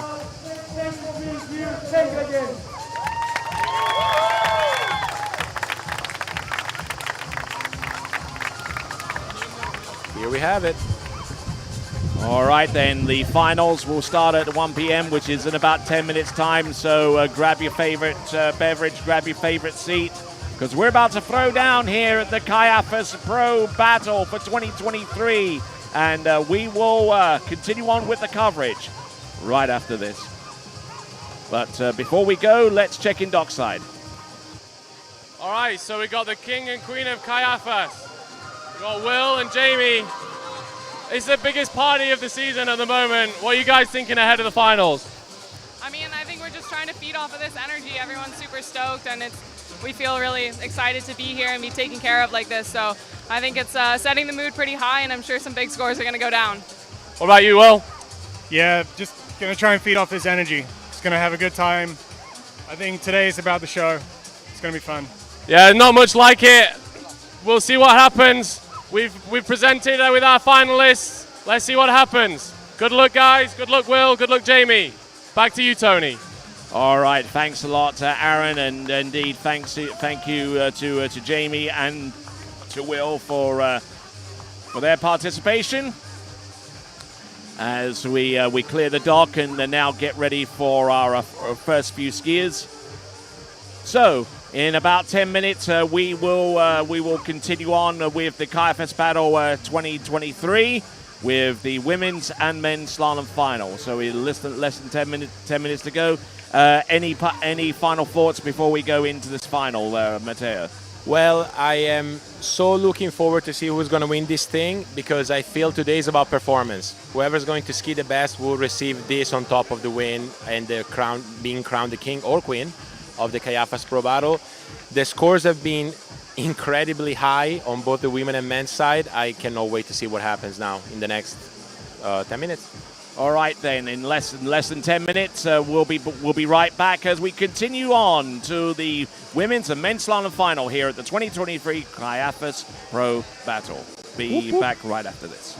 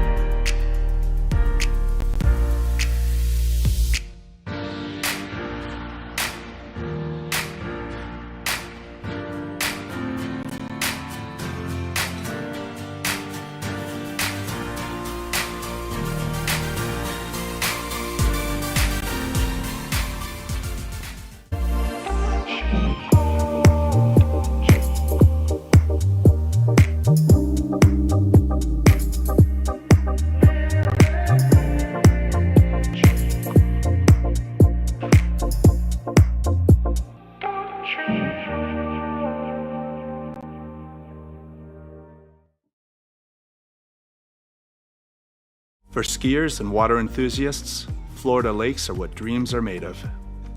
Combined with world-class golf, remarkable weather, natural beauty, theme parks, and so much more, it's easy to see that Florida is paradise. For more than 30 years, I've enjoyed Florida's lakes and many offerings. If you are interested in Florida real estate, let me be your guide and trusted advisor as you search for your paradise. Together, we can make your dreams a reality.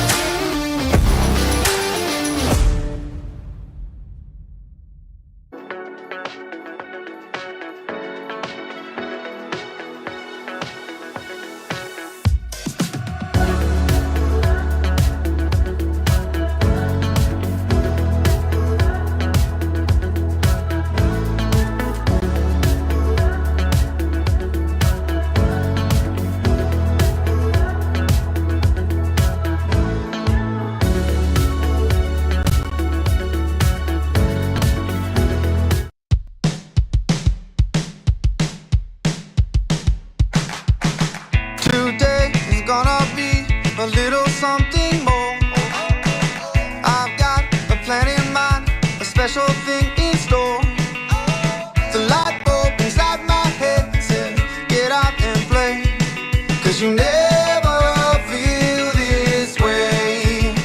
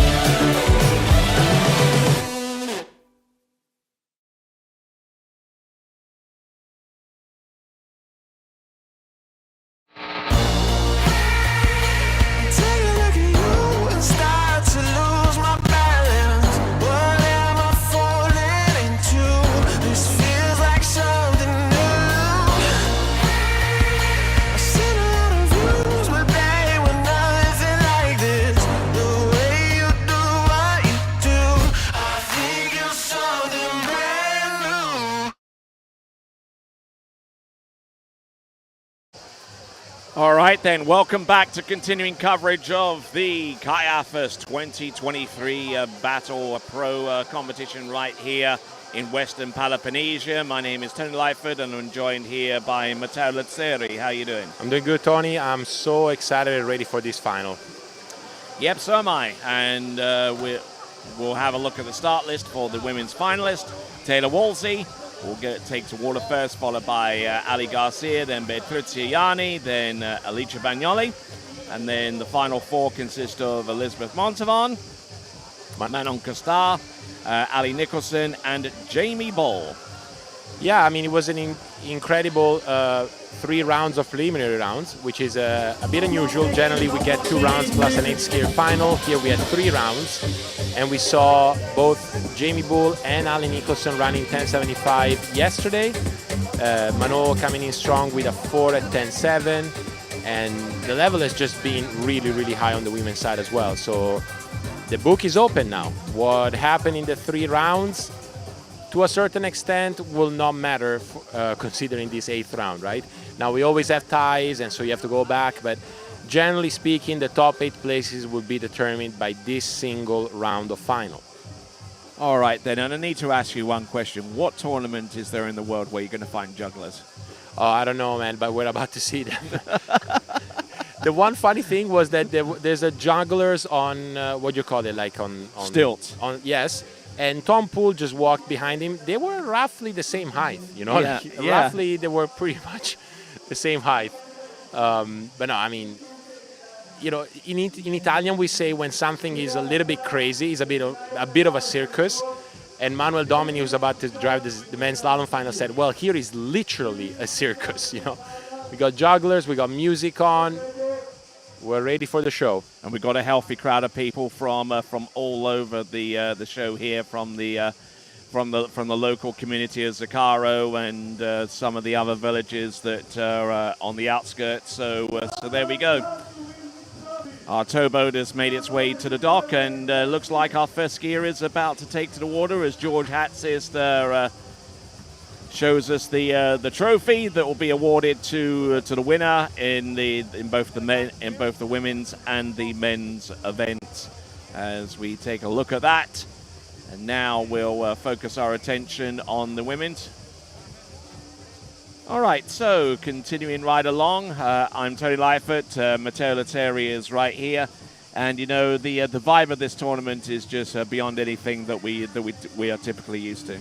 Yeah, definitely. There is a sense in which, you know, like you have the webcast crowd and you have the on-site crowd, right? You see this in a lot of the events you guys cover and the events we ski all around the world. Here, the on-site crowd gets a true show. I mean, as we said, there's jugglers, there's dancers. If you recall last year, there was a saxophone player standing next to you as you were getting ready to ski. With dancers in the middle of the lake. This is a full-on show, and the guys here at Kaiafas know damn well how to put it on. Which, as we said, I'm sure we talked about it before with Rob yesterday, but as a skier is an interesting way to prepare, right? Like you have to, you know, embrace it, as we heard Jamie and Will say, and then at the same time you have to focus on what it is that you have to do. And what really plays out for that is the little, like, in-between pass that you do. So you guys saw the dock is right in the middle of the course. So when you start off the dock, you get a half an empty pass at the end of the lake. And that's your time to sort of regroup with your thoughts and get ready for your tournament set. But as you can hear, I'm assuming from the microphones, music is blasting, people are on the dock. Let's get ready for the show. Right, you are. So we'll no doubt check in and see what's going on dockside in just a moment or so. But I mean, this is part of the Waterski Pro Tour, and we're back with live pictures along dockside. We just saw a glimpse of Taylor Wolsey, and she's got a ski and getting ready to rock it here in this 3-star Waterski Pro Tour event. 60 points goes to the winner, and the descending tailor points you just saw briefly there. Yeah, for those of you that are following the Waterski Pro Tour, it's a collection of events all around the world, including slalom tricks and jump. The points attributed similarly to MotoGP or Formula One, they're just easy units to understand. But obviously here in the Waterski Pro Tour, they are correlated to the amount of money. So in this particular event, the winner wins 60 points, which will add up to their leaderboard that you can find on waterskiprotour.com.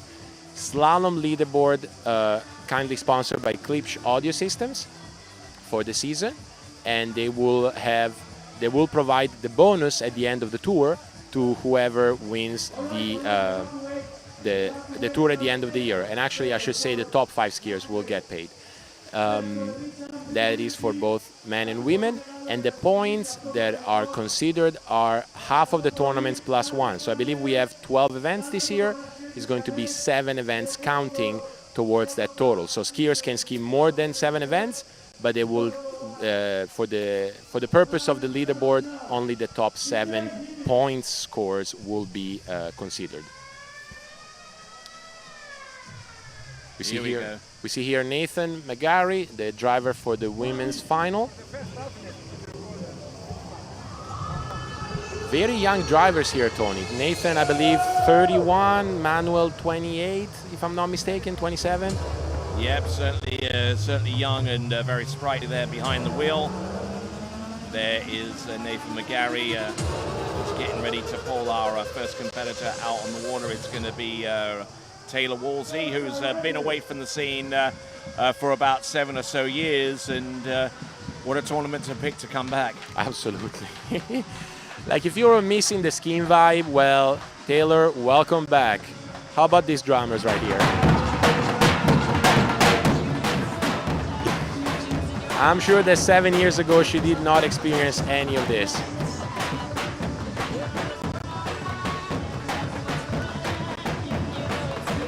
When I tell you, Tony, that it's not easy to focus on the dock of the Kaiafas Pro Battle, I think you now understand why I say that.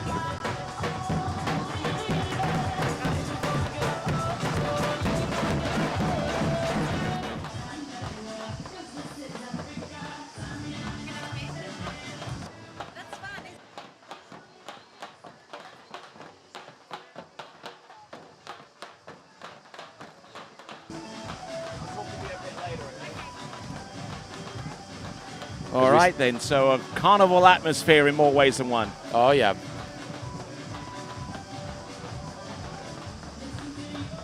It's funny because, like, people can't see it on the camera, but we are right next to the room that all the various artists here are preparing for. We saw jugglers, we saw drummers. Who knows what's coming next, Tony? I'm looking over here, and I'm not too sure what these guys are going to be doing. No clue. But it's going to be fun. It's going to be a carnival atmosphere. It's just about to go off in a huge way. And when we haven't even introduced our first skier yet. Oh no. But look at her. She's there, feeling the vibe. And now she's feeling it all right. It's hard not to on the dock, man. Like, the music is so loud.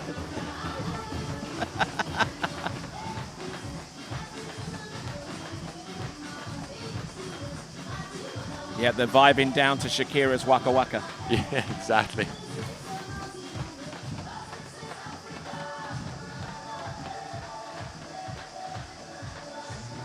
And I love how Victor is just there for the shot, in the face of the drummer.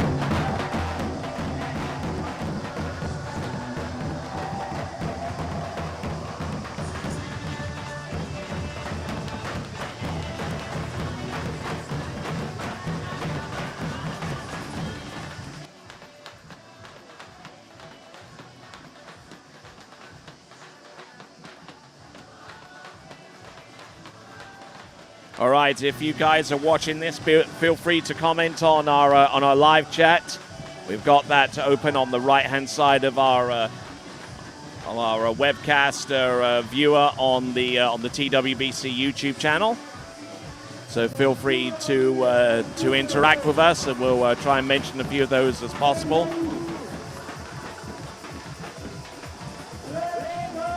Finals are about to start. Good few of you are transmitting from around the world. Jennifer Lapointe certainly making mention of the fact that 2 LaPointe skis are in this this women's final. Taylor Wolsey will be riding the first one. Elizabeth Montavon will be riding the second one. And Mark Ogani, who comes to us out of Reunion Island, out there in the middle of the Indian Ocean. And Reunion Island is, what time is it right there at the moment? I think it's a little after 2 o'clock in the afternoon, so just a little over an hour ahead of us. Oh, okay.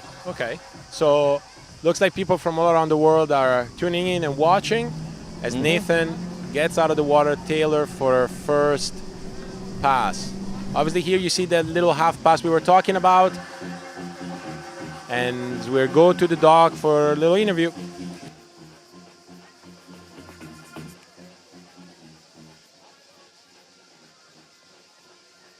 you feeling ahead of the final?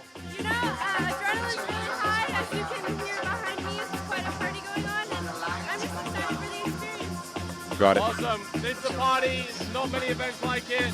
You know, is it putting you off what you're thinking, or are you just reeling from it? I'm just trying to enjoy it, and it's a new thing. Awesome. Good luck, Ali. Have fun. Back to you, Tony. All right then. So thanks a lot for continuing to watch this coverage here of the 2023 Kaiafas Pro Battle right here in Western Peloponnnesia. It's the site. If you're looking for it on Google Maps, whether using satellite imagery or just the regular maps, it's just a little ways north of Zakaro on the western coast of Greece in the peninsula of Peloponnnesia. So here we go, right here now. This is a 13-meter start, minimum starting line length 13 meters. Let's see what Taylor Wolsey has in store for us. I believe this is the first run for her this weekend, starting at 13. A little fast at the gate. Getting hooked up on buoy number 1, a little bit back on number 2, but still there on number 3. Oh, rearing up on number 3, but managing to recover enough for number 4. That's a bit of a scary moment there for her, but she manages to get all 6 buoys, thankfully, and gets ready for 12 meters. Whoa, that was a little bit of an eye-opener for Taylor Wolsey in more ways than one. Yeah, I mean, I don't know how frequently she starts at 13 these days, right? Probably not. So, you know, we spoke about it yesterday with Rob, like, let's say 13 for women, 12 for men. You have to start attacking from the gate, right? Like, you have to go in aggressive. It's a pass that you know how to run, obviously, but the intensity has to be there from the beginning, right? Seemed like it took her 2 or 3 buoys to get there, but then, you know, she ran the pass, taking a little breather at the end, and we'll see her coming back at 12 meters. All right, then we got Ali Garcia about ready to go, just trying to grab as much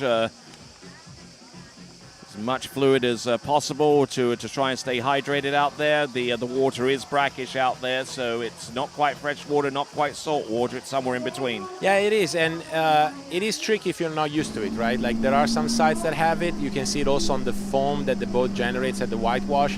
That tells you it's a bit of a brackish water. 12 meters, Alpha 2 for Taylor Wolsey on that LaPointe ski. Little longer 1, commits at 2. See if she gets back in the rhythm. Let's see if she can commit just as well on number 4. Not quite, but she's still there. She's unfortunately unable to run the 12 meters.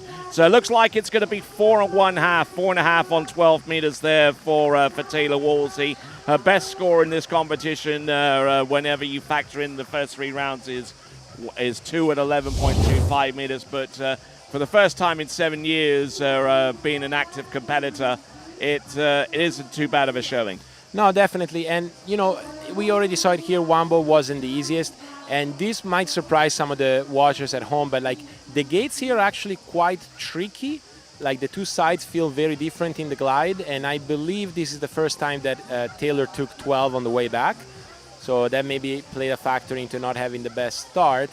But then it seemed like, yeah, she was already down course here and unfortunately couldn't get the ski back under the line to pull to 6 ball. So it seems like 4.5 is the official score. Yep, 4.5, the official score. Coming through, no doubt. didn't get the best of starts and had about the same turn in the previous round as much as my recollection goes. Yeah, I thought that after this two-ball she could maybe get it back, but then again here at 3, not too bad either. And then here she needed full commitment at 4, and unfortunately she didn't quite get that. And so at 5, all she could do was to squeak the ski out, as we see here, and get a 4.5. All right, and 4.5. All right then, so let's go dockside and check in with Aaron. Guys, we're back here dockside. We've got Prizegiving here. You were here last year. We just said it was crazy last year, but it's gone up a notch, huh? Yeah, I mean, I'm loving it. It's phenomenal. Yorgos told me it was going to be phenomenal, and it is. I'm having so much fun. I can't wait to jump in the water and ski my best. What are you thinking ahead? Just lay it all out, just hope for the best, or you got some tactics involved? Well, actually, I'm very pumped up, so I hope I'll ski my best. All right, well, good luck. Have fun. See you out there. Back to you, Tony. All right, and before we see Prizegiving, our next skier is out on top of the water at this time. It's going to be Ali Garcia out of Horizon West in Central Florida. Yeah, Ali, who I know she's not particularly pleased with her scores from the preliminary rounds. You know, she wanted to get into that 10-7, especially since she did that in a couple of the stops here in Europe. Well, if there's one round to throw it all out there and do your best, is exactly this one, is the final round. And I believe we'll see her coming in at 13 as well. I don't know, Tony, did you get any news about whether 13 is the minimum start? I believe 13 is the minimum. 13 is the minimum starting line length for women, 12 for men. Right. So then we will definitely see her coming out at 13. As we see Bea getting ready for her run. Yep, she's vibing to the tunes, no doubt about that. Here we go. This is Ali Garcia. 13-meter start. Hasn't had the best of the tournaments here in Kaiafas, but you only need to get a decent performance just once, and that could really shake up the apple cart. And there we go. It's a 6-buoy count on 13 meters for Ali Garcia. A 6-buoy count and a comfortable 6-buoy count, I would say. You know, like she committed to the line immediately, waited for 6-ball. Probably also someone who is a little bit more accustomed to starting at 13 than Taylor, just due to recent experience. So now just a little break, and we'll see her coming back at 12. There is a shot of the our Red Bull DJ truck, kind of converted Jeep there with the turntable and decks and everything, and with the loudspeakers. I mean, it's just absolutely bonkers. Yeah, I mean, you know, you have been doing long hours here this weekend, Tony, but we got to give credit to that guy too. You know, he has been mixing and putting records for like 10 hours straight, 12 hours straight between yesterday and today. So definitely someone who's been committed to the vibe here as well. As we see Bea recollecting herself before her round, Alicia getting ready. We're in the full swing of the women's slalom final. All right then, so there's Alice, not too far away from the dock. Here comes Ali Garcia, the current NCWSA National Collegiate Women's Slalom Champion from last October. Will be looking to defend that title as a member of the Raging Cajun Waterski team. But for the meantime, she's looking to try and put some passes down. She fell on the 12-meter pass in the round previous to this one, so she's already improving upon that with the performance that we see thus far. Yeah, was it 12 or 11? Because I think it was 12. It was 12, okay. Because this 12 looked comfortable, aggressive, on the line at the right spots. I mean, that 3-ball was just, you know, textbook. Very stacked into the onside pool. And she's turning very good offsides, which is obviously, as you know, not a given for a left foot forward. Watch this 3-ball. Very comfortable pass. And we'll see her coming back at 11 for her third pass. All right then, and Ali Garcia, who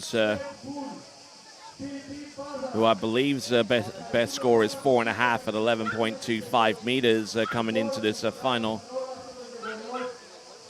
best score, PB, is 2 at 10.75.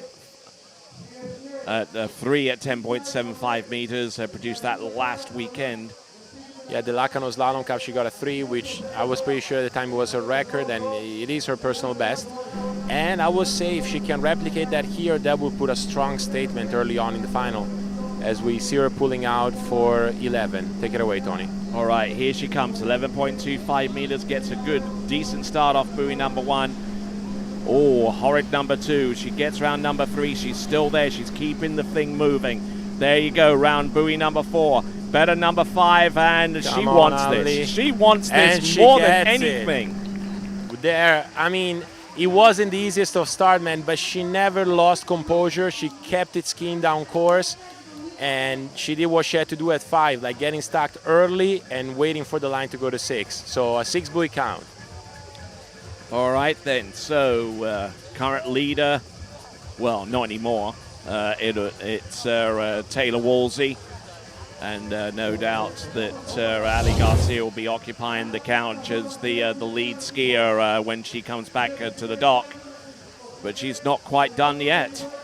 And here's the thing, Tony. I gotta say, like, the even pass, so second or fourth pass, the glide for the gate is actually free of weeds, free of noise. So that's probably where you want to have your start at 39 off. And we are second skier on the water, and we're already going to see a score at 39.5 off for 10.75 meters. Now Ali here has a great chance of putting a statement and letting the other ladies catch up. All right, let's see what she does. 10.75 meters, 39.5 off. This will represent a best score of the weekend. I tell you what, she's round number 1, tries to make a play on number 2, and I think she does. Yeah, so that looks like a full 2 for her. Looked a little narrow gate for me, but I thought that out of 1 she could have, maybe committed a bit more to go into 2.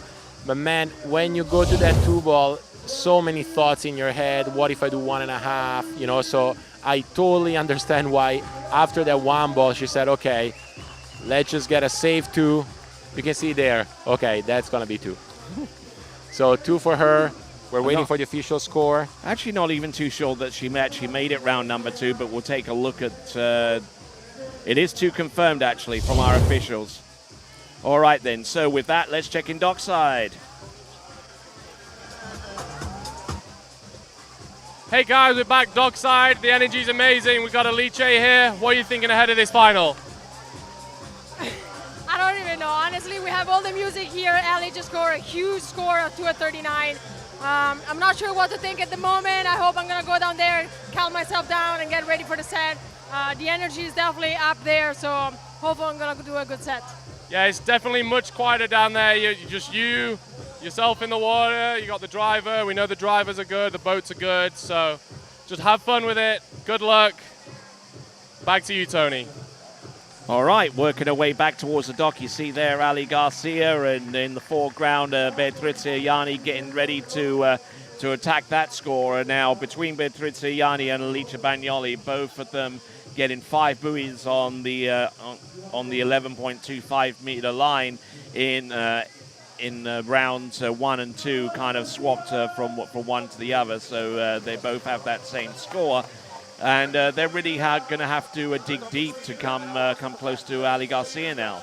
They'll have to stay composed, Tony. I mean, if you think back of their 2 rounds yesterday with 5 at 11, both of them were well within the rhythm to run the pass, and then the mind just played bad tricks for them. Alice out of 5 looked perfect, and then just took a crash going to 6. And Bea was early into 5 and just hesitated yesterday. All right, could she be your skier of the day with her improvement in the women's slalom final? Has Ali Garcia earned your vote? Go to the vote at waterskibroadcasting.com/play, waterskibroadcasting.com/play, and vote for your favorite skier in the vote for skier of the day presented by 2U Nutritional Bars. Tony, let's take a second to talk about drivers, because Aaron mentioned good drivers. That's what he said to Ali. Could you speak to how important drivers are for events like this? Oh yeah, absolutely. I mean the drivers that that are well experienced know how to stay in rhythm with the slalom ski in order to keep the boat straight down the middle. They're in tune with the technology that's in the boat, the shore path and the zero off, and they draw upon hours, weeks, years of experience to be able to drive at this level, which is not easy even at the best of times. And I'll add something else. Like there might be some people watching here. They say, "Yeah, I drive skiers on occasion." These guys and girls have to do it for hours. Stay focused on hours and keep the boat straight with right foot forward skiers, left foot forward skiers, aggressive skiers, finesse skiers. Like they have to stay on it for a long period of time. Here comes Patrizia Yanni from Italy. Okay, Bea starting at 13, B1 on the zero off, into the gates for 13. Round the first, and here's the second, and just trying to keep everything flowing. Settles in nicely on 13 meters, and should have no problems running that one, and gets ready for 12 on the next run. That is Bea. Let's check in dockside with Aaron. Hey guys, we're on the winner's sofa. We've got Ali at the moment in the lead. Big score of 2 at 39. That's your best score so far this tournament. How do you feel? You know, I've been having a little bit of a hard time getting my feet under me this tournament, but I'm so happy I could pull it together when it counts, and we'll see how long it holds. Well, that was a great score. What a time to do it. How long you think you're going to be sitting on this sofa? You know, there's a lot of talent coming up, so we'll see. All right, great job, Ali. You did amazing. Back to you, Tony. Thank you very much, Aaron. As we get ready for the 12-meter run of our skier on the water, Patrizia Yanni. Here we go. Look at this dancing. That's what we were seeing. Those were the people that we saw warming up. And out of 6. And looking good, looking strong in the process. They're skiing with a lot of confidence coming into this women's slalom final. As we see fellow country woman, is that correct? Country woman? Yeah, Alicia you can use that. Yeah. And let's watch this replay from Bea. I gotta say, like compared to yesterday, she looks much more composed, even with her legs. See how little movement we see across the wakes. Very composed, very stacked immediately off the turn, which, as we said yesterday, being reverse gripped out of need, not the easiest thing to stay stacked. But look at her, just like, you know, getting composed immediately. Bit of arm movement here at 5, but no trouble getting to 6. All right, they're tuning in from all across the world. If you're on the Eastern Seaboard, it is 6:30 in the morning on a Sunday. If you're tuning in to us from London, England, it is Sunday morning at 11:30 in the morning.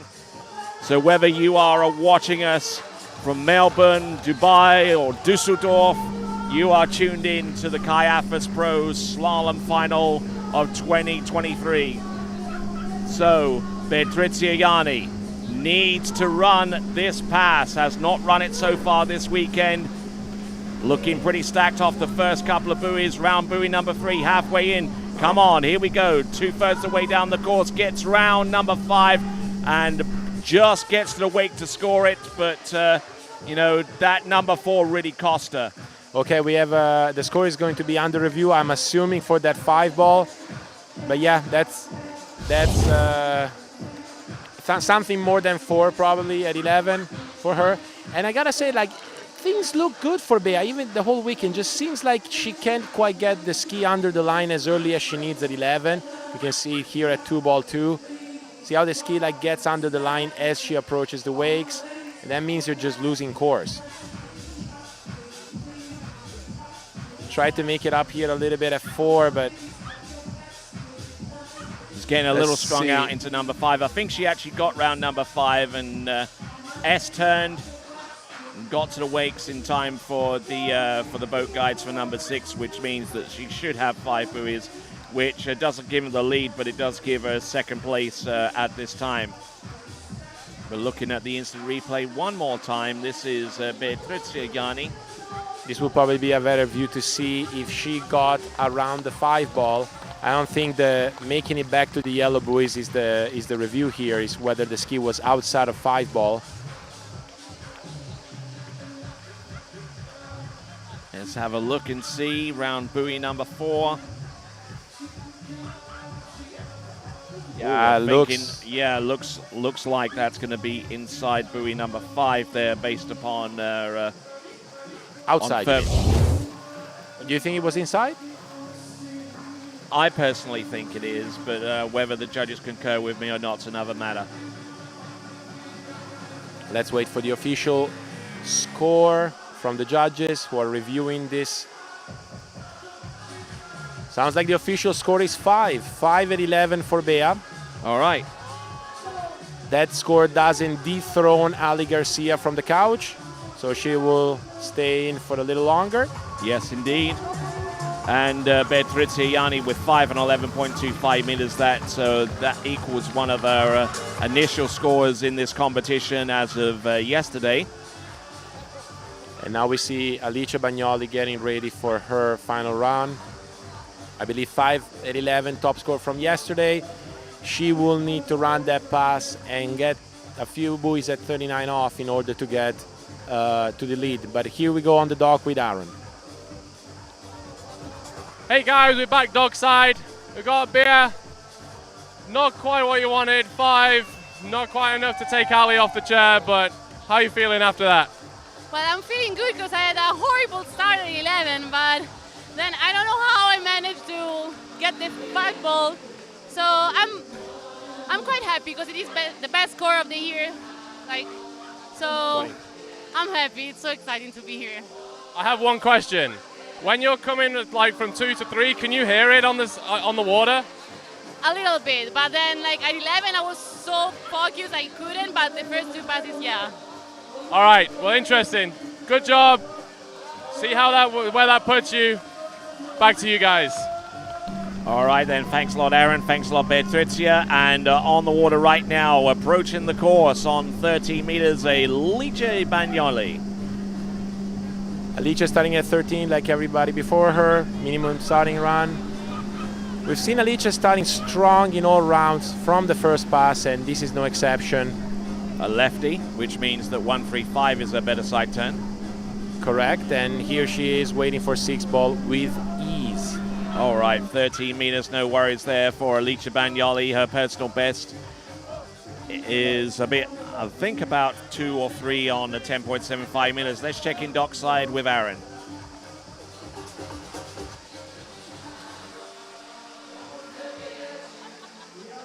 Hey guys, we're back dockside with our next competitor, Elizabeth Montavon. What are your thoughts ahead of this amazing final? It's been a minute since I've been to the club. I'm feeling a little ancient right now, so hopefully I'm good at the skiing part because this is crazy. This is so fun. Thank you, George and Kaiafas for putting on this event. This is a true event. Thank you to my sponsors for supporting me. This is the definition of fun. Yeah, I mean, they've just turned up the music. I think it's going to be one of those get to the end, have your minute, and then go. I'm looking forward to that first deep breath at the end of that leg, yeah. All right, good luck, Elizabeth. We'll see you on the other side. Back to you guys. All right, she'll be our next skier to go after Alicia Bagnoli, who's successful through 30 meters, now getting ready for the 12-meter line. Alicia, whose best performance comes from last year, 3 at 10.7, tied national record. She will need a piece of that 3 ball to take the lead from Ali Garcia, as we see her here running 12. Waiting for 4 ball. Strong 5, and here she is at 6 ball. Yeah, and absolutely tight on that pass. 6 buoy count. That was 12 meters, and now getting ready for 11.25 meters as our dancers seem to have migrated their way onto the floating pads. They did so last year as well, remember? Yeah, they did, yeah. Yeah, I was waiting for that. That's good. Let's see this review of Ali. I mean, Alicia's for 1 ball at whatever pass is like your typical, magazine shot. Like, look perfect into it. And even here, 3 ball, very composed. Ali skiing strong. Yeah, been in very, very good shape here, able to take the pressure off buoy number 5 effectively. That is a strong side turn, and managing to get round all 6 and through the exit gates. That is Alicia Bagnoli, and there. I don't know how comfortable she is sitting like that. I was going to say the same thing. Okay, here we are, Alicia Bagnoli. She had a great start yesterday. She needs to run this to try to sit on that couch where Ali's standing right now.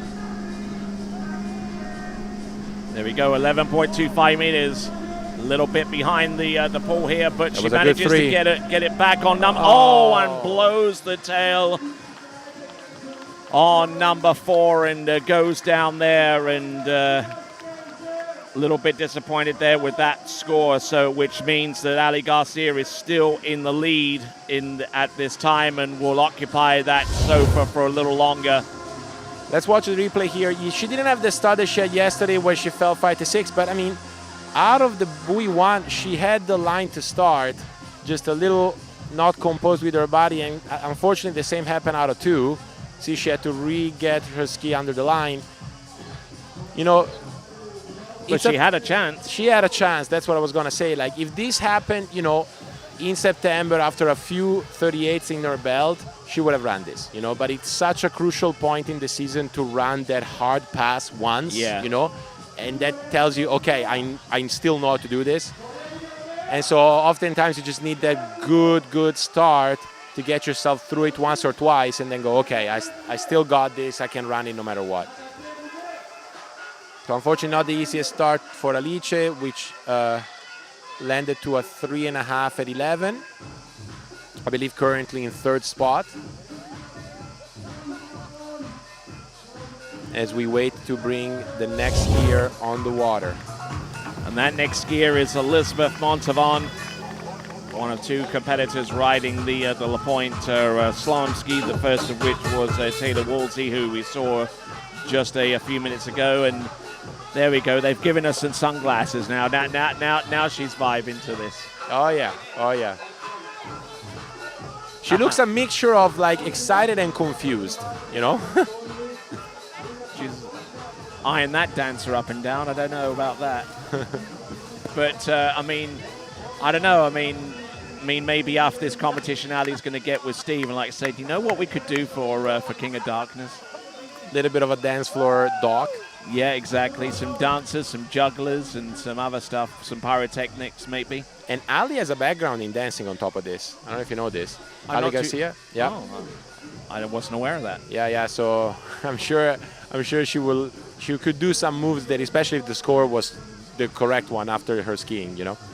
All right then. So that's the top score, 2 at 10.75 meters. That is the current total target right now. Elizabeth Montavon, who scored a 2 at 10.75 meters in the round previous to this one, really finding her form late in this competition and coming in on 30 meters. Elizabeth Montavon, Ireland. Running the La Pointe ski to great effect this weekend. 2 at 10.7 in the 3rd round, 0 at 10.7 in the 1st round. And curiously setting her a 0 off for Charlie too. Yeah, something we don't see very often with the women going for the C, right? But Elizabeth is someone that gets stacked right at the handle as we go to the dock with Aaron. Hey guys, we're back at dockside again. We've got the next competitor, Manon Costard, previous world champion. How are you feeling ahead of this? I'm feeling good. This is really fun, and this is a great vibe that there is on the dock. So I'm trying to stay focused and trying to think about my set with the party going on around. Yeah, it's very different vibe to any other tournament. Like we said earlier, Worlds is very, you're in your own zone for about 15 minutes beforehand. It's a few seconds down there at that end where you can compose yourself and go. Like that's just something that's so different, right? Yeah, for sure. It's usually for me the time when I jump in the water, I get underwater, and everything just calms down. So I'm counting on that. All right, well, good luck ahead of it. We'll see you on the other side. Back to you, Tony. Well, thank you very much indeed. Getting a few messages from all over the world. We've got some folks from Delray Beach. We got Lucas Cornell, who's messaging in from Australia. Good to hear from you guys. We've got Elizabeth Montavon on the water right now, taking 12 meters for her second pass. Good extension there on number 3 and number 4. It's in great shape for number 5, and number 6 should not be too much of a worry for her. And, you know, going back to what you highlighted, Tony, the fact that she uses C2, I'm sure we'll be able to see in this replay exactly why she prefers that letter, right? Like, she wants to get stacked right out of the turn, and so she needs that zero off to respond right away, right? Exactly, which is the C. Yeah, correct. And goes with C2, which is a middle intensity, and looking to score some points for the LaPointe brand in the brand leadership. The LaPointe brand is currently behind the 8 ball right now, behind manufacturers of the like such as D3 and Syndicate and Radar at this time that currently hold the top 3 spots. And there you see it coming into this event. And no doubt D3 and Syndicate will be getting some points. Yeah, and then, you know, as you could see on the graphic there, HO is like a handful of points away from D3. So, you know, with 2 HO skiers leading in the men and the women, and Ali sitting in second, they're looking to overthrow D3 on the ski brand leaderboard provided by the TWBC. All right, then, let's have a look and see. This here is Elizabeth Montavon, a must-run pass if she is to have any aspirations of taking the lead with the 2 skiers that are to come afterwards. Oh, look at this from Elizabeth Montavon. She's really climbing up over the ski. Oh, and round buoy number 4 and unable to get outside number 5. So that 4 buoy count is under review. 4 at 11.25 meters under review. I do have to mention the 3 skiers remaining, Manon Costar, Ali Nicholson, and Jamie Ball to come. But let's see the instant replay here for Elizabeth Montavon on 11. Yeah, this one a little bit down south from 1, but you can see she's getting out of 1 without the connection of the line, and she's already a little bit down course out of 2. So when you're down course, you can still run the pass, but you have 0 room for mistakes, and you can see that little bit of a wobble at 3 that basically got her out of connection with 4, and she gets a 4. Now, I don't know what the review is about. Seems like the ski was well out of 4, but we'll see what the judges say. Very narrow gate on top of this, which is a little challenging, the gate there, Tony. Like there's like a bit of weeds that you don't really go over with the ski, but you see them, right? Yeah. And so maybe that threw her off a little bit in the preparation for this gate. But we can see here, down course at 3, tries to throw the ski out at 4 to gain a bit of course, but unfortunately doesn't go. Okay. All right, let's check in dockside with Aaron. Hey guys, we're back dockside. We've got Alice. Unfortunately, not quite the score you wanted. How are you feeling after that? You know, it's hard to be disappointed with a crowd like this, but I definitely am. I didn't get the start I wanted, so I'm going to go back home and work harder. But, you know, the vibe is here. As I said, it's hard to be disappointed, so I'm going to enjoy the rest of the day and look for the other girls. All right, you say the atmosphere is great. You know, no matter what happens, it's been amazing here. I've enjoyed it. I know you have. You've come back this year. You did it last year. Next year. Coming back next year. You heard it here first. Good job, Alice. Back to you, Tony. All right, then. Back on. We've got Manon Costar about to take to the water, and Ali Garcia, who is still in the lead. Still in the lead. I believe the judges confirmed a 4 ball, a full 4 at 11 for Elizabeth Montavon, which that puts her currently in 4th place? 3rd place. 3rd place for Montavon. Second, Yanni with 5 at 11, and Garcia still holds the lead with 2 at 10.7 with 3 skiers to go. And there we see Ali Nicholson getting ready herself, but before her is Manon Costar, and you know, Ali's someone who absolutely just revels in this kind of vibe. Oh, she definitely does. I mean, she has been, this is the second year in a row that she gets like the whole tour. Like she comes to Europe, does all the events, and you can tell that this is the one where she truly, you know, vibes, as you said, like loves the environment. Her and her brother are fun people that enjoy, you know, a little bit of a party. And Ali obviously vibes really well in here, and we saw it yesterday, right? One Yes. at 41, 10th woman ever to run the 10.75 pass. She was ecstatic.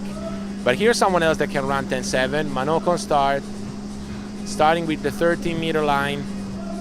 She opted for 14 a couple of rounds this weekend. No choice here, as 13 is the minimum starting length. And riding that Conley slalom ski, and Conley desperate for some points here in the brand leaderboard, currently in last place in the moment on the brand championship. And let's check in on Dockside. Hey guys, we're back on the party dock. We've got Ali here. You were here last year. What are your expectations coming to this tournament? I mean, I knew it was going to be big. It was big last year. It's getting big now. I mean, it's big now. I think it's only going to build as we get to the men. Yeah, definitely stay tuned. Don't miss it. It's going to be a huge party by the end of the event. Yeah, we've been saying like it's unlike anything we've had all year. You've got a very short amount of time to settle yourself, you know, just bring your heart rate down from the hype. What's your plan?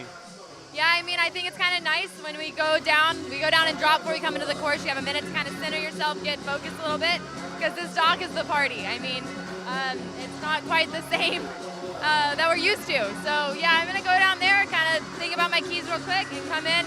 Honestly, right now it's all bonus for me. I'm still living on a high from yesterday, so yeah, I'm just hoping I go out and ski well. All right, good luck, Ali. Have fun. Back to you guys. All right. Tell you what, she believes that she's playing with house money right now, but I tell you what, if she gets the start on 10.75 meters, then it's certainly game on here for Ali Nicholson. But let's concentrate on the skier who is on the water right now. This is Manon Constant. Manon Constant, early and comfortable, waiting for 6 spot at 12.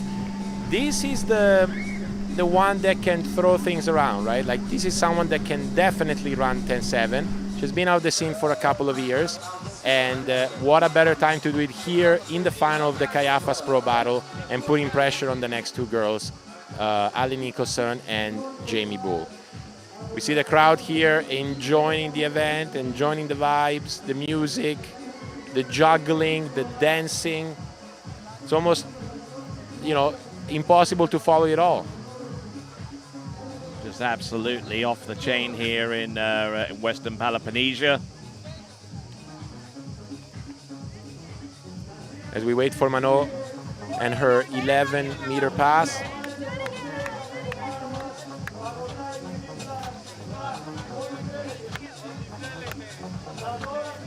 It's hard to stay focused, isn't it? Yeah. I thought you were dancing. All right, so Manon Constant is 2 passes to the good right now. Needs more than 2 at 10.7 to take the lead.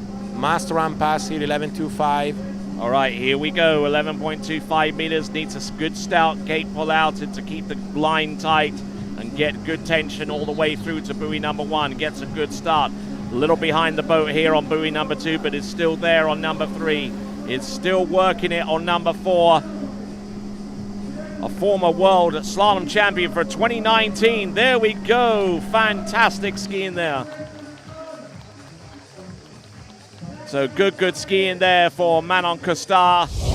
And one thing that we have started to notice a little bit here is there are some rollers coming up in that particular area of the course. Yeah, I wonder if it's the dock being turned, you know, like tilted 90 degrees. Or there's something there, like we can see it in the replay, like 3 and 4 ball look a little bit more rolly than yesterday. You see it right there at 3 ball. And to a certain extent at 4 ball, but I mean, Manon managed it very well. To be honest, not with the easiest of starts. Like, ski wasn't really under the line out of 1 ball, which is crucial for a left foot forward skier, but you know, Manon and her experience, she stayed composed and kept skiing precisely and brought the pass home. So, Manon Constant, the 2019 women's slalom champion of the world. And Well, Ali Garcia's reign could well be under threat here. She got 2 buoys in her effort. Manon Costar will be looking for something more than that to assume the lead prior to Ali Nicholson and Jamie Ball hitting the water. She's round 2. Does she make a play on 3? Not quite. But it is a tie for the lead with Ali Garcia. However, it goes to the backup, doesn't it? If it's not for the championship, right? If it's not for the championship. So if he's going to be 2 at 10.7 as a runoff for gold, then they will all run off. But on the other hand, if this tie is for a second spot or lower, they will go back to the preliminary round scores, and Manon with a 4 at 10.7 in the prelims, she will be ahead of Ali Garcia. All right then, so for the moment, they'll share the couch as we get ready for Ali Nicholson to take to the water in just a few short moments. You could tell here from this replay a little bit slow at the gate, ski sinking in, but she committed. And unfortunately, out of 1, she couldn't get that connection with the boat early on to accelerate to 2, and tried to get the ski under the line at 2, but was a little bit too fast. And that's all she wrote, 2 at 10.7 for her. All right, then let's check out the dockside with Aaron. Guys, we're here with Elizabeth Montavon. Just not quite getting it together, unfortunately. It looks like it's a little bit more rolly than before out there. Yeah, I don't know if it's the lack of wind or what it is, but definitely a little bit of rollers. You don't want to be caught at the buoy standing around looking at those. Not the best score, but I've learned a lot the whole time I've been here in Europe, all these tournaments. So I'm pleased with the 3 weeks and happy to go home and work on some more stuff. All right, great job. You've had a great few tournaments. Great job today. Awesome job. Back to you, Tony. All right, good effort there. Elizabeth Montavon, and we'll see her ski a little bit later on in the season. And next skier is going to be Ali Nicholson, who provided a little bit of a shocker so far as her score is concerned, having run 10.75 meters for the first time in her career and posting up a 1 at 10.25. And you know what, Tony? I don't even know that shocker is the right term. It was almost like, oh, finally, right? Like, if you had to bet on the next woman to run 10.75 that hadn't run it yet, I think everybody's money was on Ali. She had been pushing with 4s and 4.5s. Like, she was right there, and she finally managed to do it yesterday. As we see Ali and Manon sharing that throne with 2 at 10.7. Yep. It's a good job we've got room on the sofa for both. Oh yeah, also for a third. Yeah, indeed. You could fit a third there. But yeah, Ali, tremendous skiing yesterday, 1 at 10.2. I spoke to her, and all she said was, I definitely didn't want to have. All right, let's check in dockside with Aaron. Hey guys, we're back on the party dock. We've got Jamie Bull here. What are you thinking at the moment? I'm just trying to soak everything in, have a great time. They've killed it with this event once again this year, so really happy to be here, and looking forward to get out on the water. It looks perfect out there. Well, you're wearing the yellow jersey. You got it all to play for. Good luck, have fun. We'll see you out there. Back to you guys. Thanks, Jamie. All right, so Jamie Ball looking for some major points on the Waterski Pro Tour. Currently in second spot right now. Whitney McClintock-Rini currently in the lead. We're on 200, and so there's a 63-point gap.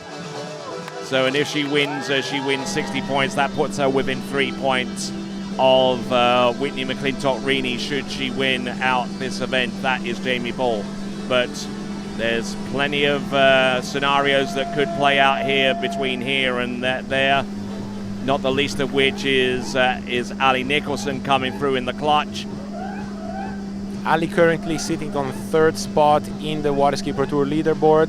Also someone who's looking to make up points and getting closer to Whitney, who admittedly is comfortably leading at the moment. All right, dockside we go with Aaron. Hey guys, we're back on the dock. We've got Manon just put up a huge score, equaled Ali. It's equaled it. At the moment, you're equal. If it's anything but first, we'll go to count back scores. But how are you feeling after that score? I'm happy. I'm happy because worst case I'm third, so that's great. I'm also pretty pissed off. I'll be honest. Yeah, I want more. I want to do more than 2 at 39. Well, all slalomers, we always want more. No matter how good you ski, you always want more. What are you thinking of the vibe that's out here at the moment? It's awesome. Like a few interviews ago, I said I wanted to have fun and try and have fun competing, and this is the most fun you can get. So that's awesome. I'm spending a great weekend. The vibe is amazing. So no, super happy about it. Yeah. Awesome, great job. You did skied amazing. Back to you, Tony. All right, here we go. This is Ali Nicholson coming back on the 12-meter line. I mean, as we heard Mano just say, like, she wanted to find the fun into water skiing again, as you well know, Tony. And, well, what an event. There's no other event that can provide this much fun. So, very happy for her. I know she didn't get the score she wanted, but definitely the passion for water skiing, this is the event to get it back. As we just saw Ali running 12 comfortably. Nice. Nathan at the wheel. And we'll see her coming back at 11. All right, so and Ali and Manon grabbing themselves some libations there. I'm sure they're alcohol free. Oh, for sure. At this stage, they're alcohol free. Of course, it's a little fruit juice or something to recuperate some energy, maybe a little Red Bull. Just staying hydrated as the dancers behind them just go bonkers. Yeah, they're absolutely, they're twerking away back there. Right.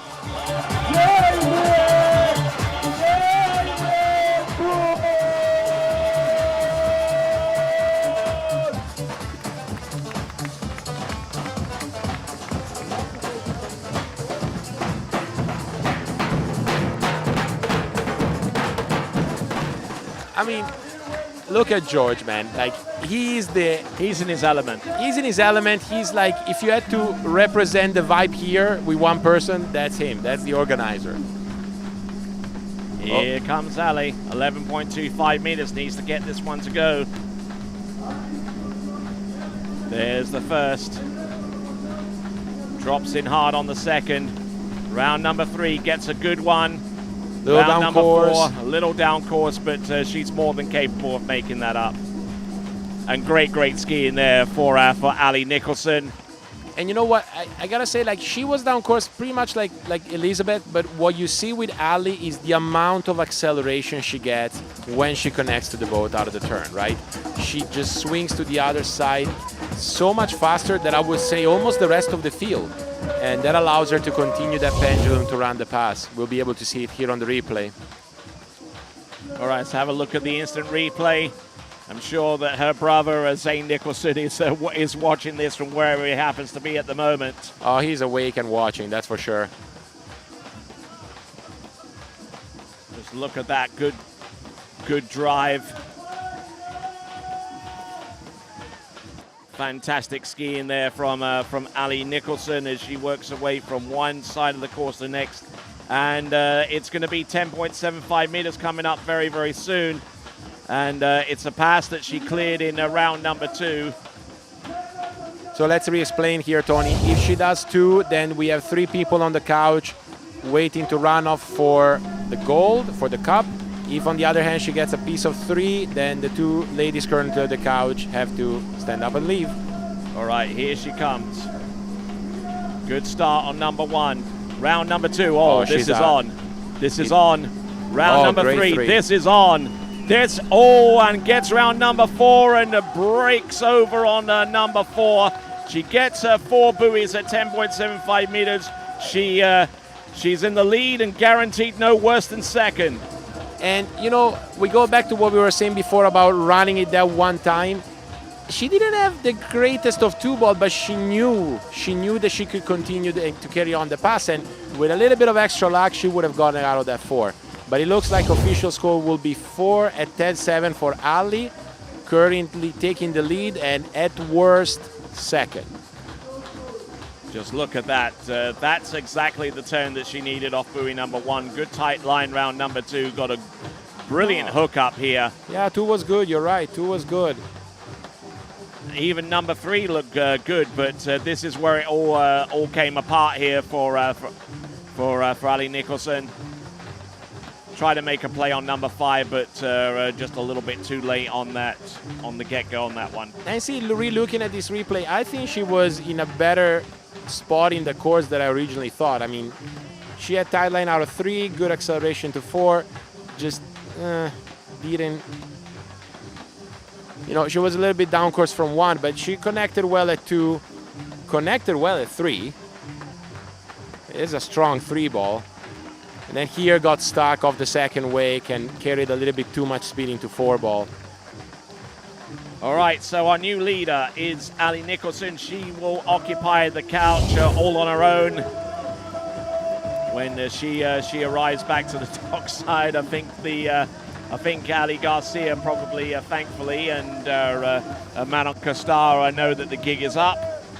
Yeah, but I think Ali was getting comfortable there, you know. It took her a second to stand up, but yeah, that couch will go to Ali Nicholson, and she'll be there watching every single buoy of Syndicate teammate Jamie Bull, the defending champion of the Kaiafas Battle.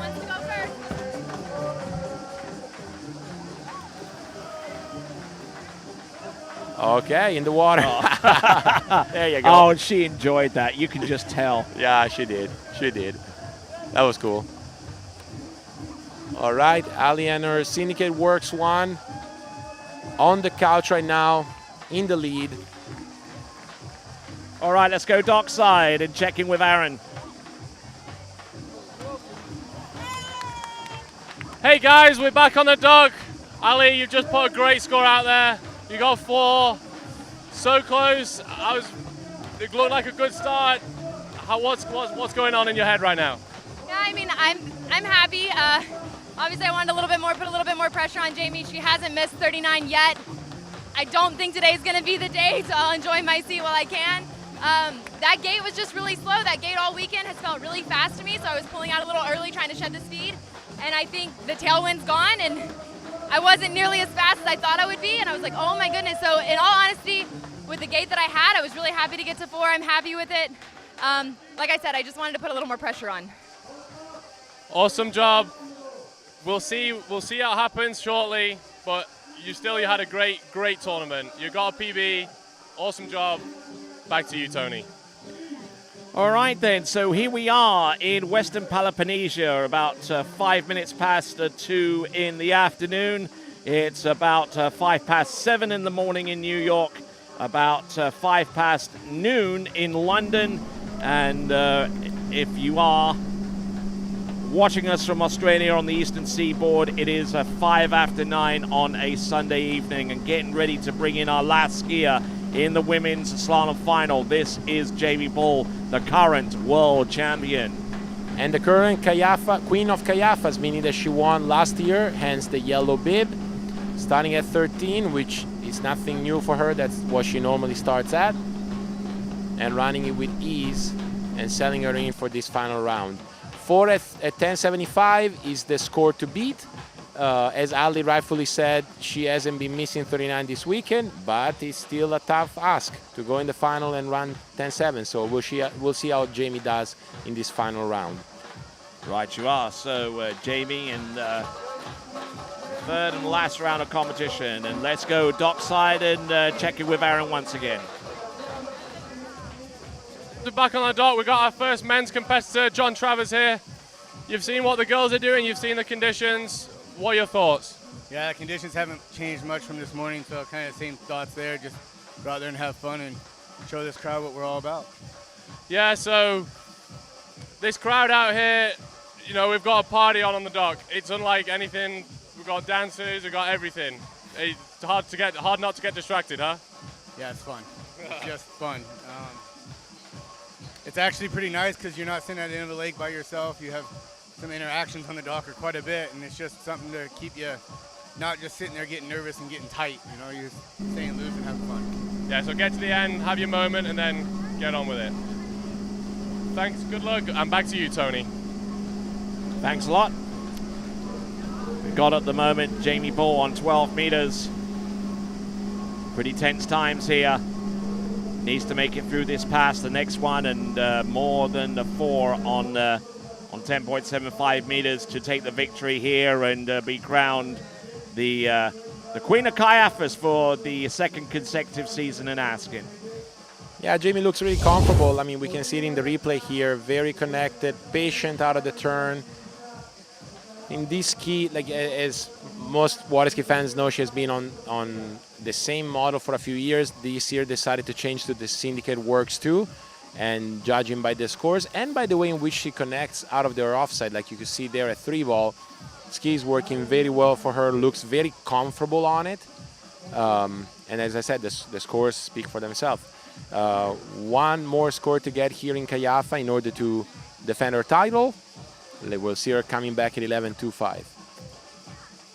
All right, 11.25 is imminent for Jamie Bull. So we see Ali Nicholson on the dockside, just sitting next to the trophy. Will she be awarded the trophy once all things have ended so far as the women's slalom event is concerned? We've yet to find out. We'll find out within the next few moments, though, because we have got Jamie Bull at 11.25 meters. It's a pass that she customarily runs, but can't afford too many errors here. A little bit back behind her feet there on number 4. Manages to get round 5 and eventually round number 6, and is now within a piece of 5 from taking the win here at Kaiafas. Tony, I will say probably the worst 11 I've seen her run this weekend. You know, like not the easiest of starts. Obviously, her experience and her level allowed her to stay calm and carry the pass forward. But you'll see already here at 1-ball, kind of get stuck a little back on the ski and kept losing course, you know. I don't know, as I said, that gate is a little weird with that patch of weeds in the setup, but just, I don't know. See, even here at 4-ball, like, very cautious, which definitely is not the Jamie we're used to see. So she'll have to change attitude at 39 off in order to get a piece of 5 and claim the win again. All right, here we go. It's going to be Jamie Bull coming back into the course with the next one of 10.75 minutes. It's not going to be a given here by any stretch of the imagination. She has got to be on her game and work her way towards getting a piece of 5. All right, then, here we go. So 4 1/4 buoys needed, a piece of 5, essentially, to take the win here at Kaiafas for the 2023 Pro Battle. Here she comes, round number 1. Gets good balance, round number 2. Look at her go, round buoy number 3. Can't afford to make too many more of those errors. She gets round number 4, and a piece of 5 will seal the deal for Jamie Bull as she attempts to make a play on number 6. There you go. There's your champion for the second consecutive year. It is Jamie Bull. Yes, Tony, she completely changed her attitude in this pass at 10.7 compared to the 11. Just went and attacked the course from the start. As we see her here celebrate. And here's the podium. Jamie Bull in first, Ali Nicholson in second with 4 at 10.7, and in third place, Manon Constard with 2 at 10.75. Wonderful, wonderful skiing, targeted skiing, accurate skiing, determined skiing. Back-to-back Kaiafas champion. It's Jamie Bull. Let's take a look at this one more time. The Queen of Kaiafas retains her crown here. Ooh, you see that little move at 2, like she almost broke, like, but kept skiing. Also at 3, like she knew she couldn't get 3.5, so she had to get to 4 and put a turn in, and look at that. That's the stuff of champions right there. Just turn, absolutely. Just turn and went for a piece of 5, and that was enough to seal the deal. Continue to get a piece of 6, but by here, the win was hers. Yes, indeed, and gets through the exit gates with the handle in her hand. That gives her a 6 buoy count with no continuation at 10.75 meters.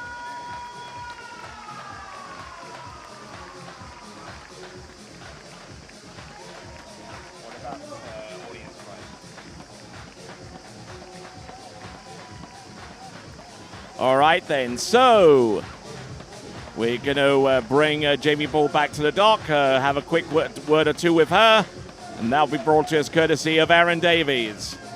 Let's check in with him and your champion, Jamie Bull. Hey guys, Doug, with the reigning champion, the queen of the Kaiafas Battle Pro, Jamie Bull. How are you feeling after that? I'm just really happy to get it done, really. This event has been super special for 2 years, and it's one that I really wanted to take a win at just because of all the people here have done such a great job, so I'm really happy. Ali put up a big score, and with all the energy around, it's so different, and so I was a little shaky that set for sure, and I really didn't want to fall around 4, so I kind of had a slow 4, and then pulled to 5, and then my brain was already out of it, so. Do you feel that yellow bib has had any extra weight on it this year compared to last year, or just go out and do what you do? I think for me personally, it has. For no one else, really. I think I've had such a great time at this event with all the Greek people, and so I really wanted to defend this title, so maybe put a little bit more on myself, but everyone here is just so excited to have us, so it makes it really awesome. Awesome, great job. Reigning champion, second-time champion, Queen of Kaiafas, Jamie Bull. Awesome job. Back to you guys. All right, then let's take a quick look at the leaderboard. Our final leaderboard in the women's slalom. There you see Jamie Bull with her score of 5.5 at 10.75 meters, 5.5 at 10.75 meters, taking the win ahead of Ali Nicholson and Manon Costa in third. Ali Garcia, a credible fourth place position ahead of Beatricia Yanni, who has scored 5 at 11.25 meters. Then Elizabeth Montavon, Alicia Bagnoli, and Taylor Woolsey with the remaining spots. All right, then, let's have a look at the Pro Tour standings. Pro Tour standings see Whitney McClintock-Reedy on 200. Now within 1 point. Within 1 point of her is Jamie Bull. Ali Nicholson on 157, Regina Jacquez 101, and Ali Garcia rounding off the top 5 with 69 points. And Matteo. And let's explain why 62 points instead of 60. Jamie Bull also has the best score of the weekend, so she gets 2 points extra for having the best score of the weekend. So she's now only 1 point behind Whitney, with a tournament to go next weekend in San Gervasio. Yes, and that top score of the weekend was that 1.5 at 10.25 meters, which she secured in round 2. Correct. All right, so as the celebration continues, we've got Jamie Bull right there on the dock. And we'll also get results very, very soon with the audience prize, no doubt. So here's the start list coming right up for the men's slalom final. Jonathan Travers will take to the water first, followed by Sasha Deska, then Corey Vaughan, Robert Hazelwood, Thomas DeGasperi, Will Asher, Nate Smith, and Freddie Winter. So here we have the top 2 skiers from D3, which is currently leading the ski brand leaderboard by TWBC. 4 skiers from Syndicate Skis in the final. Okay, look at the graphic here now. So far, after the women, Syndicate is ahead of D3, right? And because D3 have no representation in the finals in the women's event, they drop back momentarily. But they have 2 men in the slalom final. And the top 2 men at the moment. So, all to be rewritten after this men's final for the TWBC brand leaderboard. We cannot wait to see how that will shape up. Obviously, Manon and Elizabeth bringing some points to Connolly and LaPointe there, and Radar still sitting in 3rd. All right, so getting ready for the slalom final, and all that to come right after this as we get ready to bring to you the men's slalom final here at the 2023 Kaiafas Pro Battle. I've been a fan of Marcus Brown since I was like 13 years old. He's been my childhood hero, and so for him to offer something like this, which is it's great not just for me, but it's great for water skis to have something like this where people can really get a bespoke water ski experience. It's going to improve their skiing, their body, and Jenny's she's amazing too. So just to have the access to both of those guys, I think it's huge, and it has been massive just to talk things through and to get a new understanding of stuff I haven't tried yet.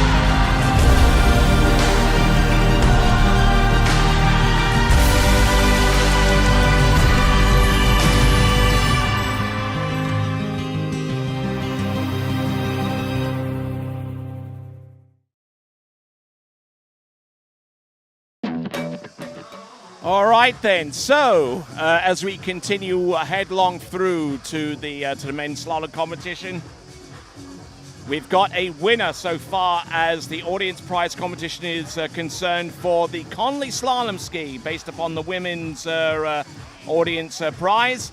Michael Whitehead, congratulations to you, sir. You win yourself the Conley ski of your choice. We'll reach out to you within about the next day or so and arrange for a Conley ski to be shipped to your location of choice. It could be a DV8, it could be a Carbon V, it could be anything out of the brands, the models on the Conley. But Michael Woodhead, you are a big old winner. Congrats, Michael. Enjoy the ski. It will be coming to you in the next few days. And here we are. I think that's JT dropping at the end of the lake. That's our first skier of the men's slalom final, Jonathan Travers. Top score from the preliminary round, 2.5 at 10.25. That was the cut for the final. And so that means he is first on the water.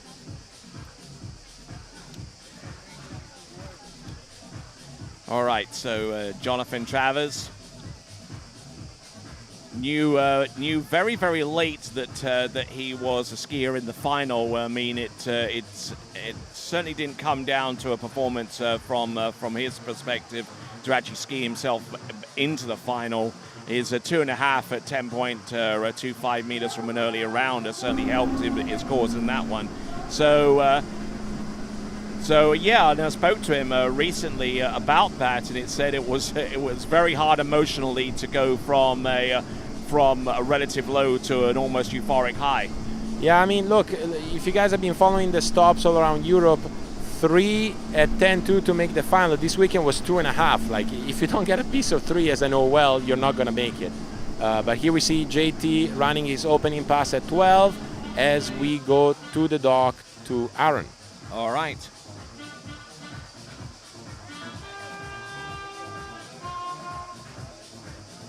Next, made it to the final in the last round. What are you thinking at the moment? I made it because yesterday I skied bad, so I did what I had to do. I got lucky. Some people didn't ski as good on the last round, but now 3 is not going to be enough. So no strategy. I ski, I do the best I can, and we'll count the points at the end. All right, just go out there. Have your minute at the end before your first pass. Settle down after this craziness that's going on here. And then go your first pass. We start at 12, no? You start at 12, yeah. But I will try to, I don't know. As I said, I'm going to ski max to full attack and we'll see. All right, yeah. Good luck, mate. Have fun. Back to you, Tony. A little bit of a laissez-faire attitude there. Full attack. Those were the words. But there you go. That is Sasha Deska on the starting dock and getting ready for his go. This is Jonathan Travers. 11.25 meter, riding the 67 Works 01 since last year. Ooh, a little bit backwards there on number 4, 5, and able to control it well enough to get round 6. I'm sure that Chris Travers, along with Lani and Jack, are watching this, as well as Natty. Yeah, now, interestingly, Tony, yesterday everyone started at 13, right? And even this morning a lot of people did. So we will see a lot of people doing 10.7 as their third pass, which they really didn't take in the last few rounds. Meaning also, even more importantly, that they'll do the 10.25 gate on the way back. We'll see how everybody fares, including JT, who's here as our opening skier in the slalom final. Yeah, apart from that little wobble at 4, comfortable pass for JT. Waiting for 6 ball, and we'll see him coming back at 10.75.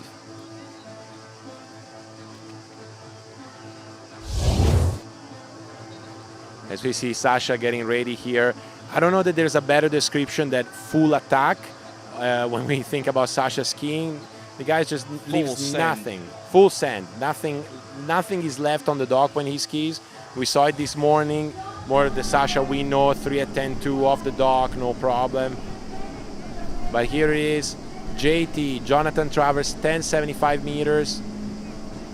Entrance gate, 1 ball, strong 1 ball. Comes to 2. Oh, a little wobble at 2 again, but yeah, strong 3 ball. 4 ball on the back. Horrid there, number 4. He's still 4.5 at 10.7 for JT. That's a shame. That's a shame. He was going really good guns there on 10.75 meters, but 1 or 2 mistakes and he's in. Yeah, he's been playing very conservative at 2-4. Yeah, even at the 11 pass, like 4 ball, a little bit on the back, almost like waiting for the line to get him to the other side rather than searching for the line to get him to the other side. And as a left foot forward, you do need those 2-4s to be solid. Unfortunately for JT, that didn't quite happen, neither here at 2 ball, nor at the 4 ball after that. You can see he was already late in the course at 3. Lot of slack at 4 ball. Yep, off number 4. Gets around number 5, trying to conjure up a Hail Mary of a turn around number 5, and unfortunately the gods were not answering. Yeah, which at that stage, a Hail Mary 5, that's all you can do, right? Like you're basically edge changing right before the ball, trying to hammer in and hope to get the line to go to 6. And unfortunately, that didn't work for JT here in the final round.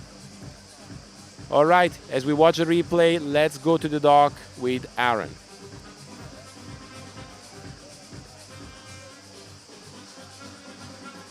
Just look at this. And with that, let's check in with Aaron. Hey guys, we're back on the party dock again. We've got one of the next competitors, Corey Vaughan here. You were here last year. It was a good party last year. This year seems to have upped his game again. I know George has been pushing the media. It's been on TV over here promoting this event, and I mean, I just love it. It's the type of thing that we need to do more of. He's doing it as a passion project. He's not making money, but he's got a lot of people out here, and they're all having a great time spending the day with us water skiing. So to me, that just fills up my heart with joy. Yeah, I mean, if you follow Kaiafas Lake Waterski on Instagram, he's on the news, seemed like every day, and if you go in the local town, his face everywhere, skiing, and all in Zacaro. So it's great, but what are you thinking in terms of the skiing? Yeah, well, I left it to the 3rd round to get into the finals. I'm very thankful to have gotten the job done. It's a fresh new round, and swinging for the fence. You saw those guys all run 1 at 43, so my head is take it 1 pass at a time and never stop. Sounds good. Sounds like a plan. Have fun, Corey. See you on the other side. Back to you guys. All right, then back on and right here in the announcing booth. Waiting for Sasha. Yeah, waiting for Sasha. I'm Tony Lightfoot. He's Matteo Litteri. We're right in front of this Volkswagen ID Buzz van, which is available at gratis Volkswagen dealership in Athens. Prices start at 70,000 euros, fully equipped for 90,000, and it is an all-electric van. You'll be able to recharge it in about an hour using a high-power charger that's found on the road. And for those of you that park up overnight, it recharges conveniently in under 8 hours. And imagine when we'll have boats doing that. Yeah, they tried it once with Nautic boats, but that was many years ago. But here we go. This is Sasha Deska coming in on the 12-meter line. All right, Sasha, worldwide famous for his aggressive style. Here it is at 12, feeling things in. Sasha, they made an interesting decision to switch ropes midway through his rounds. Not exactly sure from which to which, but let's go to the dock. Dock side right now. Hey guys, we're back on the dock again. We got a little disappointed John Travers. Sorry man, commiserations.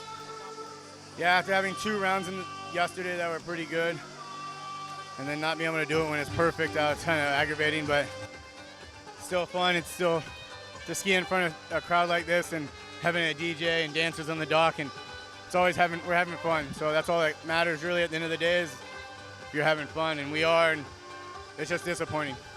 Yeah, so thinking ahead, we've got one more tournament in this series of stops. We've got San Gervasio next weekend. What are you thinking going into that event? You know, it's just get over there as soon as I can and get time on the water. Just a different boat, different lake. This series has been kind of tricky on me, just switching up a lot of things, a lot of variables, but there's no excuses needed, so just ski better. Sounds good. Have fun next week. We'll see you there. Back to you, Tony. Thank you very much indeed as we get ready for skier on the water at this time. This is Sasha Deska. This is 11.25 meters. Having run through 12 meters initially. Should have no worries about riding this one, but he said he's going to go full send on this, and he ain't holding back. Oh no, Sasha is famous for going full send, and he's famous for going full send in the final rounds. I mean, you recall last year at Pro-Am back home, like wheel 3.5, Sasha 4 with like a full send into 4 and a crazy S-turn. So no, Sasha knows how to go full blast. As we see here, some magicians, I believe, make a little bit of a trick. And a juggle in the back. Jugglers and magicians and clowns and all kinds of stuff. But here we are, trying to make a little magic of his own out there on the water. This is Sasha Deska.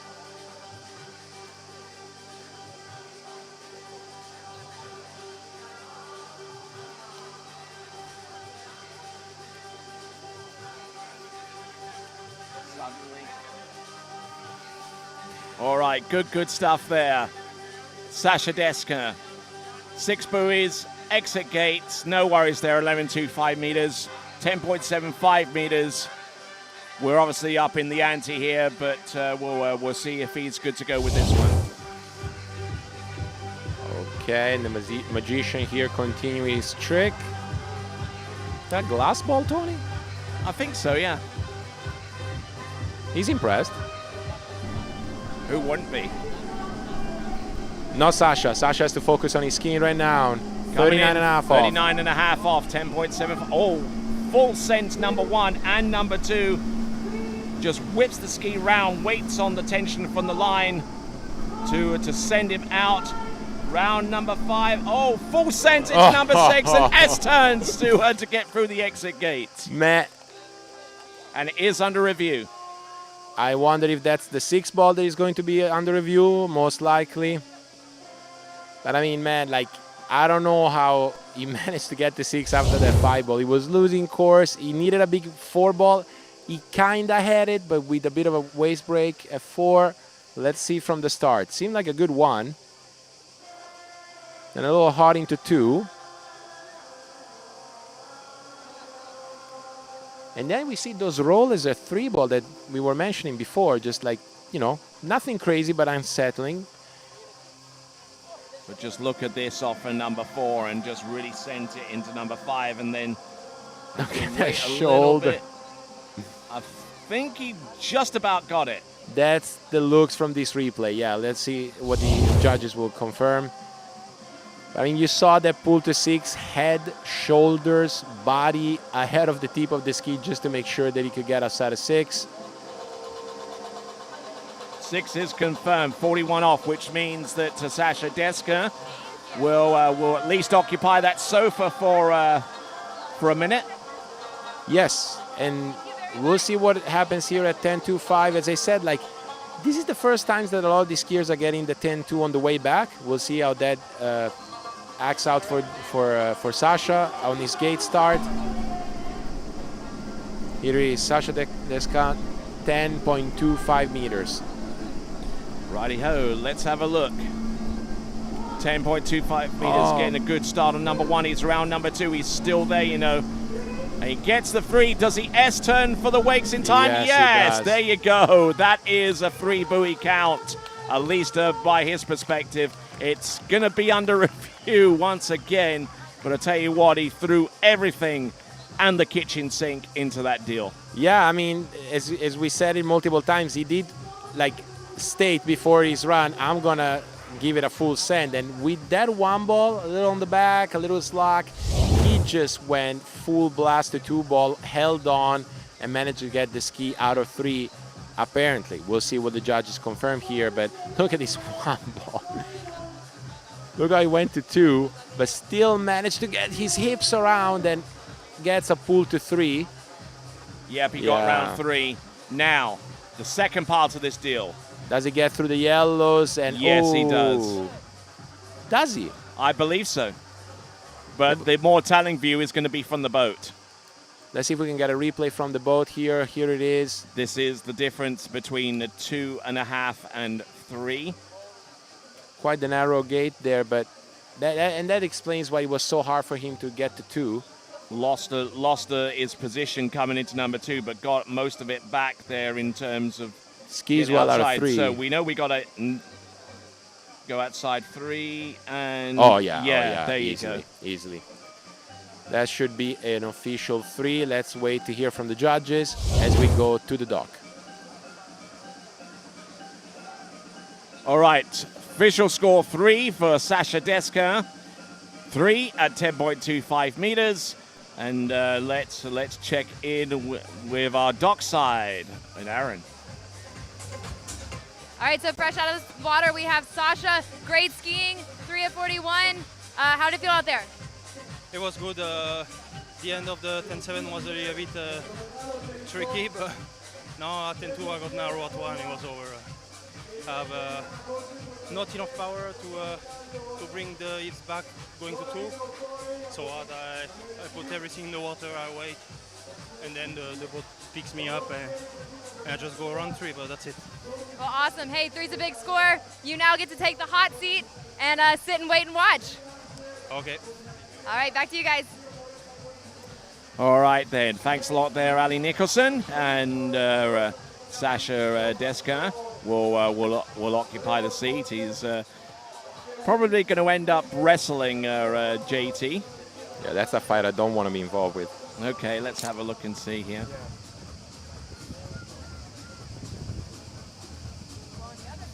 I think they're more in a discussion with bindings and all that kind of stuff rather than being thrown off the dock. But anyway, Corey Vaughan right now on the water. 12-meter start.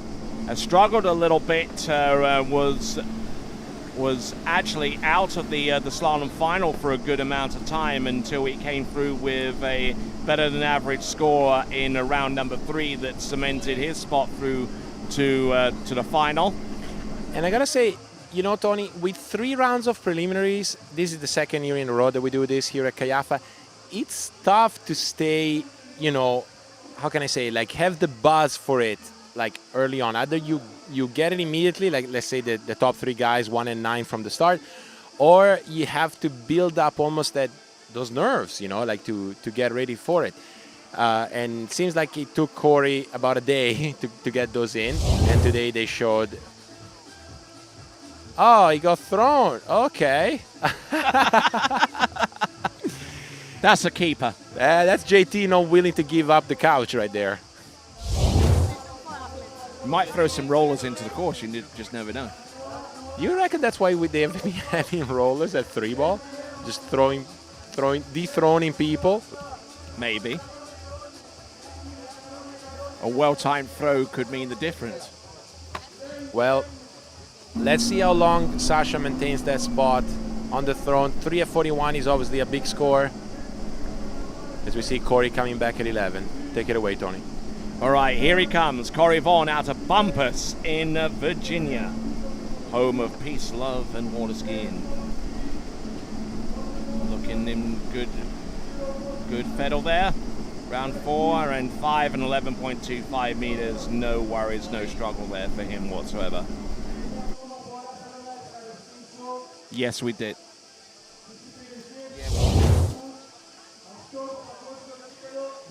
All right, let's watch this replay from Corey. Corey has been skiing very consistently all around this European stretch, starting from Monaco all the way to here in Greece. I know he has to fly back home tomorrow, so he won't be in San Gervasio, but like so far, very consistently 3, even got a 3.25 or a 3.5, I believe, last weekend. And here he is in the final, battling for the crown of Kaiafas, of King of Kaiafas. Right you are. So that is Corey Vaughn. Looking in very, very good shape there off the first couple of passes. Thank you. But now 10.75 meters looms large. Which is 39.5 off for those of you out there that aren't quite in sync with the metric system. You see there Sasha checking the temperature of his ski? Yeah. All right, 39 off, 10.75 meters. Must run pass to get a shot at dethroning Sasha here. Ooh, a little bit of a down course 1, really good 2. Goes to 3, if he manages to stay in line. A 5 ball, and there you a go. 6. And despite a couple of fundamental errors out there, he's still able to get through that run. It looks like the score is under review for Corey as well. Again for 6 ball, I'm assuming. But Tony, I think this goes back to what I was telling you before. Nobody took the 10-7 in this direction yesterday or today. So maybe that gate setup is a little bit new to them, and that's why they are really getting out of 1 ball down course. There's no other way to put it, right? Now, that's also the end where Freddie, Will, and Nate ran 41, but there was a nice head breeze first, third, and fifth pass yesterday. It's something we don't have right now. So maybe that gate is unsettling for the skiers at the moment, but Corey managed to stay patient, composed, and just threw it towards 6 ball. Oh, Yep. yeah. Yeah, well clear of 6. And looks like we have an official confirmation of 6 at 10-7, which means that we will see Corey coming back at 10-2. Currently, this 3 by Sasha, who we see there on the couch, obviously with his eyes on the lake, seeing what Corey will do in this final round. So 3 is the current lead, courtesy of Sasha Deska. Let's see what Corey can do. He's round buoy number 1, takes it to go. He's round number 2, and that is about as far as he's going to get with that effort. So that currently puts him in 2nd spot right now, and in the lead, it's still Sasha Deska after 3 competitors. Yeah, I didn't get the easiest of start, Corey, right? I would love to see this replay here, but very, very good effort, especially with that 39.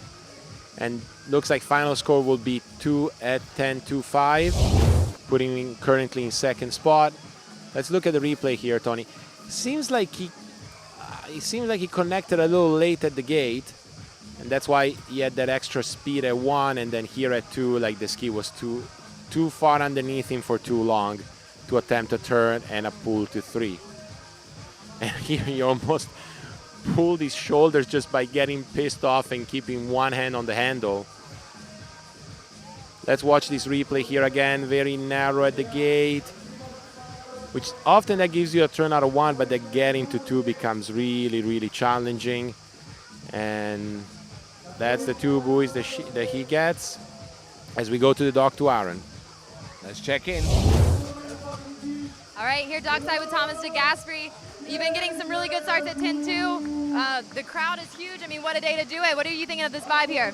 Oh, it's amazing. I mean, we don't get to experience this kind of vibes in any tournaments, or very few. So it's pretty amazing, but it's time to go to work and, put my keys in, and hopefully I'll get a good start again at 41 and see what happens. With the environment like this, what do you do to help kind of focus and center yourself? It's just me and my ski, and that's it. Like, the rest doesn't count. Yep, so you have a minute when you go down there to kind of bring it back all together and focus just on you. Yeah, I work on my keys for my gates and hopefully get a big score. Well, conditions are great. I think scores will be big. Best of luck. Back to you, Tony. All right, Sasha stays on the couch for a little longer. And Thomas DeGasperi is certainly a skier who has a laser focus for the most part. It's me and my ski. Absolutely. And George, who's screaming since 9 a.m. today, trying to get the crowd rallied up for this final. All right, let's continue along. Skier of the day, make sure you get your vote in for the skier of the day. Who do you believe has been worthy of your vote? Go to waterskibroadcasting.com/play and vote for your favorite skier of the day. Skier of the day brought to you by 2U Healthy Snacks. Indeed. And let's see who will get this beautiful trophy right here, Tony. All right. Could it be Rob? Or do you have someone else in mind? All right, there on the water at this time, this is Rob Hazelwood. Starting at 12 meters like every other competitor. Beautiful drone shot there. Rob really getting dialed in on the 66 Works 02. Opted to ski on the Works 01 last year and made a change early this season to the Works 02 and has been working wonders for him. 4 at 10.25 yesterday, pulling to 5 ball in that beautiful head breeze. Let's see if he can get that score again, effectively dethroning Sasha with his current score of 3 at 10.2. Sasha is just trying to stay calm and collected, you know, and he's... Or more likely, he's completely exhausted after that 39 and that 41. Could be either. All right, we got our crew there inside that VW Amarok. Yeah, they even got a sun umbrella there right now. Yep, and some bean bags in the back. Plenty of room for a number of people there in that cargo bed. Find out more about the Amarok by going to vw.com or check out the local dealership in Athens, Gratius of Athens, the VW dealership for the nation's capital. All right, here we have him. Robert Hazelwood, 11-meter line, second pass in this final. Very strong two ball. I mean, that ski at 2.4, man, is just doing wonders. Did it yesterday at 2 ball at 10.2 for him, which brought him all the way to almost 5. And here he is, comfortable 12, comfortable 11. Knows that he needs the stand 7 on the way up the lake. As we watch the replay here, your typical Rob windmill outside hand on both sides, and there. All right, so Robert Hazelwood there on that Works 02 that has some design characteristics that make it different from the Works 01, and I know you're a member of Team Syndicate there, Matteo. Care to indulge us upon the differences? Yeah, I mean, the skis are completely different, but in terms of like if you were to demo one tomorrow, what you'll feel with the Works 2 is a lot of feel on the line right out of the ball. And if you watch Rob skiing, you can see it. Like you see him getting out of the turn, the line is tight right away. And if you were to try tomorrow, Tony, that's exactly what you would feel with the 2. The 1 is more like quick upswing and free from the body in the turn, which I would say if you watch Ali ski today, that would be a good visual of what the Works 1 does and how different it is from the Works 2. And it almost sounds like it's made to work in concert with the 01. Yeah, it's, you know, it's the good thing is I ski with both. I like both. I ended up preferring the 1. It's a matter of personal taste and how you like to ski. Clearly, Rob is preferring the 2. And look at that 2 ball, the connection with the line right there. There he goes. Waiting to 5. Now he's settled down, and now he makes it through 11.25 without too many problems whatsoever. Well, Tony, this was 10.75. That was 10.75 actually. I don't blame you for getting confused because that was a stupidly easy 10.75. Yeah. By far the easiest we've seen in this final. Waiting for 5, waiting for 6. I mean, Robert is on it. We see the current leaderboard of the Waterski Pro Tour. Nate leading with 210 points, followed by Freddie Winter and I believe Will Asher in 3rd place. Those are the 3 guys that ran 10.25 in the first round yesterday. So we'll see them skiing shortly. But order of business first, let's watch the 10.25 pass by Robert Hazelwood. I wonder what it'd be like to ski with stilts on. with stilts. Yeah. I think. Slalom. I think we've seen videos of people doing combos with those, right? Yeah, but they were on 2 skis, not a slalom. I don't even know if you could do a deep water start with that, right? Yeah. Maybe you would have to drop one. Maybe.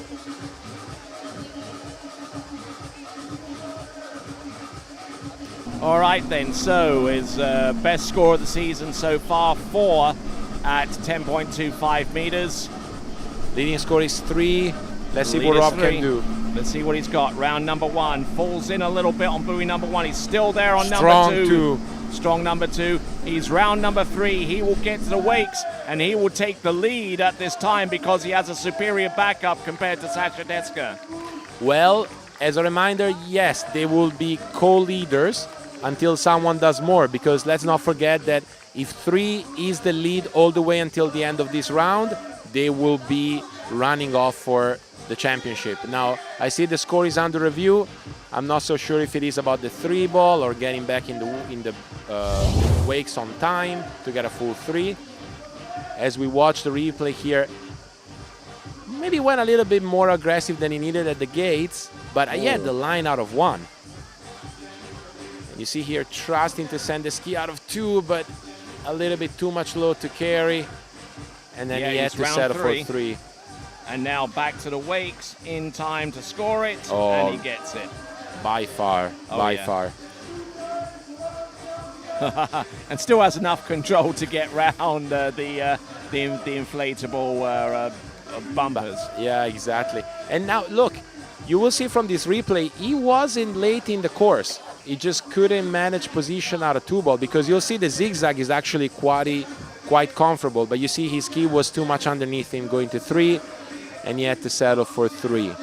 And as we watch this cutting through the wakes, let's go to the dock with Aaron. All right, dockside with Ali. Sasha, you're still in the hot seat. Now you're getting a buddy on the bench. Congratulations, Rob. Good skiing. Tying the lead. So now we have 2 sitting here. Do you think it'll be enough? No. It's beautiful out there. Beautiful. I just messed up my 1 ball and then it was a little messy after 1 ball, but it's amazing out there. The wind is perfect for if a 41 doesn't go down here today, I'm disappointed. Well, 3 of them went down yesterday. I wouldn't be surprised if we see 1 or more go down today. So I get to sit with you guys a little longer. Back to you, Tony. I don't know if Sasha is all that comfortable with Robert sitting next to him. I don't know. Dude, those are 2 big dudes, man. I don't think we can fit a 3rd one that does 3 at 10-2 on that couch. Someone will have to stand on the back. But, yeah, I mean, I agree with Rob. I don't know that 3 will make it today. Conditions are perfect. People are skiing well. Let's see how long they stand on the dock. Oh, look at that. Standing for some shots. Yeah. There we go. Rob instructing Sasha to show the ski. 1 more. Jamie.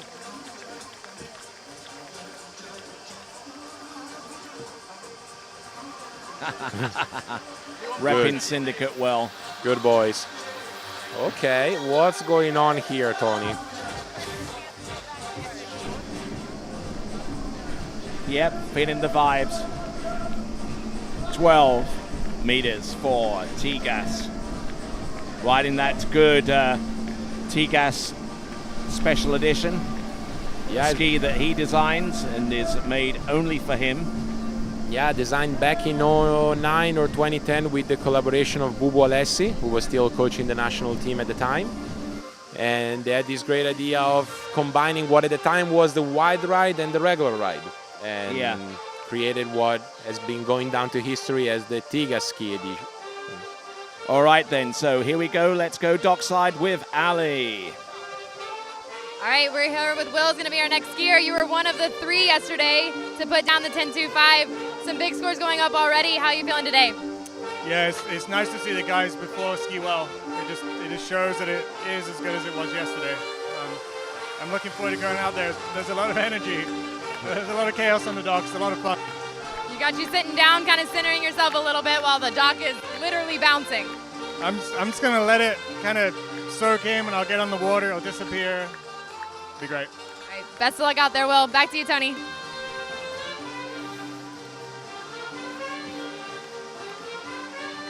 Sounds like the live saxophonist is back in town. Yeah, she came back for the top 3 from the prelims. And look at Georges. Look at him losing it. This is the vibe of the tournament, man.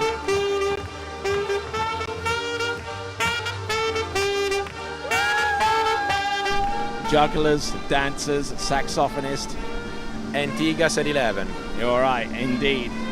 Let's not neglect the action that's on the water. Here we go, 11.25 meters. Standard procedure for Thomas here. Nice early controlled 11. Nicely done. I believe so far the only skier we have seen or we're going to see doing a one-handed gate. Only skier representing good skis in this final.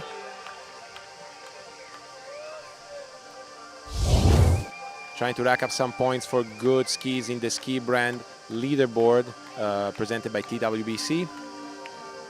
They're currently lying in 4th spot right now, ahead of LaPointe and Conley, but behind D3 Syndicate and Radar. Obviously, Thomas deprived of these other 2 teammates in the good team, which are Dane Mackler and Regina Jaquist. So he's having to carry on his shoulders the burden of bringing points to the team, which I'm sure he is well capable of doing as we wait for him to come back at 10-7. All right, let's have a look and see Thomas De Gasperi, the current Italian national slalom record holder, coming in. 10.75 for Thomas. Mass run pass, good one. Opens up to 2, strong 2. Goes to 3. Good 4. Calm at 5 and goes to 6. Very well run pass for Thomas at 10.75. And seems to have that little bit of a bounce in his step. Yeah, I mean, it's a lot of rounds of skiing, you know. Yeah, I wonder how the legs are doing for these guys. Thomas also skied the 3rd round today, scored a 4, which if he was to replicate that in the final, that would give him the lead. But let's rewatch this 10.7. I mean, the amount of experience this guy has, it almost feels like no matter what happens on the ski, with the body, he's just gonna get there, you know. And he clearly showed it here with a very well executed 10.75 pass. I wonder how much he has left in the tank to try and get past number 3 and make a play on number 4, because that's essentially what he's going to need in order to take the lead, firstly, and to stay in contention for taking the win in this Kaiafas Battle Pro 2023. So, performed a season's best in round number 3 with 3. With 4 actually on 10.25 meters, and if he exceeds that, then it'll definitely be game on. Leading score is 3 at 10-2. Thomas getting into the gates. Good 1 ball. He's gonna need to bring it at 2. He does. He's gonna be able to get out of 3. He gets the 3 and to the wakes, and yes. Man, that was a good zigzag, but as you guys will be able to see in the replay, almost missed the handle as he zigzagged. So looks like it's gonna be a comfortable 3, putting Thomas on that couch together with Sasha and Rob. So 3 guys with 3 at 10.25 meters. That couch is going to be a little bit crowded. Yeah, we need to fit Thomas in there as well. Let's watch the replay here. Seemed to me like a pretty strong gate.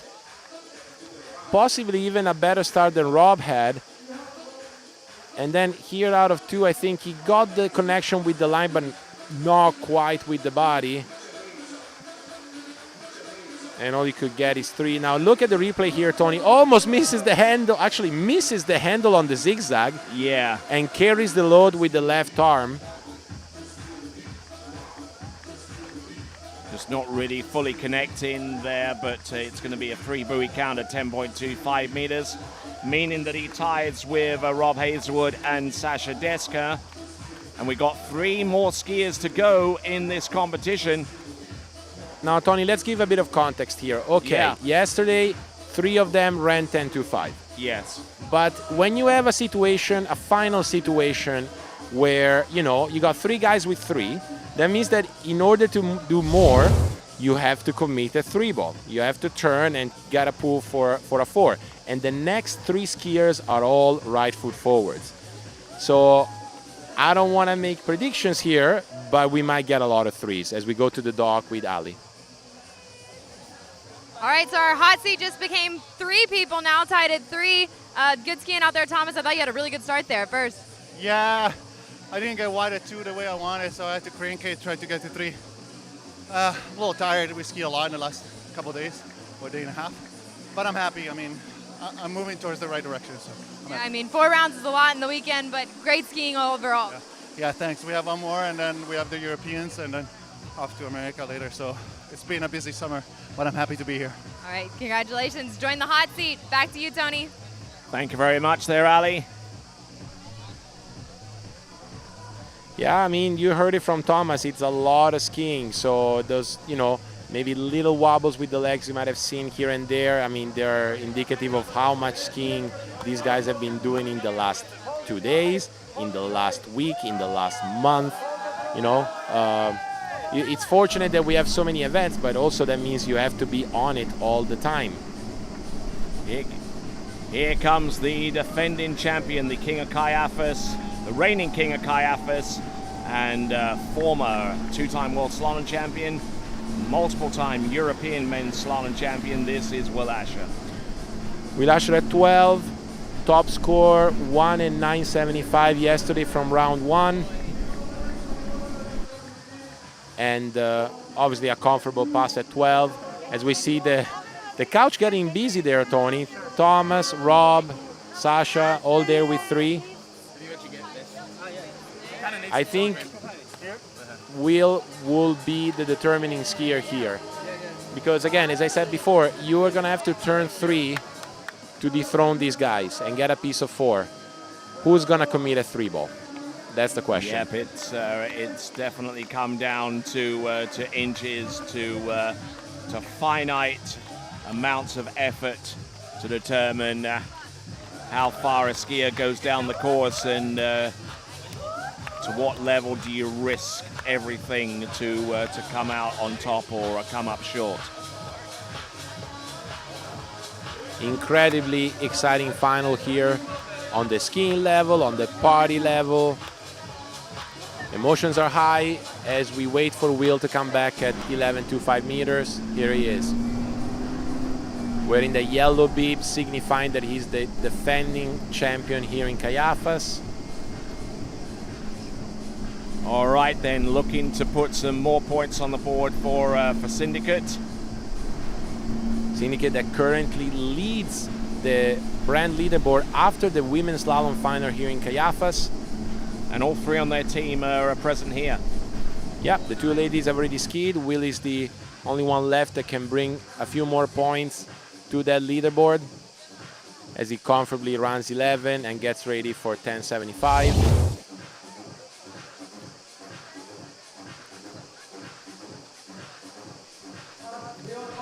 Very dialed in gates for Will this weekend. And then characteristic legendary 2-4 there.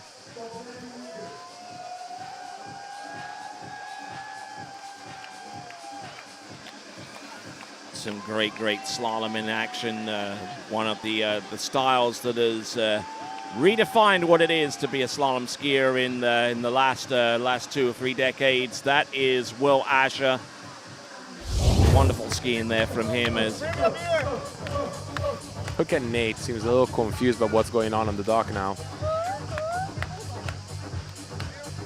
The men's slalom world record holder with 2.5 at 9.75.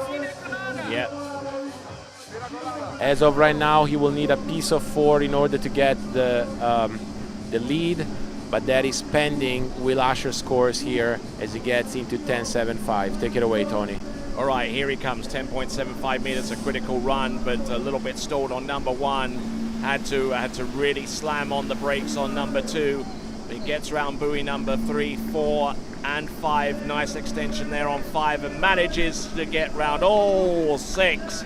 And all right, little cagey out there with that run at 10.75 meters, and we'll look to see what he can do for an encore. This is Will Asher.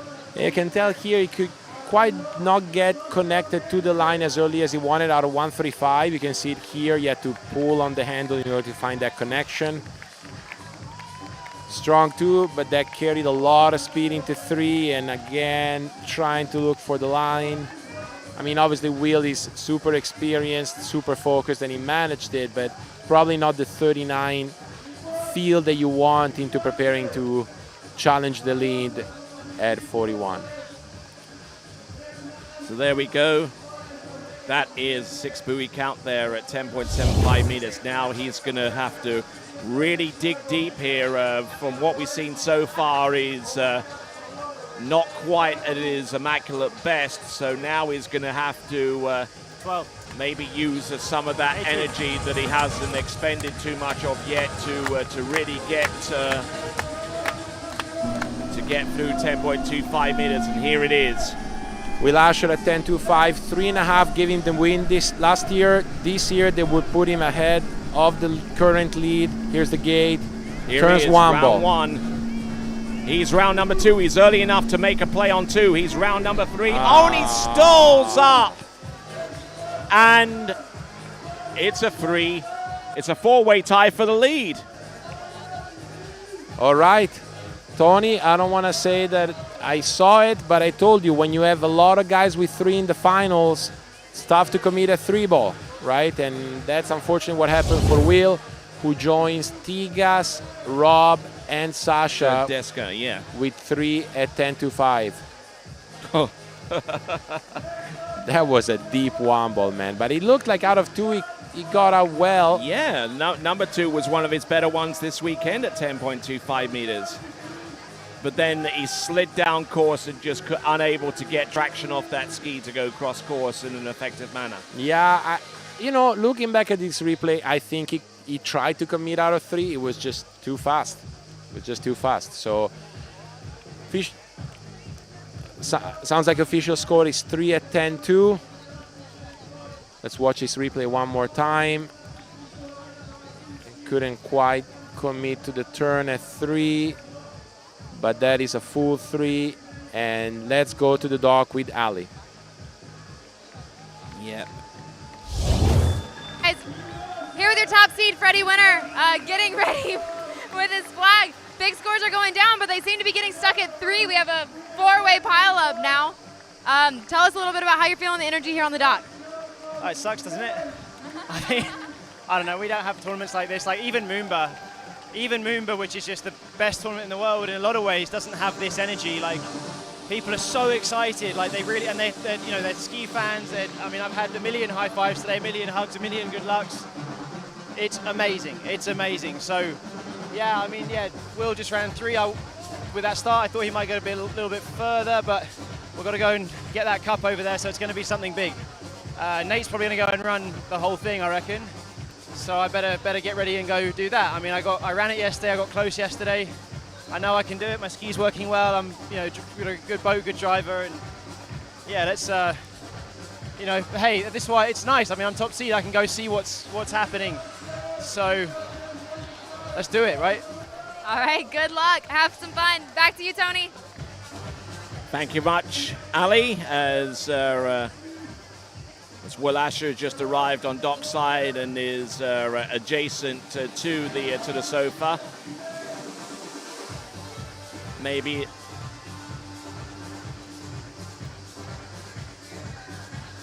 I see Will visibly upset. Obviously, he feels that might not be enough to take the win here. As we see Nate getting ready for his first pass. 12-meter start for everyone. 12 minimum start. Nate skiing for the D3 brand, which up before the women's final here in Kaiafas was leading the ski brand leaderboard. And now trying to regain some points to get D3 up top.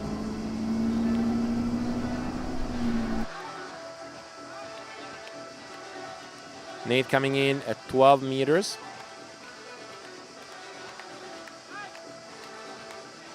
Great cross drone shot. And back in the boat to watch Nate Smith.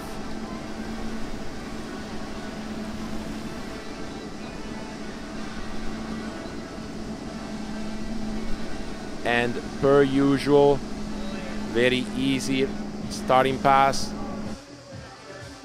of 12-meter line or 35 off for Nate Smith. Wind seemed to be picking up here a little bit, tailwind first pass, which means that is going to be a headwind for 10-5. Same situation as yesterday where Nate, Will, and Freddie ran the 10-5 pass.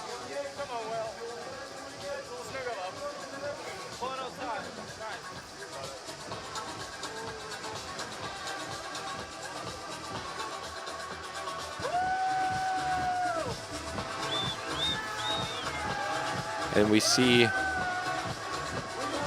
the top 3 guys now being joined by Will. 4-way tie at 3 at 10-2 with Nate on the water and Freddie left on the dock.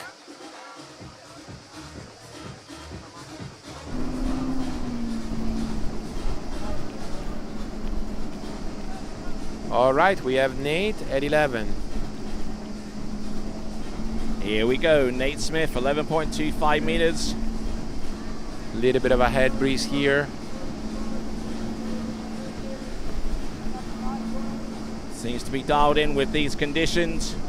I mean, easy as it can be. One of 2 skiers in this final, one D3, and let's check in dockside. All right, so we're running out of room here on the hot seat. We have a 4-way tie. Not the start you were really looking for there, or not the score you were looking for there at 41. Tell us a little bit about it.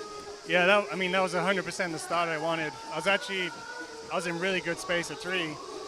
And it's weird when you have that much time at 3, you just, like 41 is such an anxious pass anyway. And I just didn't let it finish, and I just went before it finished, so, you know. Yeah, I think myself, the others on the dock, and everyone watching at home thought you were going to keep going for it. I was really happy. I'm happy with how I skied all weekend. I'm going to take something positive out of it. I'm going to enjoy the atmosphere. This is a show. I mean, we're just out there trying to, hopefully we get to do this again next year. And this is probably how it should all be. It's a lot of fun. Well, enjoy the party and continue sitting in the hot seat. We'll see how long it lasts. Back to you, Tony. Thank you very much indeed. There we go. That was Will with Ali. Yeah, and that was getting rather crowded, to say the least. Here comes Nate Smith, 39.5 off 10.75 meters. Needs to run this and more than 3 to take possession of that so far. Not a good one. Not an especially good one, but something that he can effectively manage. Not a particularly good number 4 either, but you know what? He's getting through this run, no worries. Yeah, I mean, as I said to you before, there's a little bit of a tail breeze. None of the guys took 39 on the odd numbered pass, meaning first or third. But looks like it doesn't matter. Like, I mean, he didn't have the best of ones and still waited for 6 ball. That's why he's the world record holder. That's why he's leading the Waterski Pro Tour leaderboard. That's why Nate Smith is Nate Smith. Look at that. Like, didn't turn 1 ball. Yeah, just absolutely on it there on buoy number 2. A little bit of a slide, but you know, a measure of a good slalom skier is being able to make multiple mistakes and still run the pass. Yeah, I would say that's the measure of any great athlete. All right, we are seeing coming back at 10-2. Is he going to be the first one getting a piece of 4 and kicking out all those guys out of the couch? As Freddie here gets ready to take his turn after Nate. We'll see Freddie in a short moment. But now Nate comes back at 10.25. Bit of a headwind. You can feel it here even in the booth, Tony. Oh, yeah. You can see it on the water. Can he put it together here and now in the final round? Nate Smith, 41. 41 off right now, 10.25 meters. Gets the starting he needs. He's round buoy number 2, but here he goes round buoy number 3. He takes the lead. Goes to 5. A little bit off the handle there on 5, but he's good to go round number 6, and he is in the lead with 1 skier remaining. Okay, so he ran 10.2.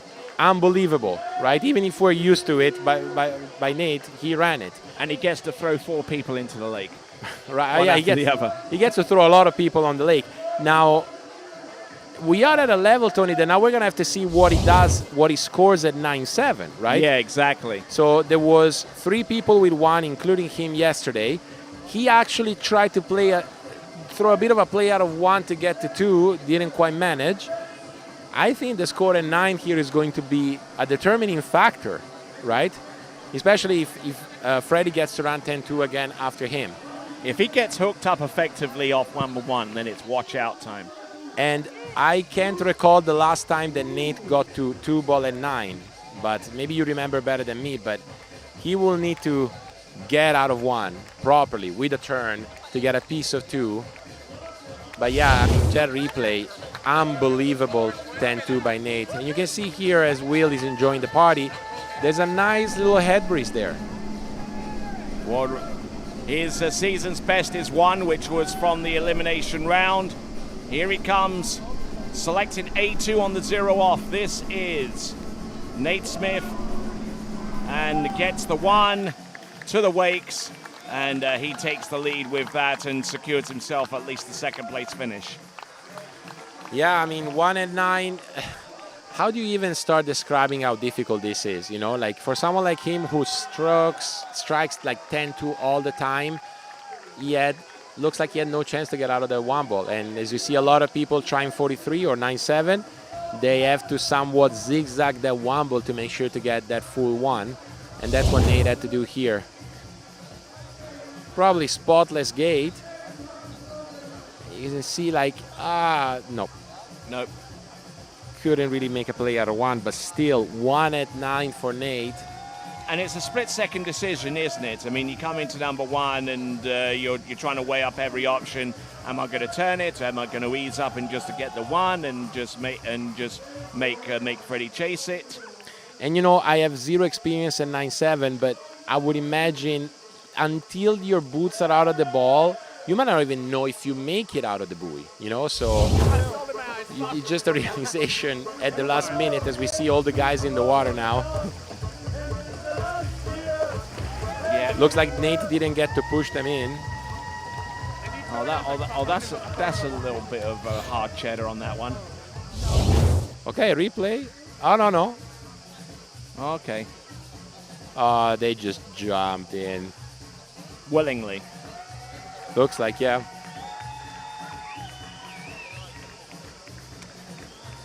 All right.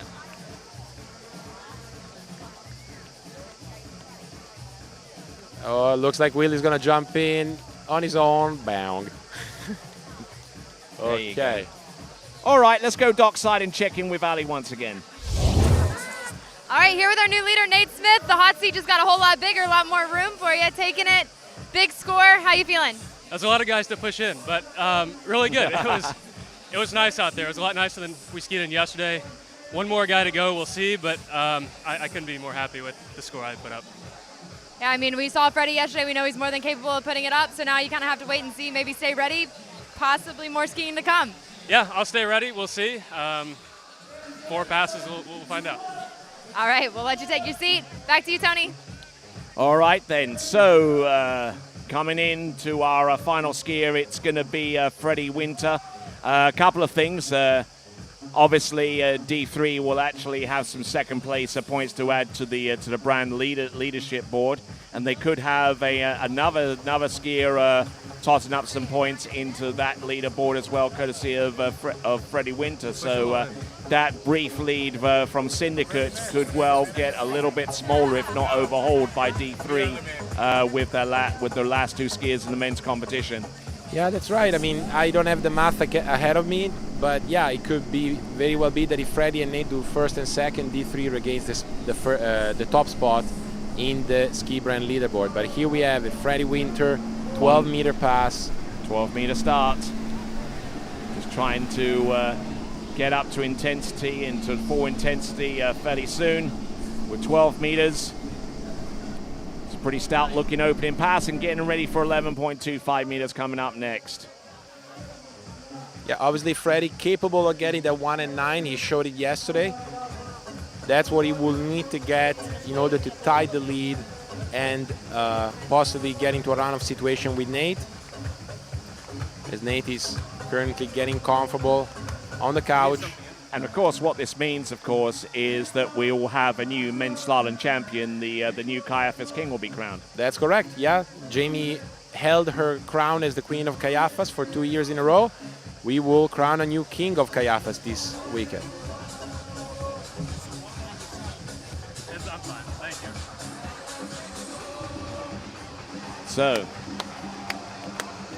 So Tony, to my recollection, only one tournament had a runoff starting at 10.25, meaning a tie at 9.75, and that was Travers Grand Prix last year. I believe so. The skiers involved were Will Asher and Freddie Winter. Yep. Let's see if Freddie gets himself into this scenario once again, as we see him coming back at 11. Well, he's certainly going to have to work. 11.25 meters should be basically a chip shot for him, but still an unpredictable line length. On 11.25 meters, the line is a quarter of a meter shorter than the course width. As the wind is picking up here, Tony, I'm sure you can feel it here with me on the booth. So that means 10.75 tailwind and then 10.2 headwind. All right then, so one of your last chances to vote for Skier of the Day, waterskibroadcasting.com/play. One of your last chances to vote for your Skier of the Day. Could it be based upon a score in the final, or could it be based upon performances that were held, that were produced earlier in this competition? All right. Tony, I mean, what do you think is going on through Freddie's mind right now? I mean, a lot of stimuli here, music, impressive scores. What do you think is going on in his mind as he waits for 10.7? Well, nothing different to what he's actually done in the past with the pass that we've seen right now. I mean, he's gone through 12 and 11.25 meters. He'll attempt to run 10.75 meters. He runs it more often than not, and then it's a 10.25 run, which is run already this weekend. Now, provided he gets through that, then the real thought process comes into play, because he's got to decide whether he's going to turn number one and make a play on two, or whether he's going to stall up on one and get the tie and run off on 10.25. But let's have a look. 10.75 meters for Freddie Winter. Gets the start that he needs. He's round buoy number 2, letting the skis slide down course a little bit, but that's no real deal breaker as long as he gets the residual angle at the end. A little bit of a bump there on number 5, but managing to take it all the way down and get all 6 buoys. And I have one word for you, Tony: easy. That was by far the best 10.7 we've seen in this final. Room, space, early, everywhere in the pass. As we've watched this replay, if you guys are watching and you enjoy slaloming, take notes. This was as easy of a 10.7 as you can run. Precise, always with the connection with the line, but at the same time patient. Very, very good pass for Freddie as he dials in and gets ready, gets collected for 10.2. All right, so 10.25 meters coming up very, very soon. Of course, I've had the pleasure of interviewing Freddie Winter a number of times so far this season as part of the On Tour with Freddie Winter series on the TWBC podcast. You can listen to that yourself by going to Spotify, Google Podcasts, Apple Podcasts, or wherever else you listen to your favorite podcast. The TWBC podcast available on your favorite podcasting platform. All right there, so Freddie Winter getting ready for 10.75 meters. He needs to run this. If he gets more than 3, it will vault him up into second place outright. But in order to be in contention for the win, he has to run. So here he comes, 10.25 meters. Freddie Winter, let's see what he's got. Good tight line off the entrance gates into buoy number 1. Oh, a bit of a delay off number 1. And now he's going to have to hustle here. He's round number 2. And he will S-turn for 3 and gift the title to Nate Smith. Man, that was not the start he needed to run the pass, unfortunately. And still managed to get 3, which puts him in second place, given his backup score. So that's second place for Freddie and third place for Will. But that means that the new king of Kaiafas is out of the United States, Nate How Smith. Are you feeling, Nate? Awesome. That's all you have to say? No, really happy to come here and win. I watched it last year. You guys having a great time. And I'm just happy to come here and be able to compete. And we had a round of really, really big scores. And happy to come out on top. Thank you for being here. All right, let's have a look at the instant replay one more time. Yeah, unfortunately, Freddie didn't get the start he needed. You can see here, a lot of speed carried into 1. Still tried to commit for it, but out of 2, it was pretty clear that he couldn't get the speed needed to turn 3, and so all the space necessary. But yeah, he got round buoy number 3. He S-turned to make sure that he would be on the podium at the very least, crashing into to the landing area. And there we go. That is Freddie Winter with his performance of 3 at 10.25 meters. There were 5 other scores with that particular total, but he has the advantage with a superior backup score. So the podium looks like Nate Smith, your winner, followed by Freddie Winter and Will Asher, then Thomas DeGasperi, Robert Hazelwood, and Sasha Deska. All right, let's go dockside with Ali. All right, here with Nate Smith, our newest Kaiafas Battle King, I guess is what they're calling you. Congratulations. How are you feeling? Thank you. Pretty good. I wasn't last off the dock, so I didn't know what the score was going to be, but went out there and kind of fixed myself from yesterday's second round and ran 41, and if Freddie got there, then we'd run it off, but fortunately, it was good enough. Were you nervous sitting in the hot seat? A little bit, but it's nothing I can control, so just watch to see how it played out, and luckily it went my way this time. So outside of you, we have a multiple-way tie kind of with 3, but that's going to shake down to Freddie ending up second and Will ending up third. But yeah, congratulations, amazing skiing. Back to you, Tony. Why, thank you very much, Ali, and we'll take a brief look at the leaderboard, the final leaderboard, which will show that Nate Smith is your winner of this competition. There it is, right there on the screen. Nate Smith, your winner with 1 at 9.75 in the final. Freddie Winter in second with a superior backup score tiebreaker ahead of Will Asher. Also on 3, Thomas DeGasperi on 3 as well for 4th, a 2-way tie for 4th with Robert Hazelwood. Sasha Deska in 6th, Corey Vaughan on 7th, and Jonathan Travers 8th at this time. All right, so let's go dockside with Ali. All right, Freddie, so you ended up in second. Tell us a little bit about how it felt out there. Yeah, disappointed, honestly. I felt good yesterday. I just had a really crappy gate. I got on the wrong side of the ski as I'm turning in for my gate, and I think I went through on the back of the ski and just got a bad one, and I'm like, oh man, don't just, at that point I'm like, just salvage 3 and get second, but I felt good this weekend. It's annoying because the last 2 weeks, last 2 tournaments, I improved through the rounds, and this one I went the other way, which is not the way you want to go. Anyway, it's fine. Second is fine. Don't like being beaten by 4 boys. But I'll go back and do some training in England this week and then go to San Gervasio and try and get back on top. I mean, you know what? 4 tournaments in the last 2 weeks. I've come first, second. Just got to reverse the trajectory, and yeah, it's all good. Well, still some huge scores from you. We're excited to see you back next week. Congrats on another podium. Back to you, Tony. All right, then, continuing right along. Thanks a lot, Ali. And let's go to the Pro Tour standings. And that should reveal that Nate Smith has opened up a lead ahead of Freddie Winter on 236 versus 200. Will Asher on 153, Robert Hazelwood on 93 in a two-way tie with Thomas de Gasperi with that point total. That represents the top 5 on that list. You can see the complete list by going to waterskiprotour.com. The brand leaderboard shows that Syndicate have reached the 500-point mark for the first time this season. 504 points ahead of D3 on 436. Radar Ski still rooted there in third with 279. Good on 240. Conley on 57 and LaPointe on 37. All right.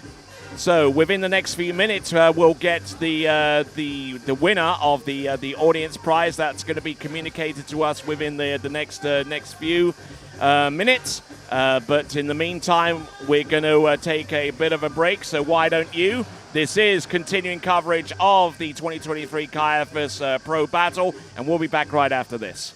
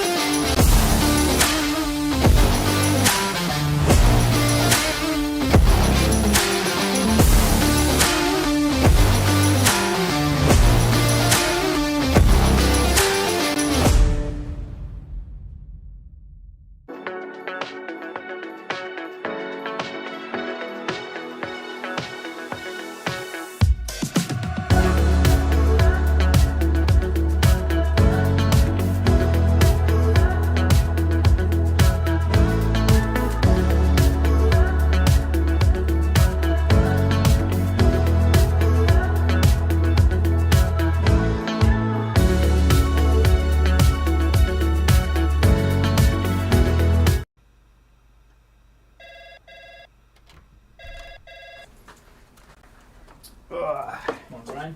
Hey, morning. You have a good weekend? Yeah, got out on the water a couple times. How about you? Yeah, I got to set in. Just gonna make a quick phone call here. Oh, of course. Can you get that, Will? Yeah, man, I got it. Thanks for calling Wake House. This is Will. Yeah, looks like we've got those in stock. For skiers and water enthusiasts, Florida lakes are what dreams are made of. Combined with world-class golf, remarkable weather, natural beauty, theme parks, and so much more, it's easy to see that Florida is paradise. For more than 30 years, I've enjoyed Florida's lakes and many offerings. If you are interested in Florida real estate, let me be your guide and trusted advisor as you search for your paradise. Together, we can make your dreams a reality.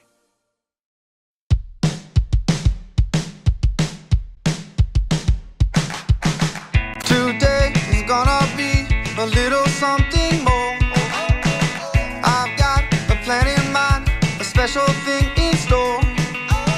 The light bulb inside my head says, get out and play, 'cause you never feel this way.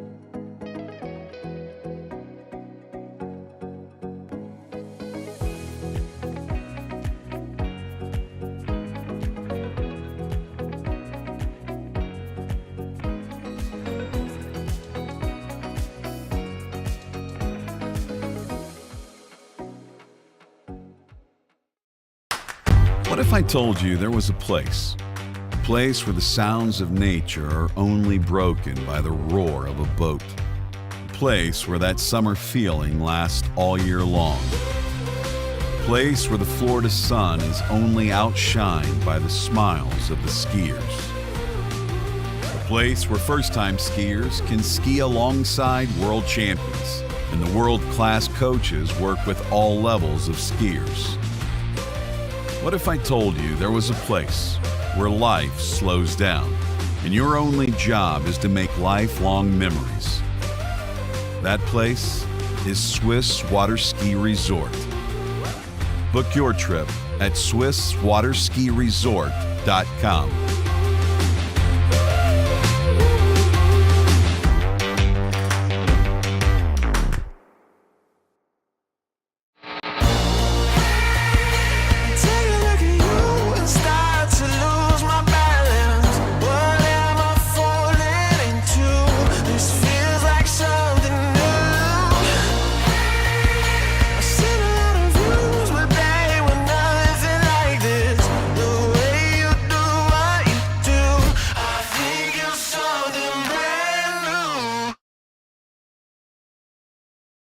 For skiers and water enthusiasts, Florida lakes are what dreams are made of.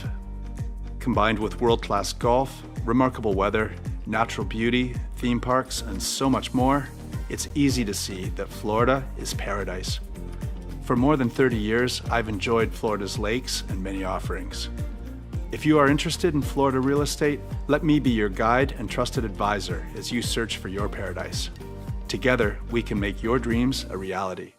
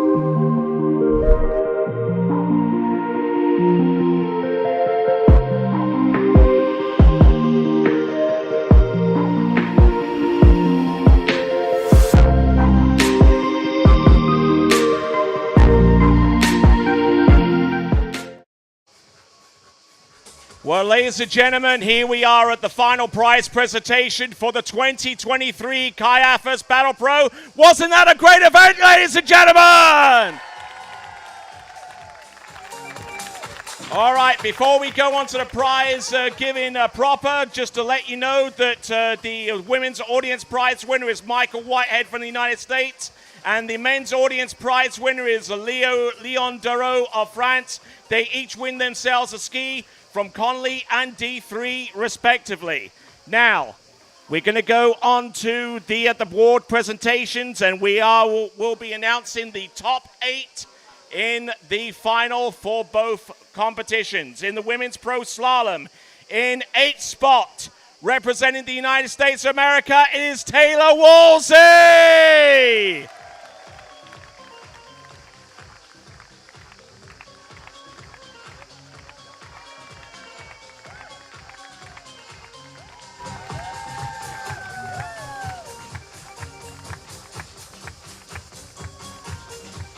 Ladies and gentlemen, presenting to you in 7th place from Italy, Alice Bagnoli.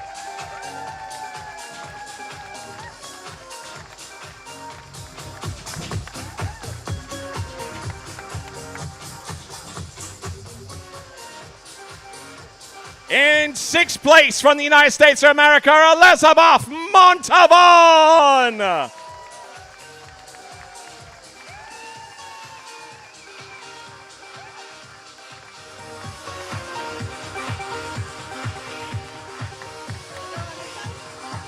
All right, announcing 5th spot, also from Italy, Patrizia Yanni.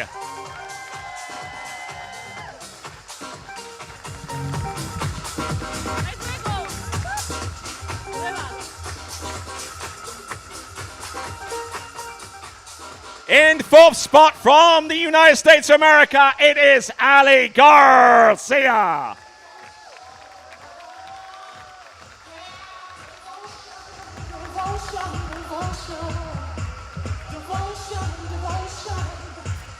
All right, now we get to the podium positions. In 3rd spot from France, with 2 at 10.75 meters, Manon Costa.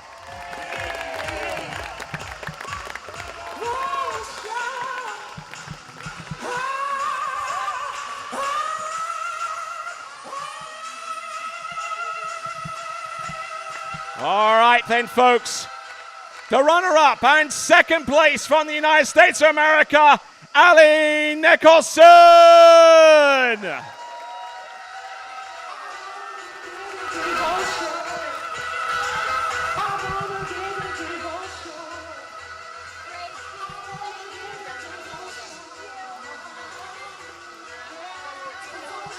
And Ali Nicholson, in addition to your runner-up spot in second place and completed 10.75 meters for the first time in your career, it's awarded you the skier of the day.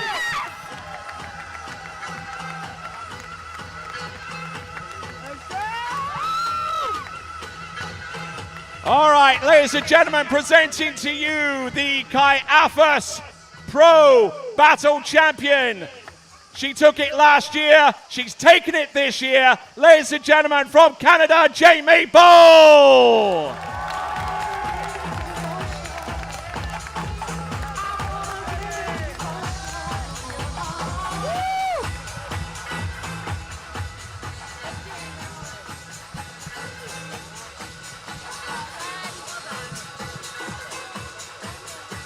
Okay. Jamie, you've got 2 microphones. I'll give you that one and this one. All the mics. I just want to say thank you to everyone who came out and brought the energy. This tournament's like no other, and I'm just so excited to be back here for a 2nd year. Thank you to George and his whole crew and all the sponsors for putting on this event, and I can't wait for it to be bigger and better next year.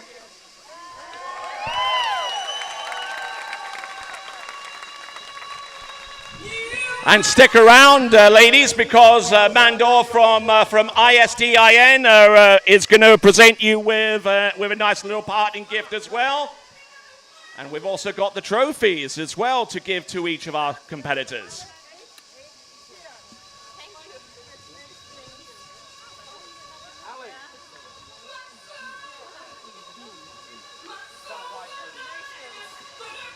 So our sponsor, Istine, are providing us with the gifts for our competitors, doing a fantastic job. Why not give our ladies a big cheer once again?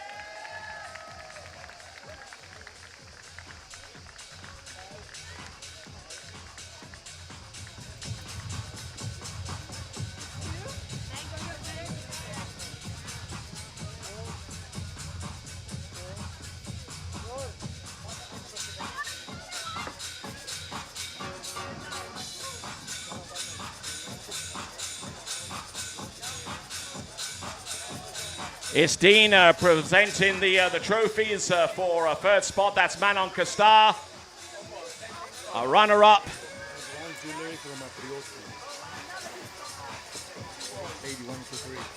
So so we've got a little surprise for our competitors from Abrigati for our top 3 spots.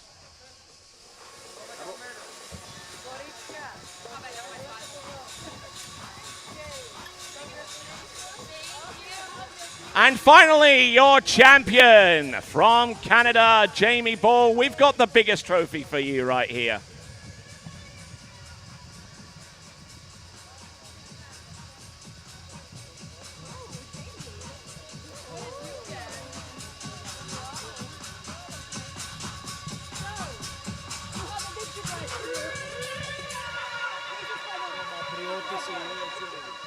So Abrigati have contributed some more hardware, some more prizes to Jamie Bull. Oh, this looks nice. My God, it's very precious. Someone here to open it.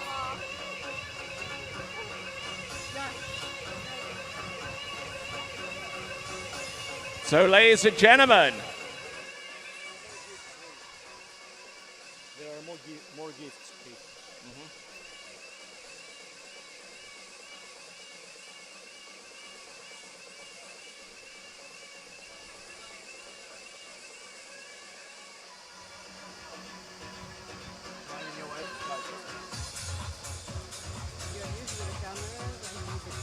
Don't worry, me too. You're doing great.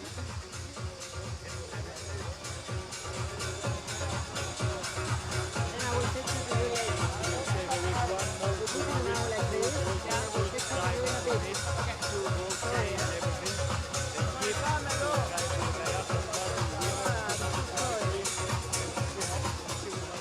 this is for Jamie. That's for Jamie.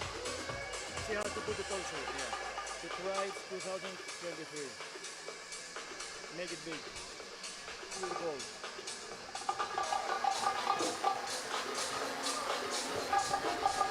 All right. And we're not quite done giving you gifts here, Jamie, because we got yourself a nice little necklace there, courtesy of the organizer committee there of Kaiafas there. Congratulations to our top 8 and to our winner for the second time of asking, Canada's Jamie Bull!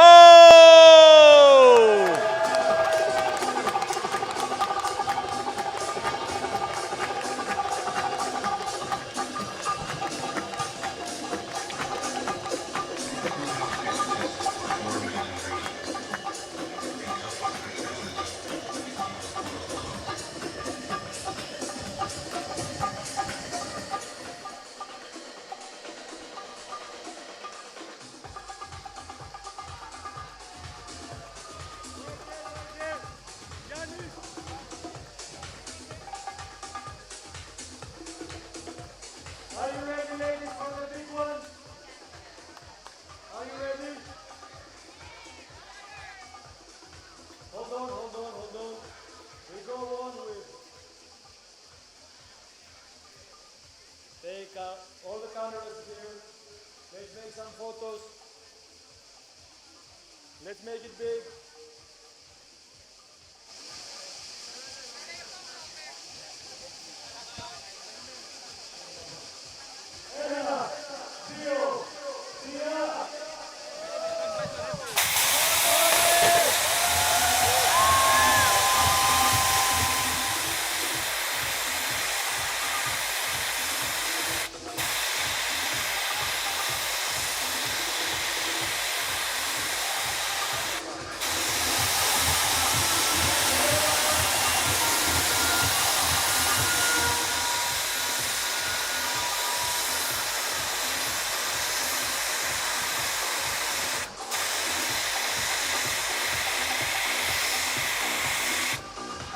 One more time, our pro women competitors, Taylor Wolsey, Alicia Bagnoli, Elizabeth Montalban, Patricia Yanni, Ali Garcia, Manon Costa, Ali Nicholson, and your champion, Jamie Bull.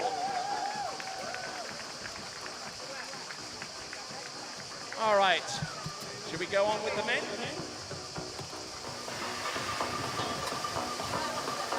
All right, ladies and gentlemen, let's start the award presentations for the men's competition. Thank you. We go down to 8 spots, and in 8th place in the men's slalom competition from the United States of America, it is Jonathan Travers.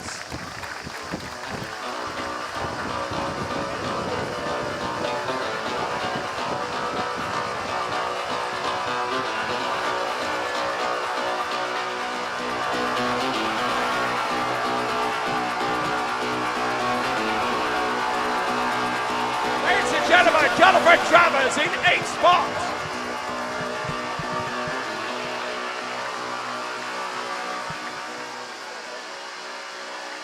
Ladies and gentlemen, presented to you in 7th spot, also from the United States, it is Corey Vaughn.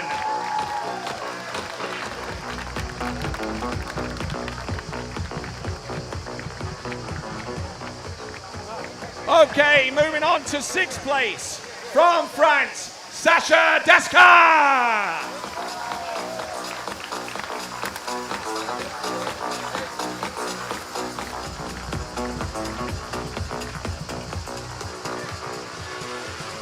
All right, moving into the top 5 in 5th place from Great Britain, Robert Hazelwood.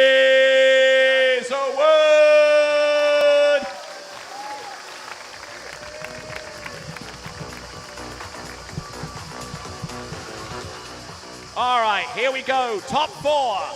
In 4th spot from Italia, Thomas De Gasperi.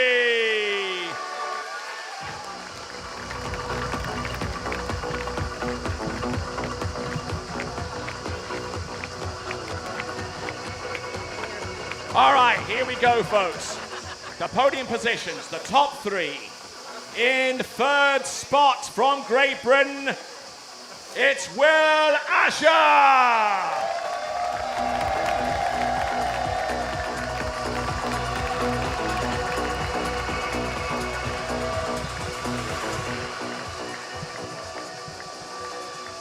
All right, here we go. 2nd place and runner-up with a 3-buoy count at 10.25 meters. It is Freddie Winter!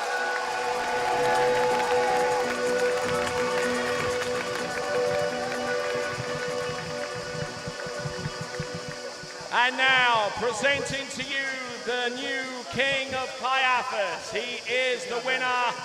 He is your champion. And with a score of 1 at 9.75 meters, he comes to us from the United States of America, and his name is Nate Smith.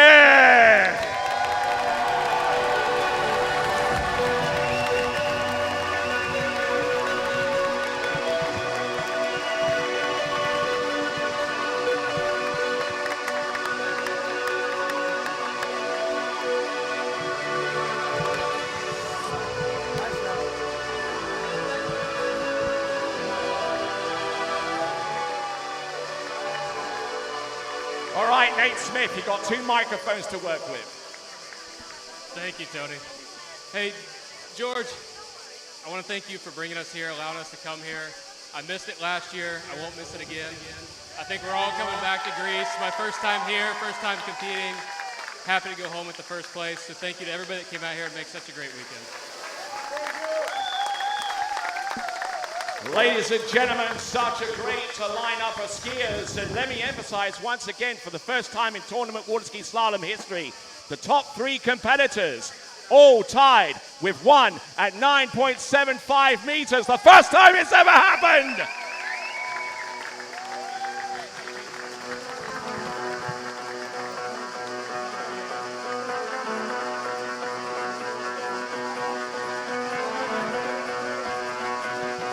Για την απονομή καλούμε το μέγα χορηγό μας Motor Yacht Αρμονία, κύριο Μιχάλη Φωστηρόπουλο. Ευχαριστούμε πάρα πολύ.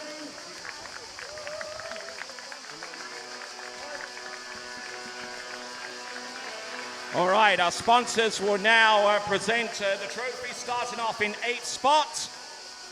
Jonathan Travers. Thank you for supporting us. Thank you. 7th place trophy belongs to Corey Vaughn.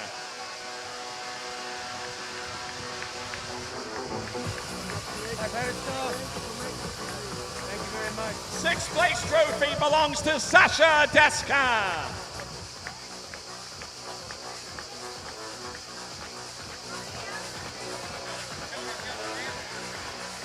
5th place, Robert Hazelwood.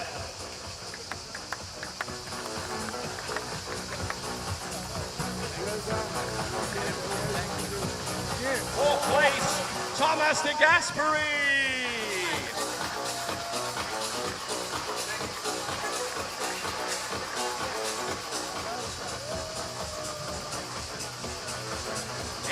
3rd spot from Great Britain, Will Asher.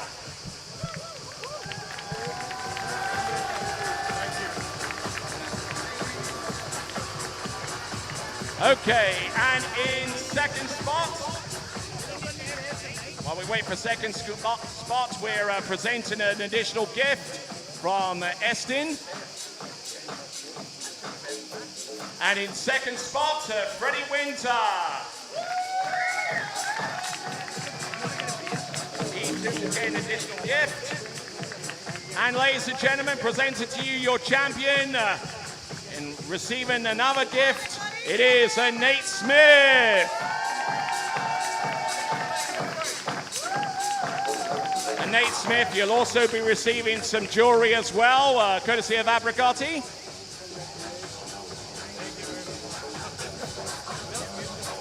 Don't rush off too much. There we go, Nate Smith with the big trophy.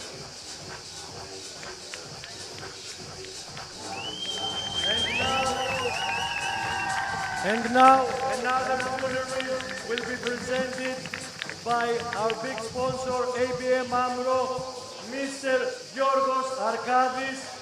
He will give the king his jewelry, the gold ski, Kaiafas Battle 2023. Nate Smith. He is the king. Ladies and gentlemen, celebrating once again our top 8 slalomers in the men's competition. Jonathan Travers in 8th, Corey Vaughn in 7th, Sasha Descan in 6th, Robert Hazelwood in 5th, 4th place Thomas de Gasperi, and your top 3 are Will Asher, Freddie Winter, and your champion once again, Nate Smith.